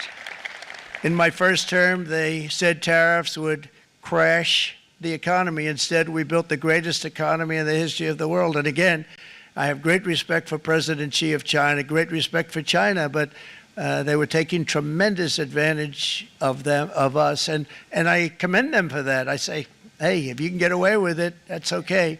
But, you know, they understand exactly what's happening, and they probably, most of them are saying it's about time they did something, but and they're going to fight, and they're going to fight fair. Everyone's going to fight. You know, it's like, I say to the leaders, look, you got to take care of your country, but we have to start taking care of our country now. We can't do what we've been doing for the last 50 years. From the day of my election, the stock market went up in my first term 88%, with NASDAQ going up 155%, more than any president has ever had in any term in office, by far. And I think we're going to blow that away. And maybe the numbers won't show, but I think they're going to show much better than even those numbers. But what you're going to see is you're going to see activity, that empty, dead sites, factories that are falling down. Those factories will be knocked down, and they're going to have brand new factories built in their place. They're not only talking about renovating, they're talking about brand new, the best anywhere in the world, the biggest anywhere in the world. I have a friend who builds car plants, and I said, I want to see the biggest and the best. He said, well, we have to go to Mexico. I said, no, I want to see it in the United States. He said, we're not building them in there. This is a year and a half ago during the campaign. He said, we're not building it. You'd have to go to Mexico. When I was starting to decide to run, and I went to number one in the polls very rapidly, I want to say, like let's say in the first hour, and then shortly thereafter, it looked like I was going to win, and the fake news was saying, "Oh no, don't do this." What they don't know is if I didn't win, they would have really been in trouble, because nobody wants to read them anyway. But I tell you what, when it looked like I was going to win, I announced that I was going to be doing exactly what we're talking about today. Great consistency, actually, because I've been talking about it for 40 years. But because I saw what was happening 40 years ago. If you look at my old speeches when I was young, very handsome, my old speeches, and that people would say I'd be on a television show, I'd be talking about how we were being ripped off by these countries. I mean, nothing changes very much. The only thing that changed were the countries, but nothing really changes. But it's why it's such an honor. It's such an honor to be finally able to do this. If you look at China, I took in hundreds of billions of dollars in my term, hundreds of billions. They never paid 10 cents to any other president, and yet they paid hundreds of billions, so much so that Biden couldn't do anything. They wanted to try and terminate it because he had a very special relationship with China. You know what the relationship was? He had a special relationship. But the numbers were so big, that they couldn't do it. So they did ease it up. They did things that they shouldn't have done. They made it a lot more comfortable for them, but they couldn't do it because the numbers were hundreds of billions of dollars, and I did that. And we were on our way to doing something like incredible. And then we had a very bad election happen, a very bad election. A lot of bad things happened. So when I said we got to do it again, I said we have to make it too big to rig. And we made it too big to rig, and we won in records. And it was a monumental win. And it was such an honor to see so many of you, like Brian and your friends, here with us to celebrate, and to more importantly celebrate what we're doing, because that wouldn't be a full celebration if we didn't do this, because this will be an entirely different country in a short period of time. It'll be something the whole world will be talking about it. The critics made the very tired predictions earlier this year, but in February, core inflation dropped to the lowest rate in 4 years, and the price of eggs, as you know, just in a month and a half, we were there for 4 weeks, and the first week I got blamed for eggs. I said, I just got here. They said eggs have gone up at like 250% and you can't get eggs, and they were going crazy, and I said, I just got here. And then we got to work on eggs, and we got to work on everything, and our great Secretary of Agriculture, you did a fantastic job, Brooke Rollins, she did a fantastic job. And as I said before, the price of eggs dropped now 59%, and they're going down more, and the availability is fantastic. They were saying that for Easter, please don't use eggs. Could you use plastic eggs? I said, we don't want to do that. We want to, and you really came through. It's an amazing job. Thank you very much, Brooke. You did great. But likewise, an old-fashioned term that we use, groceries. I used it in the campaign. It's such an old-fashioned term, but a beautiful term, groceries. It sort of says a bag with different things in it. Groceries went through the roof, and I campaigned on that. I talked about the word groceries for a lot, and energy costs now are down. Groceries are down. Gasoline is way under $3, and people are beginning to be able to buy things and live again. We brought prices way down. We created 10,000 already in a few weeks, new manufacturing jobs. And it was that took place in 1 month, numbers that they haven't seen in a long time. We had virtually no inflation under my term. We had virtually no inflation for 4 years, but after transitioning over to Sleepy Joe, it went from almost non-existent to the highest in the history of our country. They had the highest inflation in the history of our country, brought up by energy and bad spending and bad policy, and a lot of bad things happened. How about allowing millions and millions and millions of people to pour into our country with open borders, where it's so sad to see even now. And I see our great secretary you have done. Stand up, please, Christy. Stand up. Christy Noem and Tom Homan.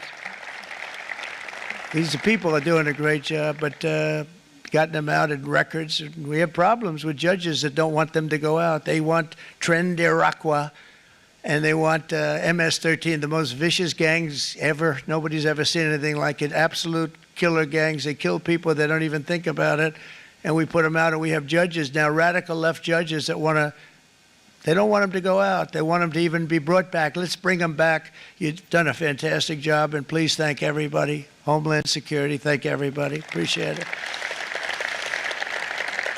And we now have a border that's the best border that we've ever had, even better than it was my first term. My first term we did good, but this one we really specialized in. We've done really well. And we had records then. We had the best, safest border. 4 years ago, we had the best border there ever was. And now we have, you've actually matched it and done even better. And we're going to get it down the right way. And we want people, by the way, to come into our country, but we want to come in through a legal process. We want them to come in legally. We need more people. We need people to run these plants and to help the auto workers and the Teamsters and the non-union people and everybody else. But we need people, and the farmers. And we're going to let people come in, but they want to come in. We want them to come in legally. They have to have the capability of loving our country, not people that hate our country. We don't want them in our country. And now we're going to pass the largest tax cuts in American history, and that's where we're relying on Mike and John Thune. And we will not cut Social Security, Medicare, or Medicaid benefits, and the Democrats will, because if they got in, the entire economy would collapse. This country was heading for a collapse under the people that you saw. They were horrible.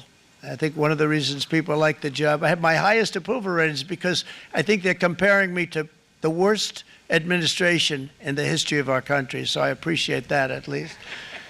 But Speaker of the House Mike Johnson and Senate Majority Leader, appreciate it, Mike, John Thune have been fantastic, by the way.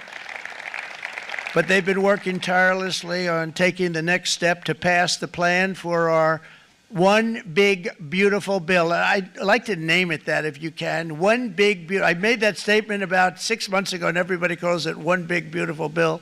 And it will be that. It'll have everything, the big tax cuts and every incentive there is. And it'll be fantastic. And by the way, for the cars, we're asking for an interest deduction on a loan. So if you build the car, only in America we do it, Brian. If the car's not built in America, you don't get the interest rate deduction. But if you build the car in America, if you buy a car, if it's built in America, then you get an interest rate deduction, tax deduction, and that's a big thing. That's going to be a big thing. I think that's going to pay for itself very quickly, that deduction. Never happened. We've never had anything like that before. Somebody said, where do you get the idea? Because it's so basic. You would think that would have happened a long time ago. It never did, and I'm very happy it didn't because now I can say that was my idea. But we're going to get us closer to the debt extension. We have to get the debt extension passed, and I know you're going to be able to do that, Mike, and it's very important that you do that.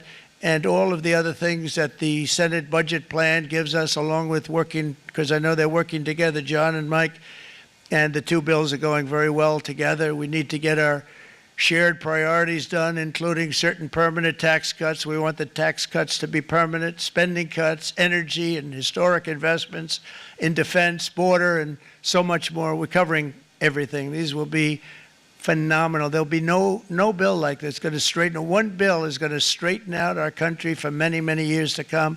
And we said, let's just do it and let's get it done. And some guys will love it and some guys will like it a little bit less because they're not getting what they were exactly looking for, but they're getting a lot. They'll never, if we get this done, it'll be the most incredible bill ever passed in the history of our Congress and Senate and congressmen, the senators and the congressmen, many of whom are here today, will be very proud of themselves. I really believe that. It's going to set us on a whole new prosperous path. We're going to cut spending and right-size the budget back to where it should be. We're going to do that very strongly. Thank you, Rick. Thank you. John, thank you. Oh, look at all of our senators over there. Oh, boy. That's a nice group of people. But I won't like them so much if they don't get this bill done. That's a great group. And Congressman, thank you very much. I appreciate it. Tremendous people. The Senate plan is my complete and total support, and the House plan, likewise, is very similar. They're moving along pretty much at the same clip, and as soon as you're ready, you'll show it to me, and I'm sure it'll have my support, Mike.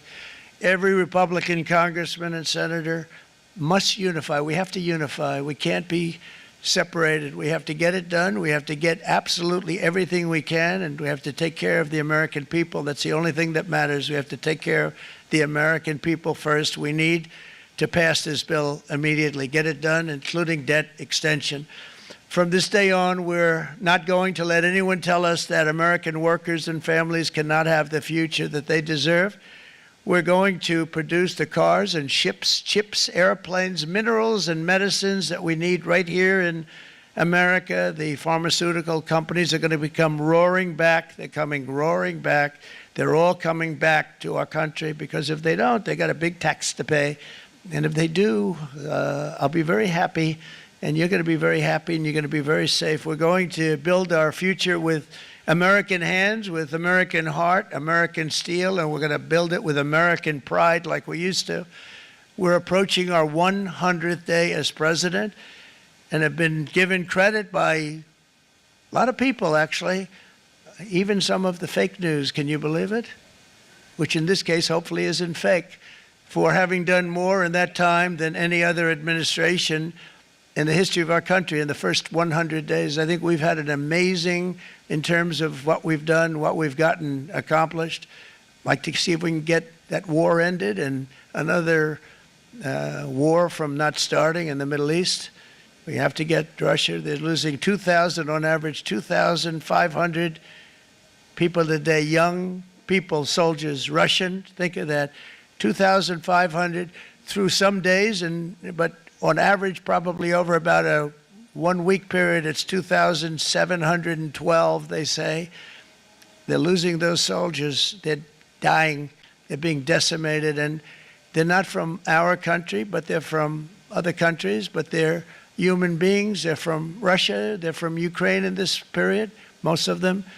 And we're going to get it stopped. It's a senseless war that would have never happened if I was president, and it shouldn't be allowed to go on. Thanks. And I think we're being given good cooperation by Russia and by Ukraine, but we have to get it stopped. It's humanity.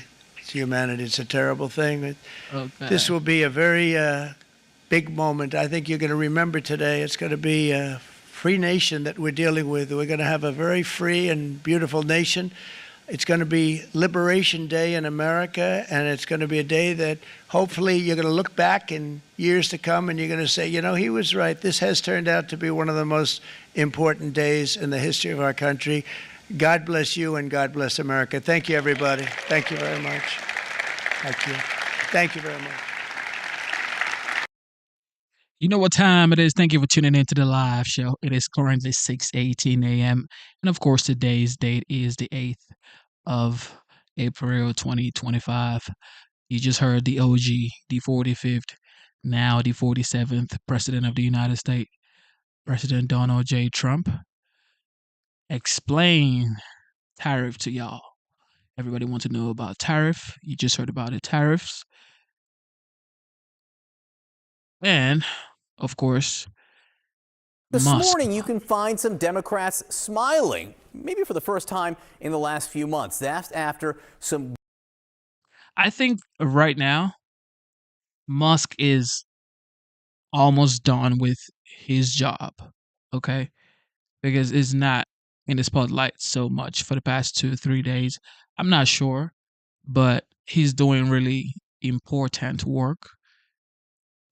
Most people don't think so because they say he's getting access to Social Security, you know, just a bunch of stuff. But he actually found the wasteful spending, some fraud, maybe a lot of fraud, but still yet, some Americans are actually destroying Tesla product, going to Tesla car dealerships and doing all sorts. Let's listen to what CNN has to say about Musk. I think Musk said something about Nancy Pelosi. We're going to check that out too. Good special election results, an outright win in Wisconsin, and some better margins in the state of Florida. So what does it all mean and what really happened? CNN Chief Data Analyst Harry Enton is here. Let's start with a little bit of Wisconsin, right? An amuse-bouche on Wisconsin. This was a race. Elon Musk spent big in this race to sway the Supreme Court race there. And he also went to Wisconsin, which may honestly have backfired. Yeah, I think it may have backfired. Look, I think if there's one thing we should be taking away from the results in Wisconsin and the polling that we have from Wisconsin and national, if you are a Republican candidate running in a swing state, you don't want Elon Musk anywhere near you. Yes, maybe you like the money, but you do not want his presence in your state. Why is that? Elon Musk, simply put, is an unpopular guy. He is political poison. Look in Wisconsin, his net favorable rating, minus 12 points, 12 points underwater.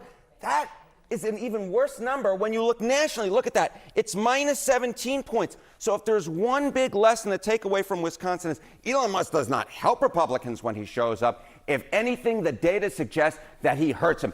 Republicans, stay clear of Elon Musk if you want to win in a swing state, at least in terms of his physical appearance in your state. All right, what did we see in terms of swings in Florida? What do we see in the terms of swings in Florida? You know, we were talking about Florida 6, and you can see it here. The election margins in the U.S. House District, you know, Donald Trump won the 6 by 30 points. Last night, what did we see? We saw the Republican Randy Fine win by 14. That's a swing of 16 points. But that's not anywhere near the swing we saw in Florida 1. Look at that. Donald Trump won it by 37 points. The Republican won last night, but only by 15. That's a 22-point swing. We're talking about an average 19-point swing from the baseline back in 2024 in just a matter of 4 or 5 months. These are massive shifts. These are massive shifts to the left. Democrats really have to like this, even if the Republicans added to their majority in terms of what this potentially means down the road. You take this type of swing, you put it on some swing districts, that's very good news for Democrats. Now, all of us who have this certain political sickness over the last 24 hours, we're talking about Kansas, Harry. Why are we focused on Kansas? Kansas is on my mind, and it's not just because I want to go home Toto. Look at this. Kansas 4th District election margins. If you go back in time to 2017, what did we see? You know, you remember back in 2016, Donald Trump won the 4th District by 27 points. And then all of a sudden, this ruby red district, Ron Estes won in April of 2017, but just by 6. Ergo, a 21-point swing. Very similar to that average 19-point swing we saw in those deep red districts last night in Florida. And then you say, okay, this tells us something about the political environment going into 2018, where Republicans, of course, lost. And of course, generally speaking, we look back, special elections and midterm results. If a party outperforms in a special election since 2005, 5 out of 5 times they won and win the U.S. House. Perhaps last night in Florida is a sign of things to come. And again, it's an explanation of why Elise Stefanik is not going to be the ambassador to the United Nations. All right, Harriet, thank you very much. Okay. Thank you, guys. Joining us right now to talk more about this is Democratic Congressman from Wisconsin, Mark Pocan. Congressman, thank you for coming in. This was a big win last night, a win by 10 points for this state Supreme Court seat. What do you take as the biggest lesson or takeaway from last night? Oh, thanks for having me. I mean, clearly, this not only was a 10-point win in a purple state, but the turnout was so high. It was people coming out to say what Elon Musk and Donald Trump are doing is not supported. People don't want their health care and long-term care cut. They don't want education cut. They don't want food assistance cut. All so that Elon Musk and Donald Trump can get a tax cut. This was a very strong, resounding vote, and the vote was absolutely against the Trump-Musk agenda.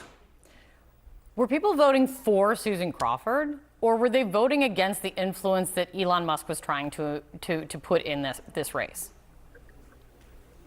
Look, Susan Crawford is a very qualified judge, and she's going to be a great Supreme Court justice. But I think she'll even tell you most people probably couldn't identify her if they were in line with her at a grocery store.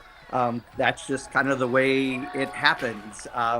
But it was clearly a vote against what's going on right now in Washington. The turnout, the intensity was all signs of that as well. Let me ask you about Florida. The House Majority Leader, Steve Scalise, told reporters last night that picking up those 2 seats, holding those 2 seats, would be a quote-unquote big improvement for the party's current majority where it stands right now. Byron Donalds was just on speaking with Sarah, and he said everything is fine. Everything in Florida is just fine and going to get better from here. Does the results last night make your job harder? No, in Florida, I mean, I hope no one falls down from being so dizzy from that kind of spin. I mean, look, when you have 10 to 20 point shifts in votes in Florida, there's a reason. When you have the Commerce Secretary, a billionaire, telling people if they don't get their Social Security check, like his mother-in-law, that they wouldn't call and complain if you did, you're a fraudster. 40% of people live just off their Social Security income, and clearly in Florida, that matters. The attacks that we see coming from the Trump administration and from Elon Musk right now are epic, and people don't like them. And Republicans who are complicit are going to pay a price. So whether it be Florida's elections or Wisconsin's elections or any other elections that we're looking at across the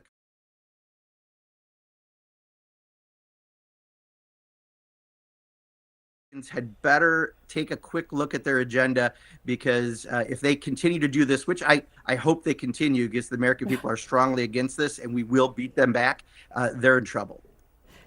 I want to ask you quickly about tariffs, because the president's set to make this massive tariff announcement today. Yesterday, I spoke with Wisconsin Republican Congressman Brian Stile, who told me that when it comes to the tariffs, he's kind of in wait-and-see mode. That, of course, was yesterday on these tariffs. Are you also in wait-and-see mode? No, Trump's tariffs are taxes on the average person. I mean, there's reasons to have tariffs. If someone's dumping cheap steel in this country, we should put tariffs on it to support the American workers and the industry. But that's not what's happening. This is across-the-board tariffs that somehow Donald Trump does out of either spite or who he's upset with or whatever rationale he's using. But at the end of the day, the people who pay it are the consumers. So, in November, the single greatest issue Donald Trump had was the economy. 50% of the people said they voted for the economy when he won. Now it's his single greatest detriment, because he's not doing what he promised. He's busy doing Project 2025 and conservative dogma rather than reducing the cost for the American people, while he's really bringing the stock market down as well with these dumb ideas. So people are not happy with what he's doing. Let me ask you really quick. You say that what last night shows is that voters are voting against what they've seen from the Trump administration so far. My question, though, is, are they voting against? Are they voting? Is there anything that they're voting for when it comes to Democrats, that Democrats are providing? We know there is a big conversation, fight, whatever you want to call it, going on within the Democratic Party after big election losses of who's really leading, what direction should you lean? Should you lean more liberal? Should you lean more moderate going on? Gavin Newsom, the governor of California, calling the Democratic brand absolutely toxic and really problematic. Have Democrats shown yet that they are giving voters anything to vote for, or is it simply just against Donald Trump? Well, we're going to make sure that Social Security doesn't get cut. We're going to protect Medicare and Medicaid. We're going to make sure that education is still funded. Thank you. Let's listen to Elon Musk, the man himself.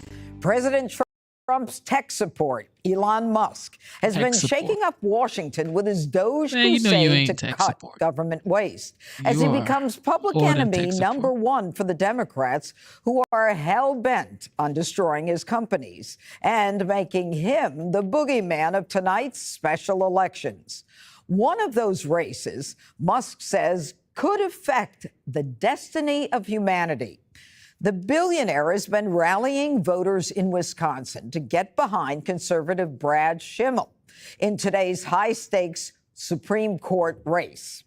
Elon Musk joins us now for an exclusive interview. Thank you so much for joining us, Elon. We are thrilled to have you on The Five. Thank you for having me. We're delighted to have you. So why is this race in Wisconsin so important?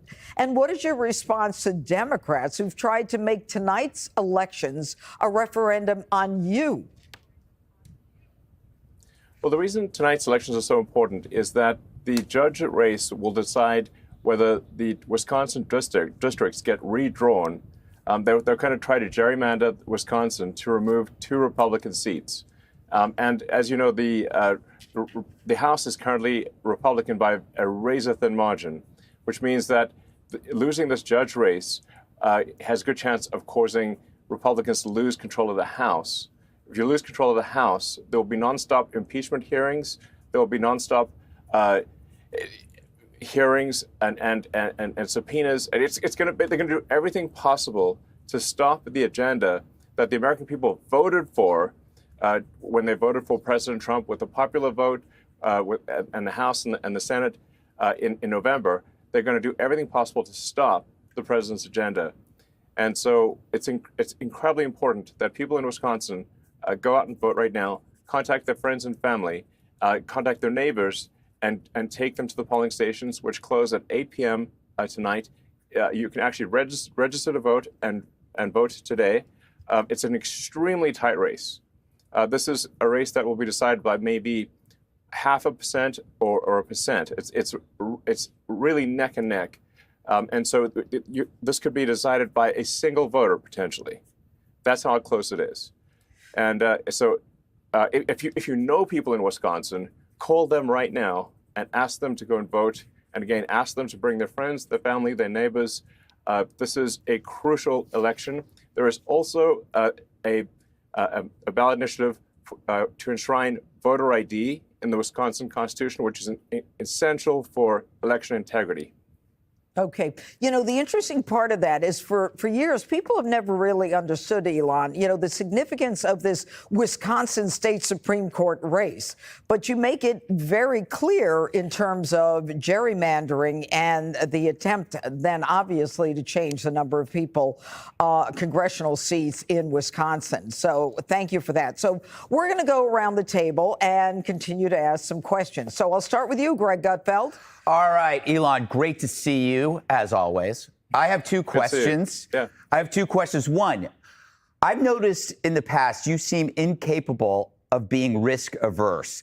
If you see something you want to try, you try it. And so I'm wondering, what kind of advice would you give to a young person whose fear of failure keeps them from taking risks that would actually enrich their lives, whether it's career or personal life? And my next question is, when the hell are you doing my show? I've left voicemail messages. I've sent carrier pigeons. I get no response. Well, I'll be happy to do your show. I've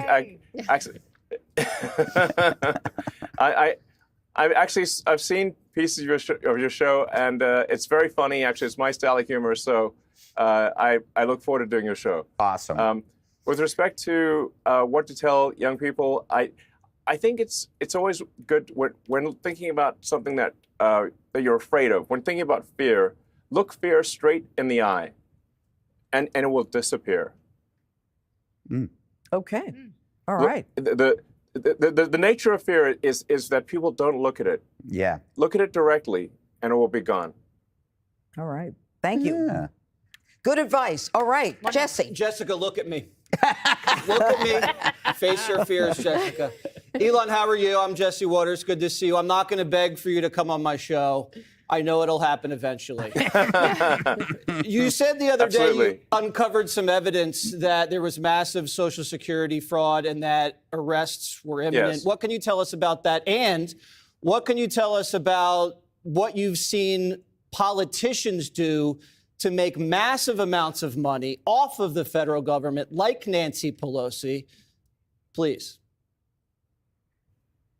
Yes. So we've encountered. There's really so much for it. It's deciding what should be prosecuted first, because it's such a long list. You have to actually prioritize the list. We convey the list to the Department of Justice. The DOJ has a process that they go through to review and think about it. The wheels of justice turn slowly. In fact, obviously, I have a maniacal sense of urgency. So to me, when I see that terrible fraud has happened, I'm like, why haven't we arrested someone already? But as the saying goes, the wheels of justice turn slowly but surely. And I think probably the person that stole 400,000 Social Security numbers, at least, maybe more, will be arrested hopefully this week. With respect to the non-governmental organizations, these sort of fake NGOs, I think there needs to be a number of arrests in that regard as well, because these are fake charities where mostly Democrats, I don't want to be clear, there's sometimes a little bit of Republican in there, because they sometimes throw the Republicans a bone to say, hey, be quiet about this. So that's where you start getting the uniparty thing going on. But it is overwhelmingly to Democrats, and they give give billions of dollars to NGOs run by Democrats that then go through a whole network of additional NGOs. It's a giant money laundering scheme. Really, at this point, I think the word NGO and money laundering are almost synonymous. Okay. Wow. Thank you. Makes sense to me. Kennedy? Hello, Judge. And hello, Elon. Welcome to the Five. Great to talk to you. So let's talk a little bit about some of the anti-Tesla violence. Your car company was... It's unbelievable. Yeah, I mean, it was a leftist dream come true. It was technologically advanced. It was the word of mouth was better than any car company, arguably, on the market. And now the left is trying to make it a pariah by tying their anti-Elon politics to violence. How do you talk the unhinged off the ledge, and how do you counter that violence that you're seeing at Tesla dealerships? Yes, it is remarkable that there is so much violence. People have burnt cars, they've fired bullets into dealerships, they've scratched swastikas into Teslas of the innocent people that they're just going about their lives. They've done nothing wrong. And Tesla's done nothing wrong as a company.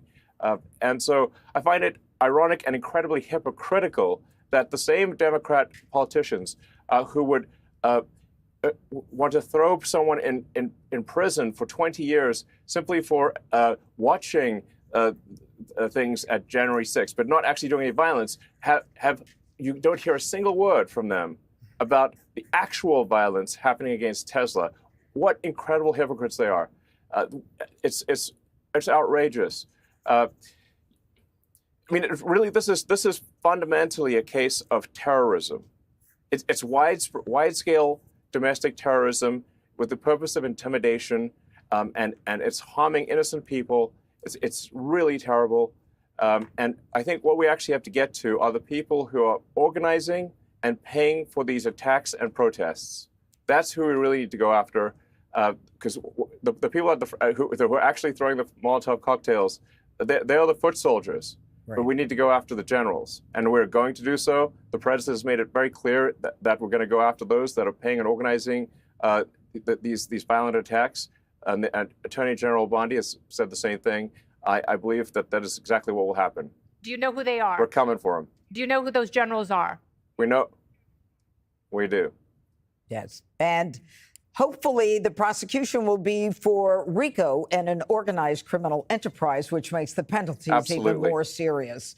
And now to Jessica. Yes, absolutely.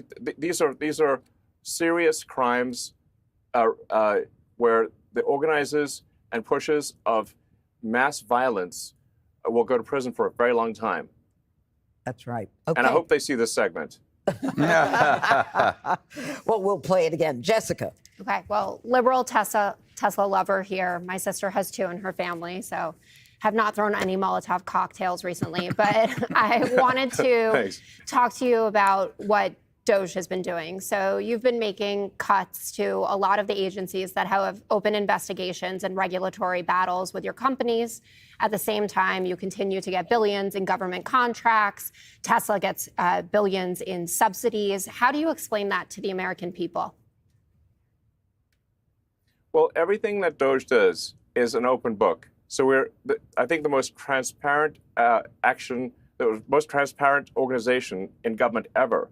Every single DOJ action is listed on the DOJ.gov website. It's also listed on the X handle. So if anyone has a concern about any one of those actions, they can bring that up. They can raise that. And I do want to say, sometimes we make a mistake. Nobody bats 1,000. We will at times make a mistake, but we'll act very quickly to correct it. I am under such an extreme spotlight, so much scrutiny, that it's literally impossible for me to get away with anything nefarious. And obviously, nor do I wish to. So this is a case where we have radical transparency. We're actually willing to admit that we do make mistakes. Often people are not willing to admit they make mistakes, but we are. But we want to emphasize we fix them quickly, and we're trying to do the right thing for the American taxpayer, for the American people. And I think history will be the judge that what we've done here and what we're doing is a very good thing for the strength and future of America. Okay. So, Elon, for one last time, why don't you remind the viewers why the election in Wisconsin is so important to America as well as the Trump agenda? Absolutely. So the reason that because it does seem like, why isn't this rather a small thing? And it's happening, ironically, of course, on April Fool's Day. This is not an April Fool's joke. This is very real. So a judge race election in Wisconsin will decide whether or not the Democrats can gerrymander Wisconsin in order to remove 2 House seats from Republican to Democrat. Because of the razor-thin margins in the House, that would mean potentially a flip of the House from Republican to Democrat. That means at the next election, roughly less than 2 years from now, the House will then immediately take action to stop the president's agenda. And it's always worth reminding people the president was elected with a majority of the people of America, the majority, a meaningful majority of the popular vote. So all the president is trying to do is implement the will of the people. And they're trying to stop the will of the people through judicial trickery. And in fact, in general, there is a huge problem with activists that are actually politicians in judges' robes. And that needs to stop. It's undermining the integrity, the reality, and the perception of the integrity of the legal system of the United States. And these fake judges should be ashamed of themselves. They're just pretending to be judges, but they're making the law instead of implementing the law. It's wrong. Yes, and they're activists. And you say that you can both register and vote today? Yes, you can both register and vote today. And the voting stations close at 8 p.m. local time. All right. Elon Musk, thank you so much for being with us on The Five. Thank you. You know what time it is? All right. It is currently 6:41. It is time to get to business. Okay. Thank you for tuning into the live show. You know what time it is. You guys are the best. I'm going to be back here very soon, probably this afternoon. I want to make sure I come here today. But with that being said, thank you. Double tap your screen, subscribe to the channel. God bless you. You guys are the best. And God bless America. God bless you. Instead of looking for perfection, seek for consistency. Never give up on yourself. Never give up on your dreams. Never give up on God. You know what time